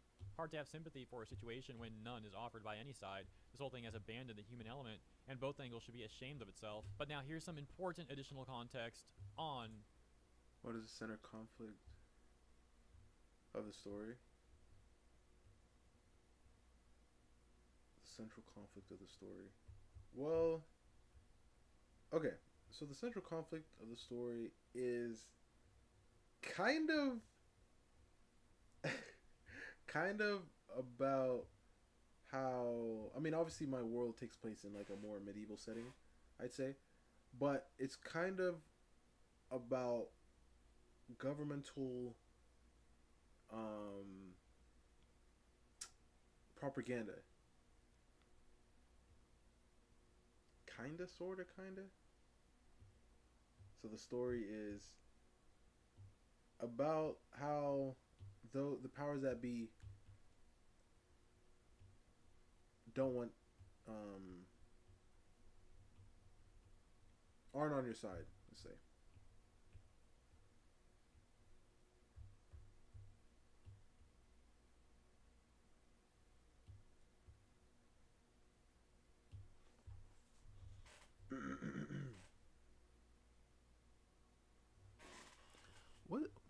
What's up with you, sir? What's going on, my guy? This whole last offer thing. Actually, back on May 5th, Variety had said, video game companies release best and last offer to SAG-AFTRA addressing AI demands amid 9-month strike. The long and short of it is, as mentioned, these companies have sent their best and last final offer, but it sounds like SAG, instead of taking the offer, which a good portion of their members want at this point, they want this offer to be taken and they want to move on and get back to work. Well, a number of their members, despite that, still want to continue striking, despite how these video game companies are saying, like, they're not going to keep, negotiating with SAG-AFTRA at this point in time. Basically, it looks like if SAG denies this offer and keeps trying to strike and negotiate more, these video game companies will start finding labor that does want to work, whether it's people who are not part of the union, people overseas, etc., etc. Basically, these companies are sick of negotiating with SAG. It's been going on for about a year and a half now, if I recall correctly, this whole like official video game strike. And then there's the whole like unofficial collective work refusal going on with Hoyoverse, VAs and all that stuff too. But it's interesting because there's now this like growing divide in the union with people that want this offer taken and people who don't want it taken, saying it's not good enough and to keep striking. So it's a growing divide. And like we saw with Elias, some people are criticizing the union to some extent, but then going on to delete their tweets for whatever reason. Maybe they got nervous, maybe they got a threatening letter, maybe other VAs were messaging behind the scenes, who knows for sure. But that takes us over to the VA for Capitano in Genshin Impact, amongst some other roles here. That being Chris Tergliafera. Hopefully I said that right. You know what's funny? I was really actually thinking of like peace or something with peace. I was thinking of probably like doing a different translation also, like maybe like in Japanese or something. For a chapter or like a book. Like let's say we're going to split this up into 3 books, the entire story. Like one of the books would definitely be named Peace. That's what I was thinking. That's interesting. I don't know, because that was one of the first ideas that I had. Another one was like something like world. I don't know. But peace has always been something good. You know? Because, and this is why, like, with the whole different POVs, because I have one character, my main character, who's an assassin, right? Who is kind of, like, he's pretty emotionless, doesn't really understand etiquette or anything, really, about the world besides the job that he has to take. But at the point in the story when it starts, he's, like, out of a job, technically. He still is an assassin, but he doesn't have, like, a handler or the one who usually gives him the job anymore. So he's one of the POVs, and then we also have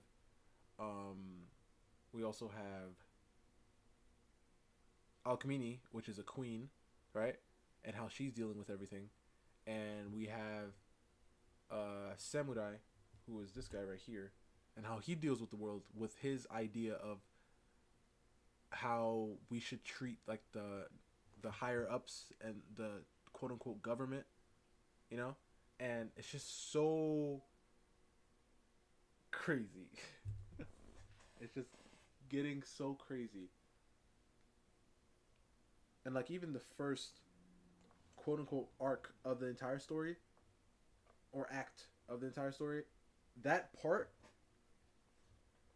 like I know how it ends, but I'm still trying to lead up to that part, which is kind of throwing me off, because I have like the rough guideline of the entire story, but just getting to the locations was throwing me off, you know. So he's simple, race car driving, super soldiers, and cyberpunk, right?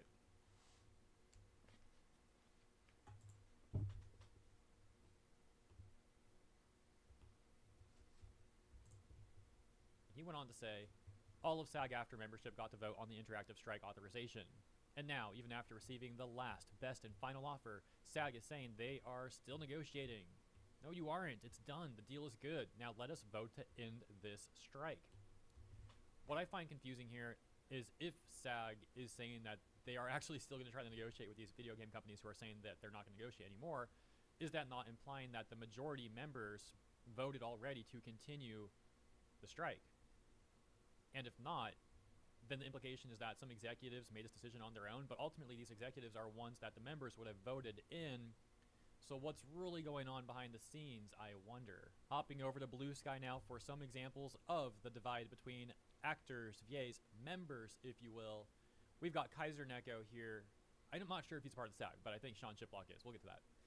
But Kaiser Neko says, and I say I'm not sure, but I'm more sure that he's not a part of SAG than he is. But again, don't know for sure. Okay. Disclaimers aside, Kaiser Neko says, So it seems some VAs are saying that the current offer being put forward to SAG-AFTRA is good and that they should vote on it. I'm hearing some conflicting points, though, about the actual quality of the deal. Then it may not, in fact, be good enough. Sean Chiplock. VA4, I believe, what's his name? Red hair, black outfit, Deluge saying, or Sean Chiplock saying, one of the single biggest issues is that a lot of coverage applies only if a prompt used to make it is your exact name. That's it. Character name, no coverage. Game/series reference, no coverage. Literally anything other than Scott/Kaiser Neko, even if it's 100% your voice, no coverage. Another response here saying, issue number 2, among many, the right to use generated AI voices, including yours, to scab for you during a future strike. Yes, you, the person, retain the right to go on strike, but your digital replica is allowed to keep working or replace you unless you want to pay the company to rescind that. Oh, yeah? Let me see.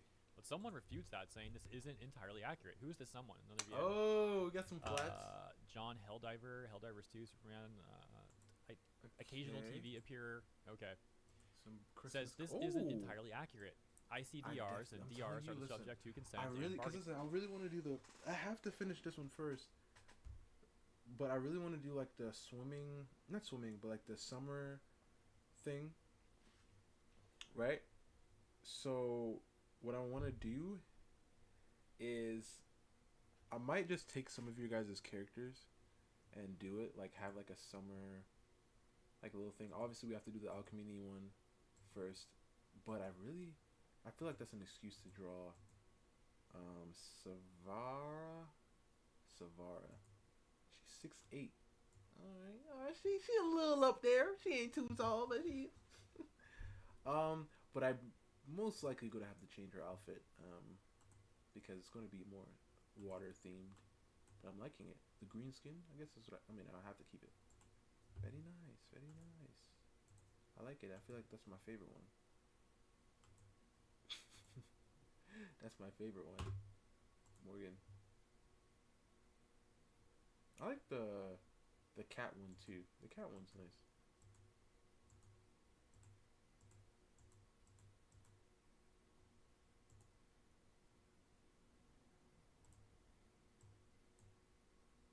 I like Momo's design too. I think it's Savara, number 1. Oh, I like the goggles on Mechanic. Okay, Mechanic might be number 2 for me. Like in just straight the design.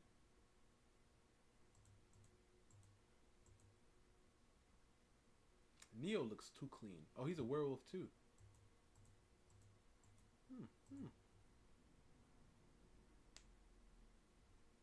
You might change Alex's pose in the drawing. Listen, Zura. You're doing so much, okay? Before you even do anything else, I want you to stop. Draw both of the characters at the same time, because you're drawing one at a time, and by doing that, proportions, a whole bunch of stuff can go out of whack. Alright?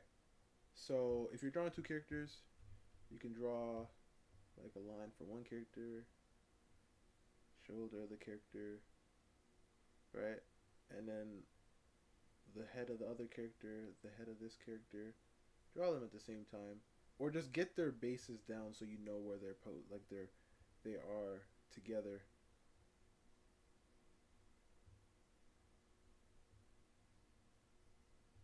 You know what I mean?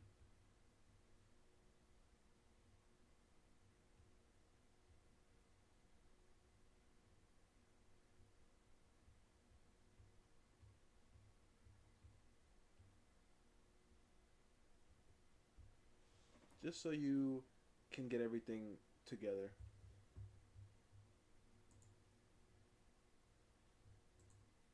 Ink on paper in the LBF on a pay-as-you-go basis. The buyout was removed, yay, NEGCOM, that being negotiating committee, I believe. There are 3 barriers against this: consent to ICDR, setting terms to it, and them being able to make one in the first place. Sean saying, can a company generate a digital replica of your, Craig's, voice without using your name, thereby circumventing the coverage your ICDR would receive by being directly attached to you? and then proceed to use that during a future strike without your consent. And so the person says, Craig says, they could use GAI to enter in a character's name they owned to create a replica. But if it sounds like me, they are open to being sued. I for sure think companies are heartless, but I also think they're lazy. That hypothetical edge case doesn't scare me as badly as what we're putting at risk. Sean's saying, sued by who? SAG-AFTRA and their legal team / funding? Or by you and your personal team? In the latter, what does that mean for actors who don't have access to their own legal team or enough funds to pursue the lawsuit? To which, as of 2 hours ago, and as of recording I should say, there has not been a response to that question just yet. But all this is to say that, once again, as you can see, there is a divide between people in the union and not a part of the union looking at the situation, and divide with if they think the deal should be signed or if the union should continue striking against the companies. But ultimately, even if they do, as we just went over a few minutes ago, it sounds like the video game companies have put forth their best offer. They're not going to negotiate any further, and things are going to move on. Who knows if that's true or not? Who knows if, hypothetically, SAG continues to negotiate, if the video game companies will be like, okay, fine, and sit down and keep negotiating, or if they really are done. That remains to be seen. I'll leave it there for today. Hope you enjoyed my coverage. If you did, please consider liking and or subscribing, and also consider letting me know what you think about all this stuff in the comments. I don't like these Genshin voice actors. That is my they just are pissing me off.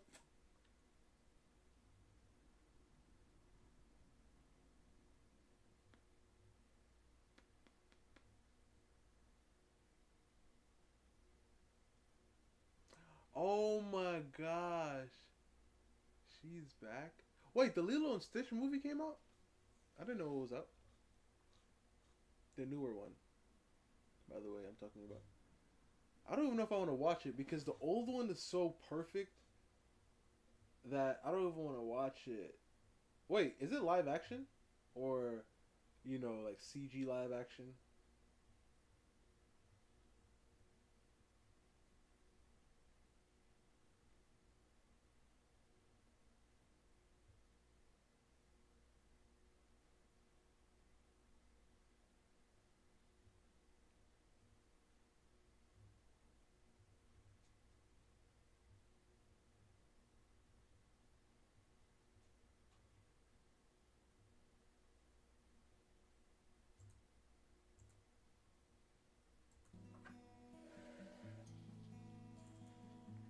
I don't know if you guys watch videos like this, but this is the first video I've seen from this person.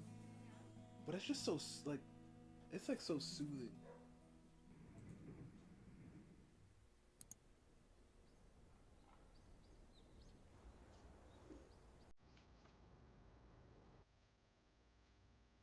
It's like I'm watching a movie.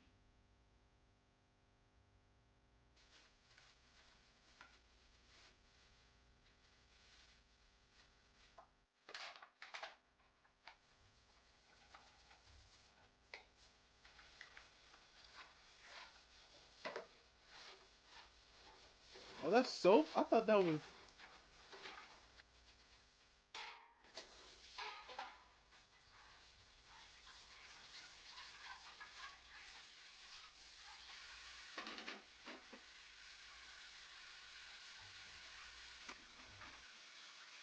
know what? I'm very proud of myself. Of this drawing. I've literally never done a full body like this. Some of these voice actors are very entitled. Yep. I can understand the small, but $100,000 for 16 hours? Okay, yeah. That's pretty crazy. That is pretty insane. And they just keep talking. I don't understand. I don't understand why people keep doing that. Because it's like you're making good money, right? And $100,000 for 16 hours, that is really good, right? So just sit on it, because then when they start talking and then people stop liking them and then they end up firing them and then now they're broke, just like that one girl that we were watching earlier.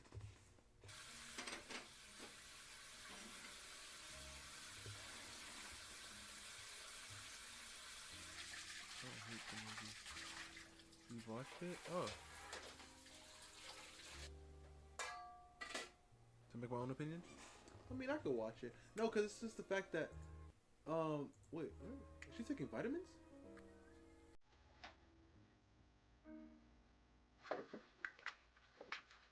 Bro, this looks like an indie movie, bro. Oh, these are vitamins.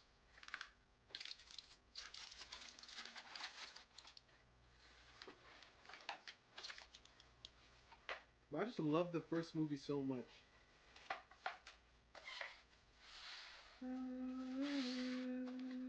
You know, and the voice actors and everything. Oh, it's so good.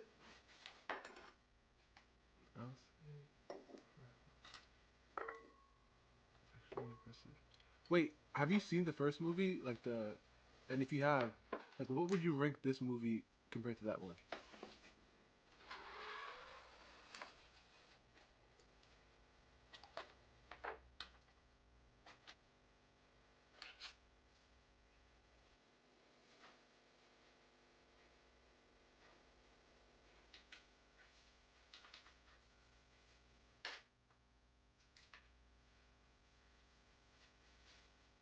Oh my god. Man, people don't cook anymore. That's what I see when I see this. I'm just like, we lost recipes. Like, you see, this says cooking with memories. Grandma's recipe. Visiting my childhood home. You see that she's talking about the past. I can't read Korean, so I don't know what that says at the bottom. But it's just like, it's so nice to see.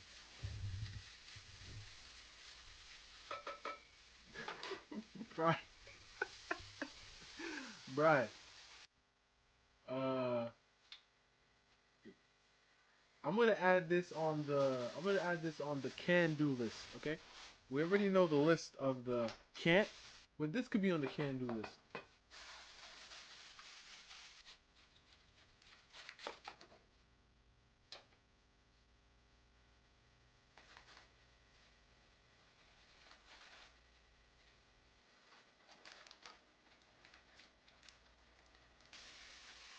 Okay.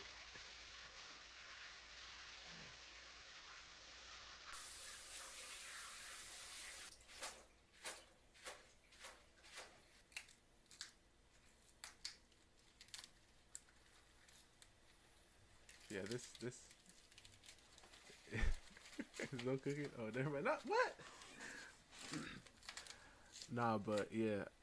I'm gonna save this for later. That sounded weird saying that, but let's go to the let's go to the what was it? Was it this? No, was it this? YouTubing community unfortunately attracted individuals with ulterior motives during this time, leading to a particularly large-scale incident that garnered significant. Remember in 2022 when the VTuber bubble was speaking and every What? Haven't seen it yet, but I grew up with Lilo and Stitch. But you never saw. Wait. You haven't seen the movie that just came out, or you haven't seen the older one? Because the older one is peak. Truly. Content creator far. Remember in 2022 when the VTuber bubble was speaking and every content creator far and wide wanted to get in on the hype train. Sorry, Pokey, but I only have eyes for my wife, Marine. The VTubing community unfortunately attracted individuals with ulterior motives during this time, leading to a particularly large-scale incident that garnered significant attention. I call it the cosplayer/VTuber Armageddon, as it tore apart some of the industry's biggest names, including established cosplayers who had transitioned into VTubing. The controversy centered around serious accusations levied against a prominent cosplayer by the name of gosh, who had decided at the time to become a VTuber of her own, known on that persona as Bunny GIF, and she was influential influential within both the cosplay community, the VTubing community, and beyond. The situation eventually escalated, culminating into multiple accusations from various sources and forcing her to create not Oh, one, Nani. two, but Yeah, you drew her 3 before. subsequent apologies. Not only that, but it also dragged in another pillar of the Twitch community, the previously celebrated Admiral Bahu. But before we move on to the main topic, as a content creator, I'm constantly juggling 3 channels, researching Oh, it's for about new the content food, and trying the to keep up with HelloFresh. everything. Let's just say cooking is usually It's really good. I mean, I expressing their haven't tried it desire yet. to protect and stand up for smaller accounts that were bullied by a large streamer, stating, I hope at some point we all learn to put aside numbers of our fellow creators and call them out when there is extremely toxic behavior. I'm still not ready with my own experiences with other said community member, but this inspires me to rethink staying silent. She continues by saying, even an extremely hurtful individual can dwell in a cute outside exterior. Don't ever cease to question because they come off as cute and sweet or even a professional in their craft. A bully is a bully is a bully. Susu, another content creator, cosplayer, and also temporarily VTuber, we shall get into those details later, also comments under Lena's post and replies, I'm so sorry for all the hurt this certain individual Susu. caused you and so many others, Lena. I'm Susu.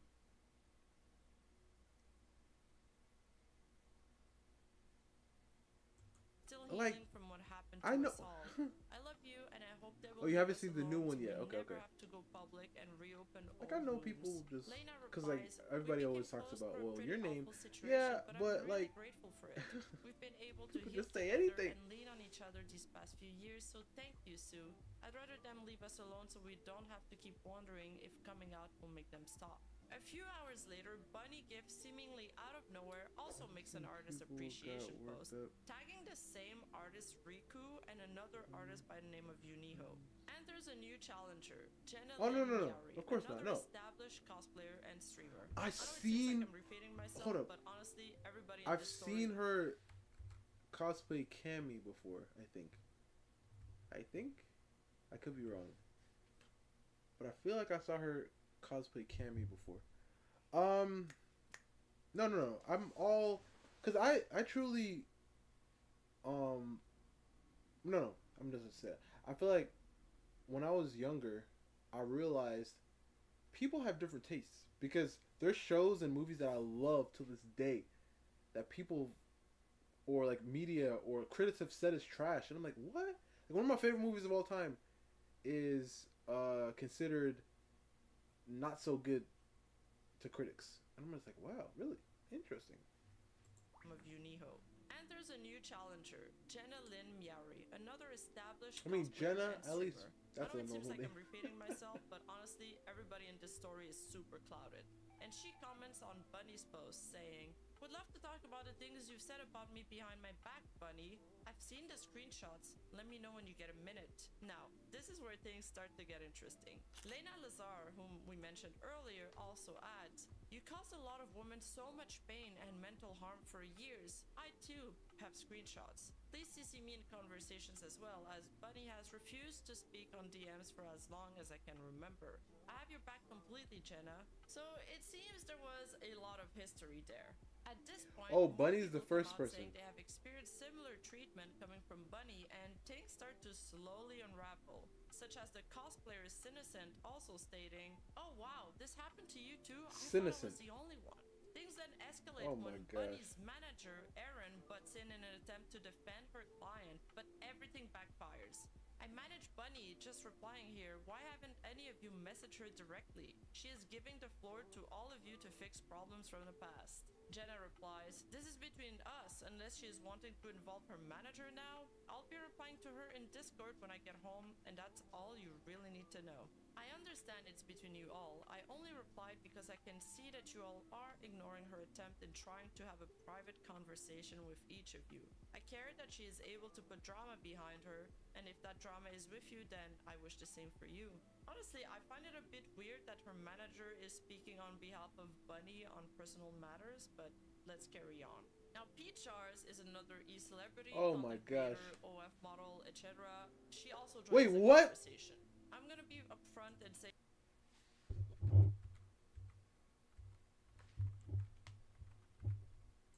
but let's carry on. Now, Peachars is another Peach R's? Oh, XQC, right? e-celebrity. Legos? Am I like? I mean, no, she's streaming. Matters, but so like, let's carry on. Now, I have the rights. Peachars is another. Okay, let's see. What the heck is this? Oh, it's probably. Oh, it's a Batman. Full body. That's cool. Like a full figure of Batman. She got some Legos. Oh, she got one of them chairs back there, them circle round chairs. It makes me think of Drake and Josh. Okay. E-celebrity, content creator, OF model, etc. She also joins the conversation. Oh my goodness. I'm gonna be upfront and say you do not know the bunny that we know. I realistically believe I don't understand why people keep doing this. Why do people keep getting involved in situations that have nothing to do with them? Because listen, even if you're quote unquote my friend online, if you get into controversy, guess what? You're not going to see me. And if you hit me up like, yo, why don't you say something? I'm going to say, yo, are you dumb? I don't want to get involved with whatever's going on over there, right? Do I think you did it? No, of course not. But that don't matter to the internet. If they think you did it, you did it. Which ain't good, but it's how it is. So, don't get me involved in your mess. Thank you. Goodbye. And then people are going to be like, aren't you going to comment on? No, I'm not. Why? Because I'm staying over here. I'm going to comment on what I do, and that's it. I ain't going to comment on whatever they done did, because that's none of my business. They don't act like this, though. Look at Peach Jars. She just hopped in and said, oh, no, I'm going to be up front and say that I don't know the bunny that you guys know, but I believe realistically she would have never wanted private conversations with anyone to be what? Anyone into focus or into force to yeah, whatever crap. But yeah, and then now they're like, oh, let's go back and look at your old tweets. Why don't we? She's like, man, that that nappy headed, and they're like. Look, Peach said what back in the day in 2016? I'm telling you, this is how things happen because they put themselves in the middle of things that they had nothing to do with. It's so crazy. She would have never wanted a private conversation with anyone until being forced to. This is years in the making. Erin replies, do you not read your own messages? She said she would speak to you. Why does this need to continue to be in public? Bunny eventually also joins the conversation in an attempt to defend herself. I want to resolve issues from years ago and mend any relationship that can be mended. These are just online people, I simply want to help put things behind everyone. We have all had enough of the drama over the past few years. This leads to a response from Lena where she accused Bunny of convincing Admiral Baru to block her and come into her friend circle to make them drop her. To which Jenna Lynn adds her own evidence showcasing a screenshot of Admiral Baru having blocked her. Can confirm, went from Jenna, I want to fly out and spend time with you, to a block, no context. Even after taking phone calls from him to console him at 2 a.m. when he was feeling sad, don't call my friend. No. Susu responds with a similar story. A while back, he shows up to my stream acting super friendly, DMs me on Twitter to talk on Discord. We had a nice convo, and a few weeks after, Baru blocked me. Blocked him back because that made me feel weirded out. And even the VTuber Takahara responded with a similar screenshot saying, never spoke with Baru once, wild AF. So that's when Baru comes in. For context, Baru is a titan on Twitch and YouTube. He has over 825,000 followers on Twitch. Heck, a few days before this incident, he was the 4th most subbed streamer on Twitch due to a very successful subathon he was having.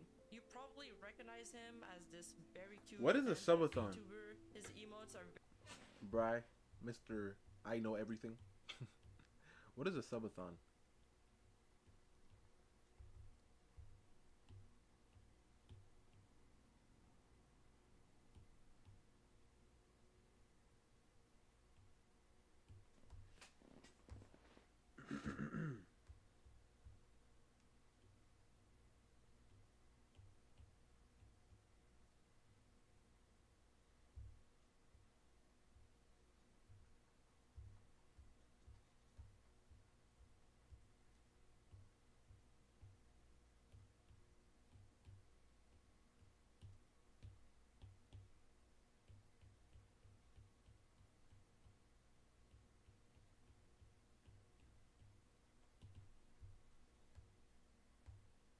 feel like that's bad. Right there. When someone streams, the most people, the longer this. What? Really? Wow. So it's like, so the more people that sub, the longer they stay streaming. So they can end up theoretically streaming forever. Do they have like a cap? Like, okay, listen, the cap is 10 hours.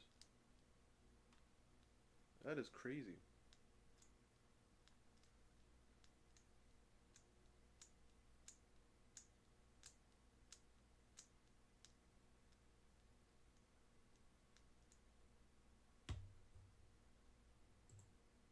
Very frequent in Discord servers, and people sub to his channel just to use these emotes. Regrettably, the portrayal of his personality throughout these events depicts him as an entirely contrasting personality. And boy was he pissed when he joined this convo. I wasn't forced to do anything. Stop dragging me into your petty squabbles and talk it out like adults, or just be childish and continue to sub to it and act all high and mighty. No! Yikes. Listen, if your first at me is going to be lies, I'm not going to be nice. A few days later, Jenna tweeted a follow-up attempt at discussing with Bunny and claimed she was unfriended. The screenshots she attached show Bunny claiming she's busy and setting up a time to discuss after her stream. However, she did not attempt to contact Jenna after. The second screenshot showcased how they aren't friends on Discord anymore. Seeing this post blowing up, Bunny then replies that she had attempted to message her but couldn't, although she was able to reply previously, so I'm not sure what's going on there. Weirdly enough, those posts got taken down via DMCA as someone was attempting to take down both hers and Lena's posts. But things got serious when Lena Lazar decides to post a tweet longer titled "My Full Experience with Bunny Gift" and a video version of it. Her story starts with initial excitement to collaborate with Bunny on a figurine project. Lena Lazar co-owns with her husband a figurine company by the name of I Has Toys that specialize and creates custom-made figurines and offer beautiful What the heck? models. I mean, the face looked cool. Oh my goodness, ain't no way. I mean, I guess she's a. I mean, the face kind of looks pretty realistic. With initial excitement to collaborate with Bunny on a figurine project. Buenas noches. Have a good one. With her Good night. husband, a figurine company by the name of I Has Toys that specialize and creates custom-made figurines and offer beautiful Custom-made figurines. Wait, hold up. So does that mean? Sarah, like, good. Let's go. Let's go. Does that mean, like, if I were to give them a design for a character, they could make a figurine for me? Obviously, you know. But that's the thing, because that's the thing is cool because I have so many characters. But, like, my main ones, obviously, Kuro's number one. He's, like, the mascot. But, like, an Alchemini figure would be really cool. One of these days, guys, we're gonna get big enough. I'm gonna be making. I mean, if I can get like somebody like personally to like make him, that'd be really cool. But I'm gonna have like a Kuro figurine, an Alchemini figurine. It's gonna be insane. It's gonna be insane. You guys are gonna be like, where can I get this? And I'm like, I'm like, oh, really? You want one, huh? Oh.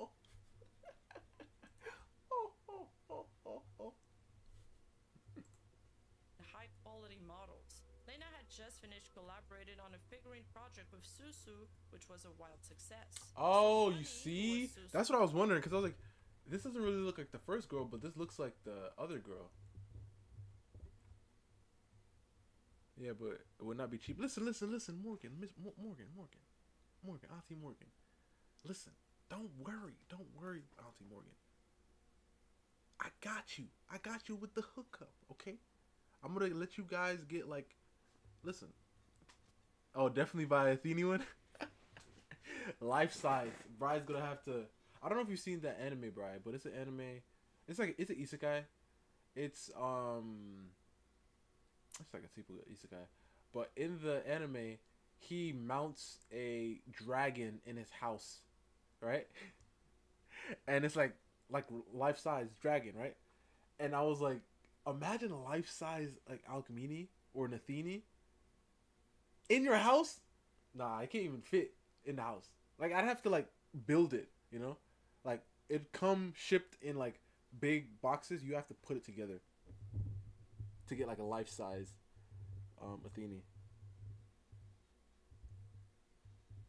You want to do the prompt thing? Okay. I mean, we can do that, especially because summer's coming around. All the prompts are going to have to be summer themed, though. Is that fair?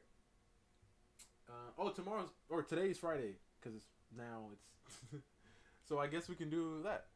Yeah, I guess we can do the prompt thing if you guys want. Figurine project with Susu, which was a wild success. So Bunny, who was Susu's girlfriend at the time, also reached out to.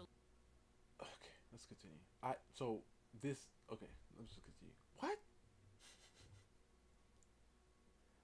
Is gonna go broke? Listen, Morgan. Listen.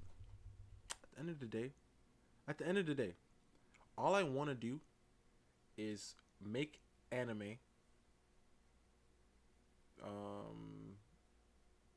Make like manga, comics,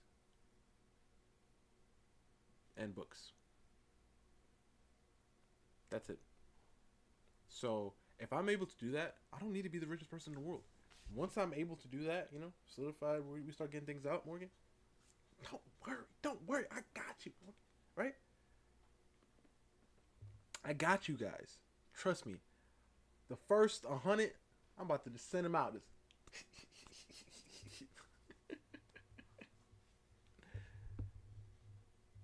Okay, go to sleep now. I have a good one, Zero. But I really want to, one day, we're going to make it happen, though. Honestly. So stick around. Because you're here before it even begun. You're here before it even begun.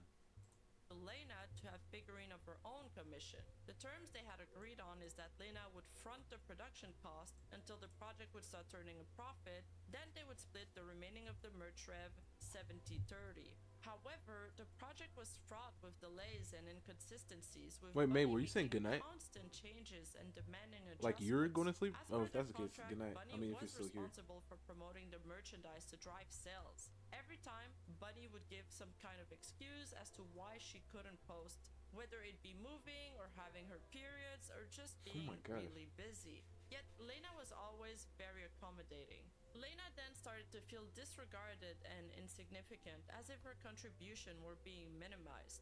When she did end up posting about the project, Bunny would promptly delete the post shortly after. When confronted by it, Lena was stressed how important it's not all going to be free, Morgan. I make a promotion video.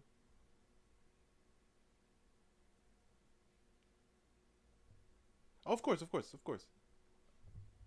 But I would like Bri said, he definitely want an Athene one. I'd give Bri an Athene one, like for free. I'd be like, here you go, Bri. Here's an Athene one, right? And then for you, I'd give you a Kiro one, right? And just for you, it would be a special edition blue-haired, right? So I'll give you your favorite one of my characters. I'm not gonna give them all free for free. If you want to go get the other, you gotta have to pay. Products for the pre-sales was Bunny. I'm definitely hiring Morgan as the to post performed poorly on Instagram and she lost her swipe up part of the button. team. Eventually, as the two women got closer, Lena was Actually, Morgan's invited by gonna Bunny be to join a group in the called streets Cherry playing Ball. ball. So Unfortunately, the I don't know if internet Morgan's has gonna. Actually, no. rude Don't worry, words Morgan. for me and I have There's gonna be a basketball court in the back. This will be a basketball court in the back. And also, don't worry again, because the whole court is going to be wrapped in bubble wrap. But the ball's still going to be able to bounce. It's not funny. But listen, you're okay now, so we can make these jokes. You are okay now, okay? But, I'll definitely have to get Morgan in the squad. Stitches from hearing it, as they always seem to involve some kind of backstabbing or sabotage, and this one was no different. Bunny in particular displayed a pattern of aggression towards other women whom she perceived as rival, especially those she believed were copying her. In private messages, she would body shame women and make claims about them, as well as ways to take them down due to them making her upset. She was very good at rallying others around her to go up against others in the community in very quiet ways. Who was it? Who was it talking about? We were talking about internet. Aiden. Yeah. This is another happy for with the internet. The fact that it's exposing a lot of these people. Slowly make their careers suffer, to the point where they were just blotted out from community over time altogether. She would pressure people quite often to retweet her, share her posts, and keep growing through making connections with other women in order to keep growing her social numbers. If this wasn't something they did, she would get angry with them in passive-aggressive ways. In private DMs, Bunny seemed particularly annoyed with one member of the group, Jenna Lynn Miari, frequently bad-mouthing her and believing she was copying other fellow cosplayers. If this wasn't something that they did, she would get angry with them in passive-aggressive ways. I'd seen a handful of women be extremely hurt by this behavior around this time. How the heck are you copying somebody's cosplay? So you're telling me if you cosplay as Nico Robin, nobody else can? Oh my goodness. Sharing their hurt and fear of the situation. And I had to bring up Many Nico times I Robin. felt awful because as a business, I can't step in due to professionalism. I continue to get more messages, and in my heart, things felt very wrong. To be supporting on the side of someone to be so cruel and to so many women in her own community. Eventually, she witnessed a conversation with Bunny being confrontational regarding Jenna not RTing something. Feeling uncomfortable, Lena voiced her concerns about how Jenna was singled out in the group chat. The way Jenna was singled out made me feel uncomfortable, and it's not the first time someone has been pressured and singled out in a place that's supposed to be friendly, not hostile. She also reaches out to Bunny's girlfriend Susu to talk about the situation, which apparently Bunny learned about. But Bunny doesn't answer to any of the messages and just ends up quietly disbanding the group. So here's when things start to take a turn for the worst. Bunny starts to reach out to random cosplayers Lena had never spoken to, making claims that she had attacked her. During this time, Bunny's boyfriend called OG Texas. Yeah, bro, I already said she can't be a cosplayer. Relationship with both OG Texas and Susu reaches out to Lena's boyfriend on Bunny's behalf to request that they only deal through Lena's boyfriend from now on, as Bunny wasn't comfortable with Lena's presence in the figurine project, essentially pushing out Lena altogether. Upon learning this, Lena immediately contacts OG Texas, telling him it's inappropriate. She was then told they did not want to communicate with her via emails or DMs any longer for the remainder of the project, stating that he dislikes drama and pettiness, which Lena unequivocally refused as she was the one in charge of handling all communications with clients. It's her business. Adding to this, Bunny still hadn't delivered on the promised cosplay prints for the figurine. Knowing that the project would end up going for another 4 months, and for her own well-being and sanity, Lena decides to cancel the project and absorb $20,000 in production fees debts. Bro, if I had $20,000 in debts, I'd have to sell my house. Except I don't even have one, so I'd be so screwed. But the next part contains the most serious accusation, as after Bunny had cut all communications, she continued to slander and spread rumors about Lena that she scammed her out of her money. But Bunny had kept the money she was paid by them from the pre-orders, which totaled $2,123, and was never asked to pay it back. She says, not only I was $20,000. Oh, guys, that's going to be it for me today. I'll see you guys tomorrow, hopefully, for the next stream. It's Friday, and hopefully I finish this up before then, because I really want to finish it. And, Bri, I'm thinking, honestly, instead of this angle, I'm literally going to copy the angle from the pose that you sent me. I think I'm literally going to copy that pose. Especially in this short frame panel, it kind of looks like it would be more intense. So yeah, I might do that. But yeah, guys, it was cool. And I hope you enjoyed. I'll see you tomorrow. Make sure you subscribe if you're new, if you haven't already. Hit the bell notification as well so you don't miss when, you know, we stream. We try to stream every single day. We draw. We have a good time, you know. At times I do some random sketches as well, like doodles and stuff, just practicing, making sure I get a good understanding of how to break down things. And we drew her yesterday. Piece of it, chicken grease. We drew her yesterday, and I was wondering what she'd look like if she was a little bit, you know, which is why I gave her, like, I made her a little, you know, as Brian likes to say, husky. I'm playing. Brian doesn't say that. Brian doesn't say that. It's a little bit more meat on her, you know. But I think we kind of captured it. Like with her eyes, her nose, her mouth, the glasses. Yeah, I think we kind of got a good thing going. Fluffy, a little fluffier, you know. Looks nice. We like it. Thick. Yeah, I was thinking of doing her too, but I feel like I don't know enough about her yet, especially because this is Bry's stuff. I didn't want to disrespect her, you know. I know more about her than her, so that's why I didn't do that. I didn't want to disrespect her, you know. Even though I don't really think this is disrespectful at all, you know. This is just an alternate reality, right? But yeah, guys, it was cool. Hope you enjoyed, and I really like this one as well. I really like how this turned out. It looks really cool. Like it worked out. And the proportions and everything really worked out. Which is why I've been specifically focusing on working on these proportions. Making sure the proportions are correct. Right? And showing here, obviously this is crazy. But showing how thinking about the proportions is fine. But with these proportions we can do so many things. Right? So many different types of proportions. Like body type proportions. By just keeping the typical proportions of human body. So yeah, guys. It was fun. Hope you enjoyed. Once again, make sure you subscribe if you're not already. And I'll see you guys tomorrow for the next one. Peace. Have a blessed one. Oyasumi. Good night. Good night.